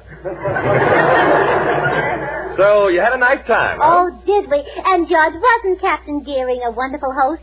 Wasn't Commander Wood charming? They certainly were. Oh, and what about that tall, handsome officer who took me riding? Oh, you mean the one with all the gold braid on the sleeve? Yes, I wish he didn't have all that gold braid on his sleeve, though. Why not? Well, it kept scratching the back of my neck, if you know what I mean. I think I know what you mean. Oh, by the way, Gracie, I saw you dance with him. He certainly was a wonderful rumba dancer. Oh, well, he should be. He's a rear admiral.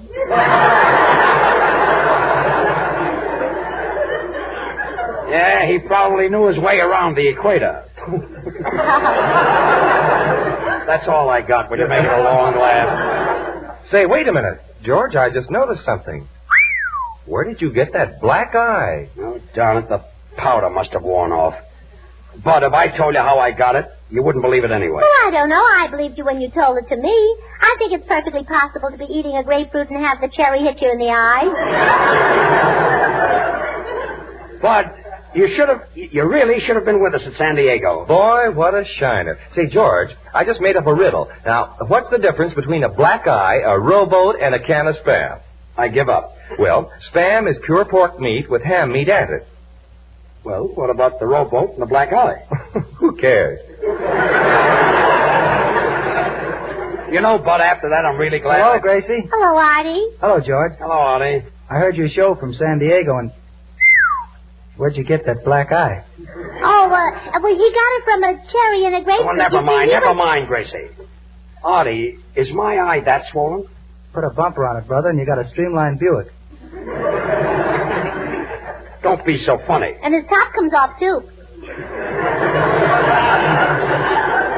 All right. So I wear a coupe. Señor Burns, ¿qué tal? ¿Cómo les fue allá en San Diego? Me dijeron que estaba muy bonito allá el asunto de la... What is it, Senor Lee? ¡Qué barbaridad! ¡Qué ojo! Where did you get that black eye? Look, forget my black eye. We're talking about the Navy. I used to be a sailor on the battleship Mississippi. It's not Mississippi. It's Mississippi. She got married? Yeah, to a tall fella. She got married. You were a sailor on the Mississippi? Yes, the Mississippi. M-I-Ping, S-S-I-Ping, P-P-I. Just a minute. What are the pings for? I'm dotting the I's. Nobody dots the I's. Somebody dotted yours. Look, if you don't sit down, somebody will dot yours. Well, that's that. Look, will you stop with my black eye? We've had enough of that. Gracie, what were we talking about? Oh, we were talking about the Navy. Oh, yes. And the most thrilling sight was doing a broadcast before 5,000 sailors. 10,000. 5,000. Oh, you only saw it through one eye. Look, you're all making such a fuss about my eye, and it's hardly noticeable. So, Gracie, will you please stop? Oh, the Navy. Yes, let's get back to the Navy. Yeah, all right. You know, the most thrilling thing I saw in San Diego were the trained termites that a sailor brought back from Singapore. And they were the cutest things... termites? Yes, he keeps them in the Frigidaire. And they were in a Frigidaire? Yes, and you should have seen that. How does he keep them from freezing? Well, he's got pants on his hands.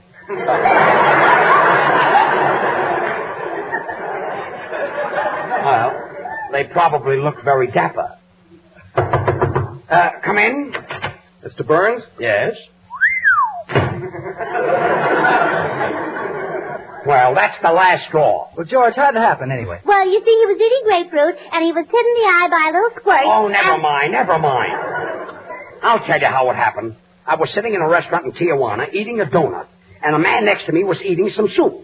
And a Mexican jumping bean jumped out of his plate, hit the wall, bounced off the ceiling, went through the hole in the donut, and hit me in the eye. That's how I got a black eye. That's possible. It is? George. What is it, Gracie? That's the second biggest lie I ever heard in my life. What's the first biggest lie? The one I made up about the termites. Oh, they weren't wearing pants. No, slacks. Slacks.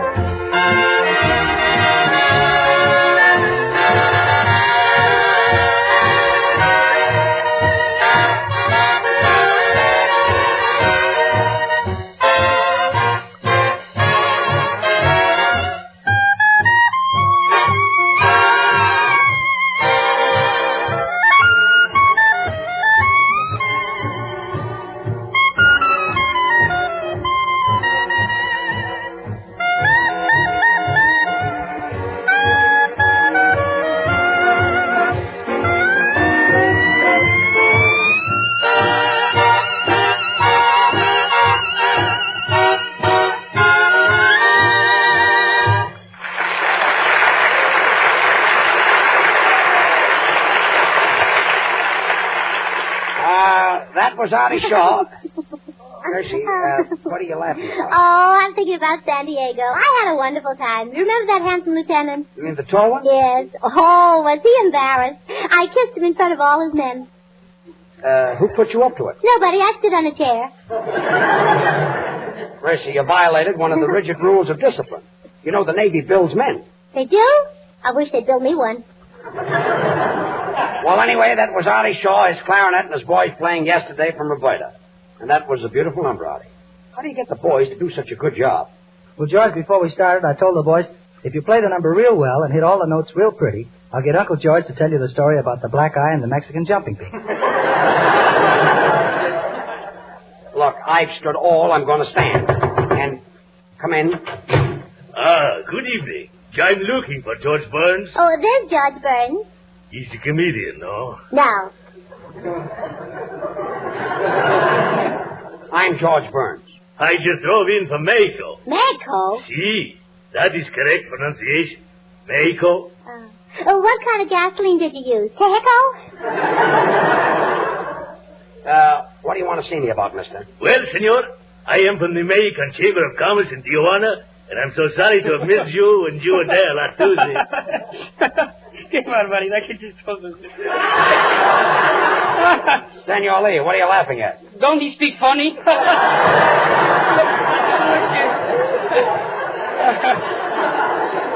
Oh, quiet. Next week, Senor Burns, we are having the winter fiesta in Tijuana. We'd like to have you and Miss Allen come down there and be our guest of honor. Me go back to Tijuana after what happened last Tuesday? Not a chance. Well, George, you can't blame him for that. It was your fault. My fault? Yes. It was your fault. No, it was your fault. It was your fault. You knew we only had 1 hour to spend in Tijuana before we got back to San Diego. Oh, it was your fault. Oh, it was your fault. No, it was yours. Going into a gift shop and getting that sales lady to send you everything in the place. That's the silliest thing. So, senorita, you will buy this Mexican perfume? Yes, I'll buy it. Will you take it with you? No, I'll smell it here. Gracie, the border closes in 7 minutes. Miss, how much is this plate? It was originally $2, but we are selling it for 25 cents because it is cracked. Oh, well, that's very cheap. You may crack me 11 more, please.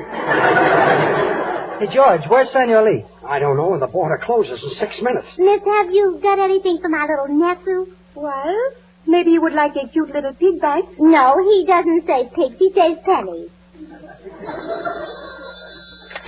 Hello? Who? He's here. Senor Burns, he's for you. For me?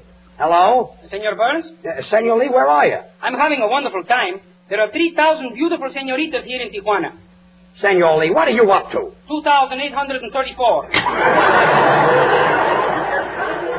Well, this is fine, and we've only got 4 minutes before the border closes. Hey, George, look. Bud's having an argument with the manager. Where? Over there, listen. Oh, yeah? Is that so? You can't talk that way to me just because I'm a tourist. One more word out of you, and I'll give you what's good for you. See, what is good for me? Spam! It's delicious pork shoulder with ham meat added. Now, boys. We've only got 2 minutes, and we got to get across the border. Miss, I'll take a pair of these Mexican socks for my granddaddy. Si, senorita. That will be 78 cents. 78 cents? Si, 75 for the socks and 3 cents for the tax. Oh, well, I won't need any tax. He holds them up with his garters. Look, Gracie, we've only got 1 minute before the border closes. We've got to get across. Hello? He's here. Senor Burns, you are wanted on the telephone. Thanks. Hello? Senor Burns? I am hugging and kissing a beautiful girl, but I will be through in about 20 minutes. 20 minutes? What about the border? Oh, he can kiss her after I'm gone. Look, we've only got a half a minute. Miss, I'll take the small bottle. No, I'll take the large bottle. No, never mind. How much are those pianos? The pianos? Now, don't get excited, Senor Burns. The border just closed. The border is closed? Gracie, now we'll have to stay in Mexico. Oh, isn't that wonderful? Now I'll be able to spend a moonlight night in Mexico. Oh, just imagine one of those tall, handsome sombreros wearing a hacienda, play his tortilla under a balcony of my enchilada.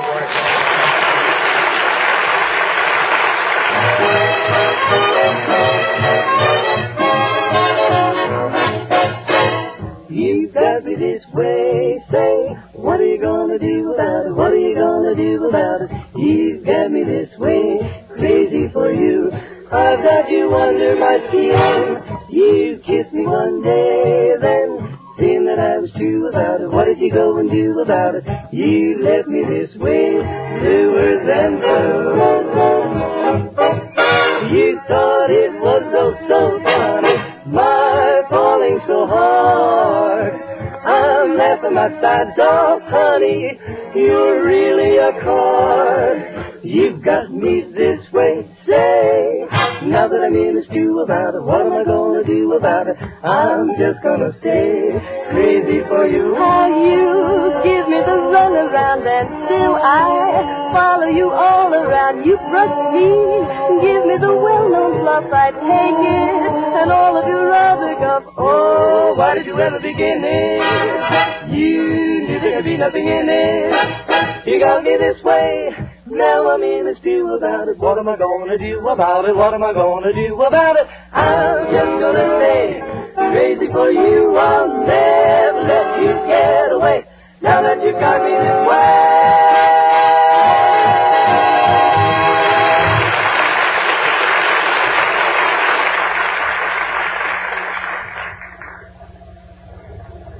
Now, George, just leave it to me. I'll get you across the border in my car. Just get under the seat there. Okay, Bud.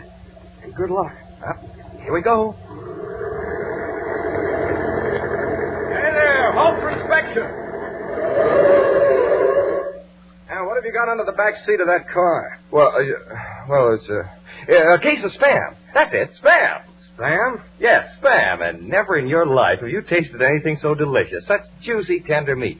Why, all over America, women are serving this grand-tasting meat in many different ways. You'll find several easy recipes right on the label, and cold or hot, it hits the spot. Well, that's different. And do you know why Spam is different? Because it was originated by Hormel. You see, Spam is a combination of pork shoulder meat to make Spam sweet and juicy, and now get this, Captain, the ham it takes to give Spam extra goodness and flavor. A perfect blend of those two choice cuts, nothing else.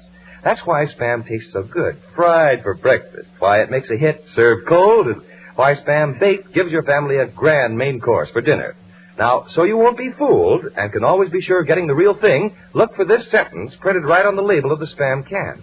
Pork shoulder meat with ham meat added. You try Spam tomorrow. Okay, buddy, you can pass. Thanks. Just a minute. I am the official of the American border. You cannot leave this country. Well, why not? If Spam is that good, we keep it right here in Mexico. Slice it, dice it, fry it, bake it, cold or hot, Spam hits the spot.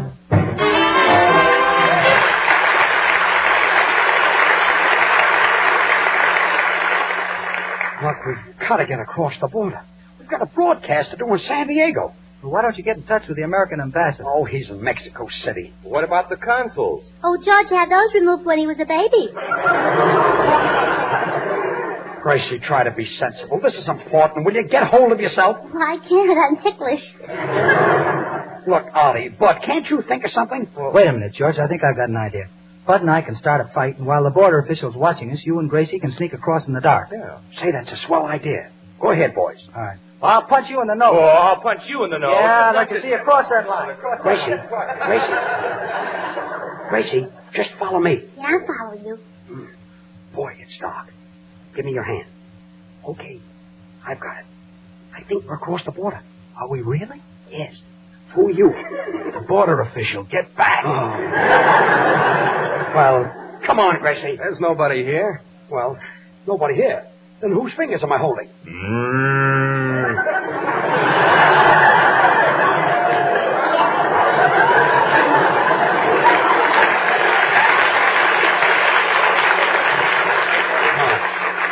It's a cow. Well, I beg your pardon. Gracie, where are you? Right here. Where were you? I was with you. With me? You weren't with me. No. Here, have a glass of milk.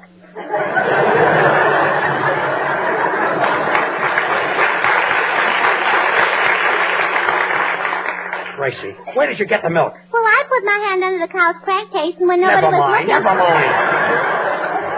Wait a minute. I know how to get across. I'll sneak through the brush. Now, quiet, everybody. What's that going through the brush? What's going on there? Oh!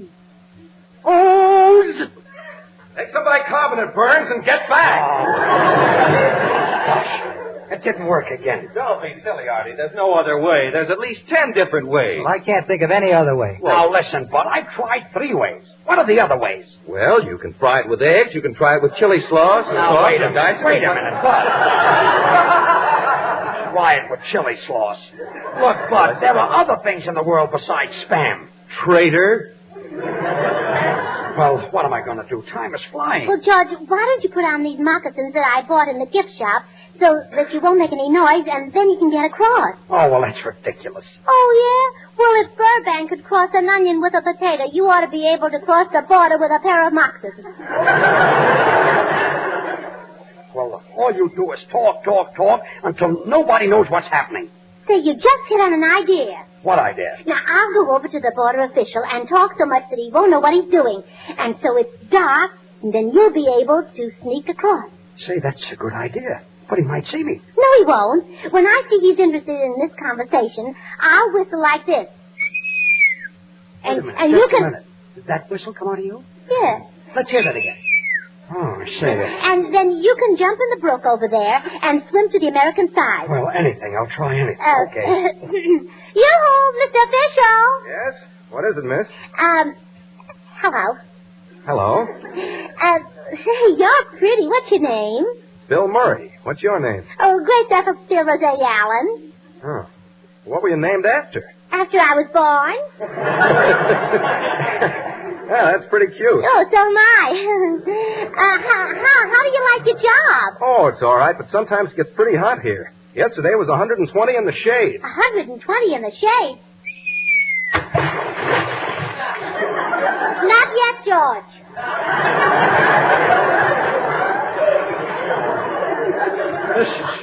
This is a fine time to tell me. Mr. Murray, are you married or do you live in Hollywood? I've got a wife and 2 girls. Oh, does your wife know about it? No, they're my daughters. You see, I've got 11 mouths to feed. Really? I thought the bottom 6 were wrinkled. Oh. No, I mean, I'm the father of 11 children. 11 children? Not yet, George. Not yet. There must be an easier way to get across the border. So, you're the father of 11 children. Does this border work take up all your time? No, I have a little fun on the side. Ah. Which side, the American side or the Mexican side? Both sides. Both sides. Gracie, stop whistling and come over here. Look, I'm soaking wet. I wouldn't jump in that water again if you paid me $1 million. All you do is stand there and go... I did it again. Look, George, give me your hand. Come on. Okay, I got an idea now. Here, throw this blanket over you. Now, you just go over to that house over there. It's all dark. Now, the front of it is in Mexico, and the back of it is in the United States. All you have to do is go through it, and you'll be over the border. Well, this is my last chance. I'll try it. Oh, boy. Look at me. I'm wringing wet. Well, guess there's nobody home.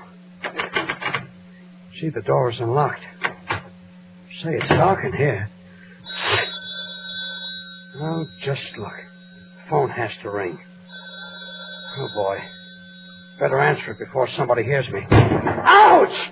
Oh, darn it, I hit my eye. Boy, will I have a shiner in the morning. Hello. George, this is Gracie. Gracie! What do you want? Some pot.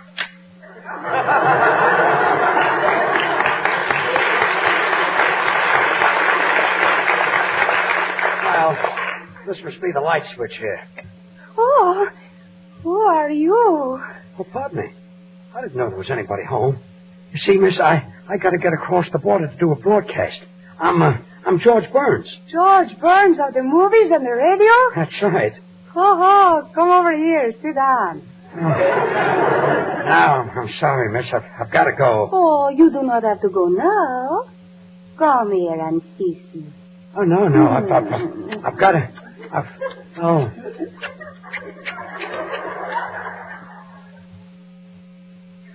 See, mister, that's what happened in your country. Of course, that's only half of my story, but I finally got over the border and we did our broadcast. You know, senor, that is very interesting. Now you must come back to Tijuana to our festa. And you'll meet that beautiful senorita again. Oh, yeah, let's go back, George. Oh, imagine once again sitting under a shady tamale listening to an pastor play La Paloma on his avocado. Look, Gracie, please. George, I don't believe you got the black eye that way, and I don't believe you ever met a senorita. Yeah? Well, here, look. She gave me her picture. Caramba, that is a very beautiful girl. Yes, and it was worth the black eye to make love to a girl like that. Senor Burns, I would say it was worth 2 black eyes. 2 black eyes? See, I'm her husband. Oh!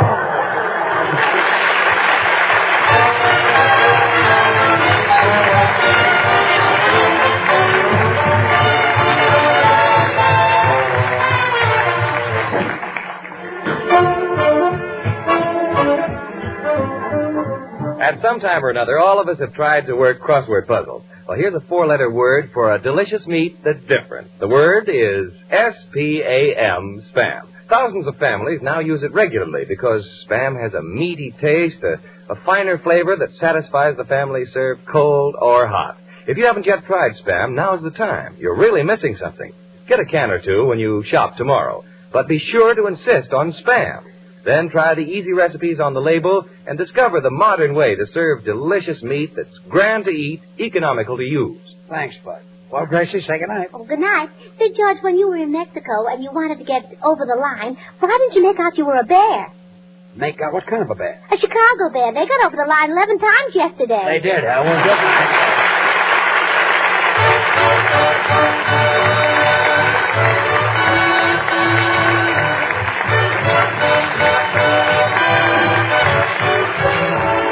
Join us again next week, same time, same station, for another Burns and Allen show with Artie Shaw and his orchestra and the Smoothies. This is Bud Heaston speaking for the Hormel Company, reminding you to remember that cold or hot, Spam hits the spot.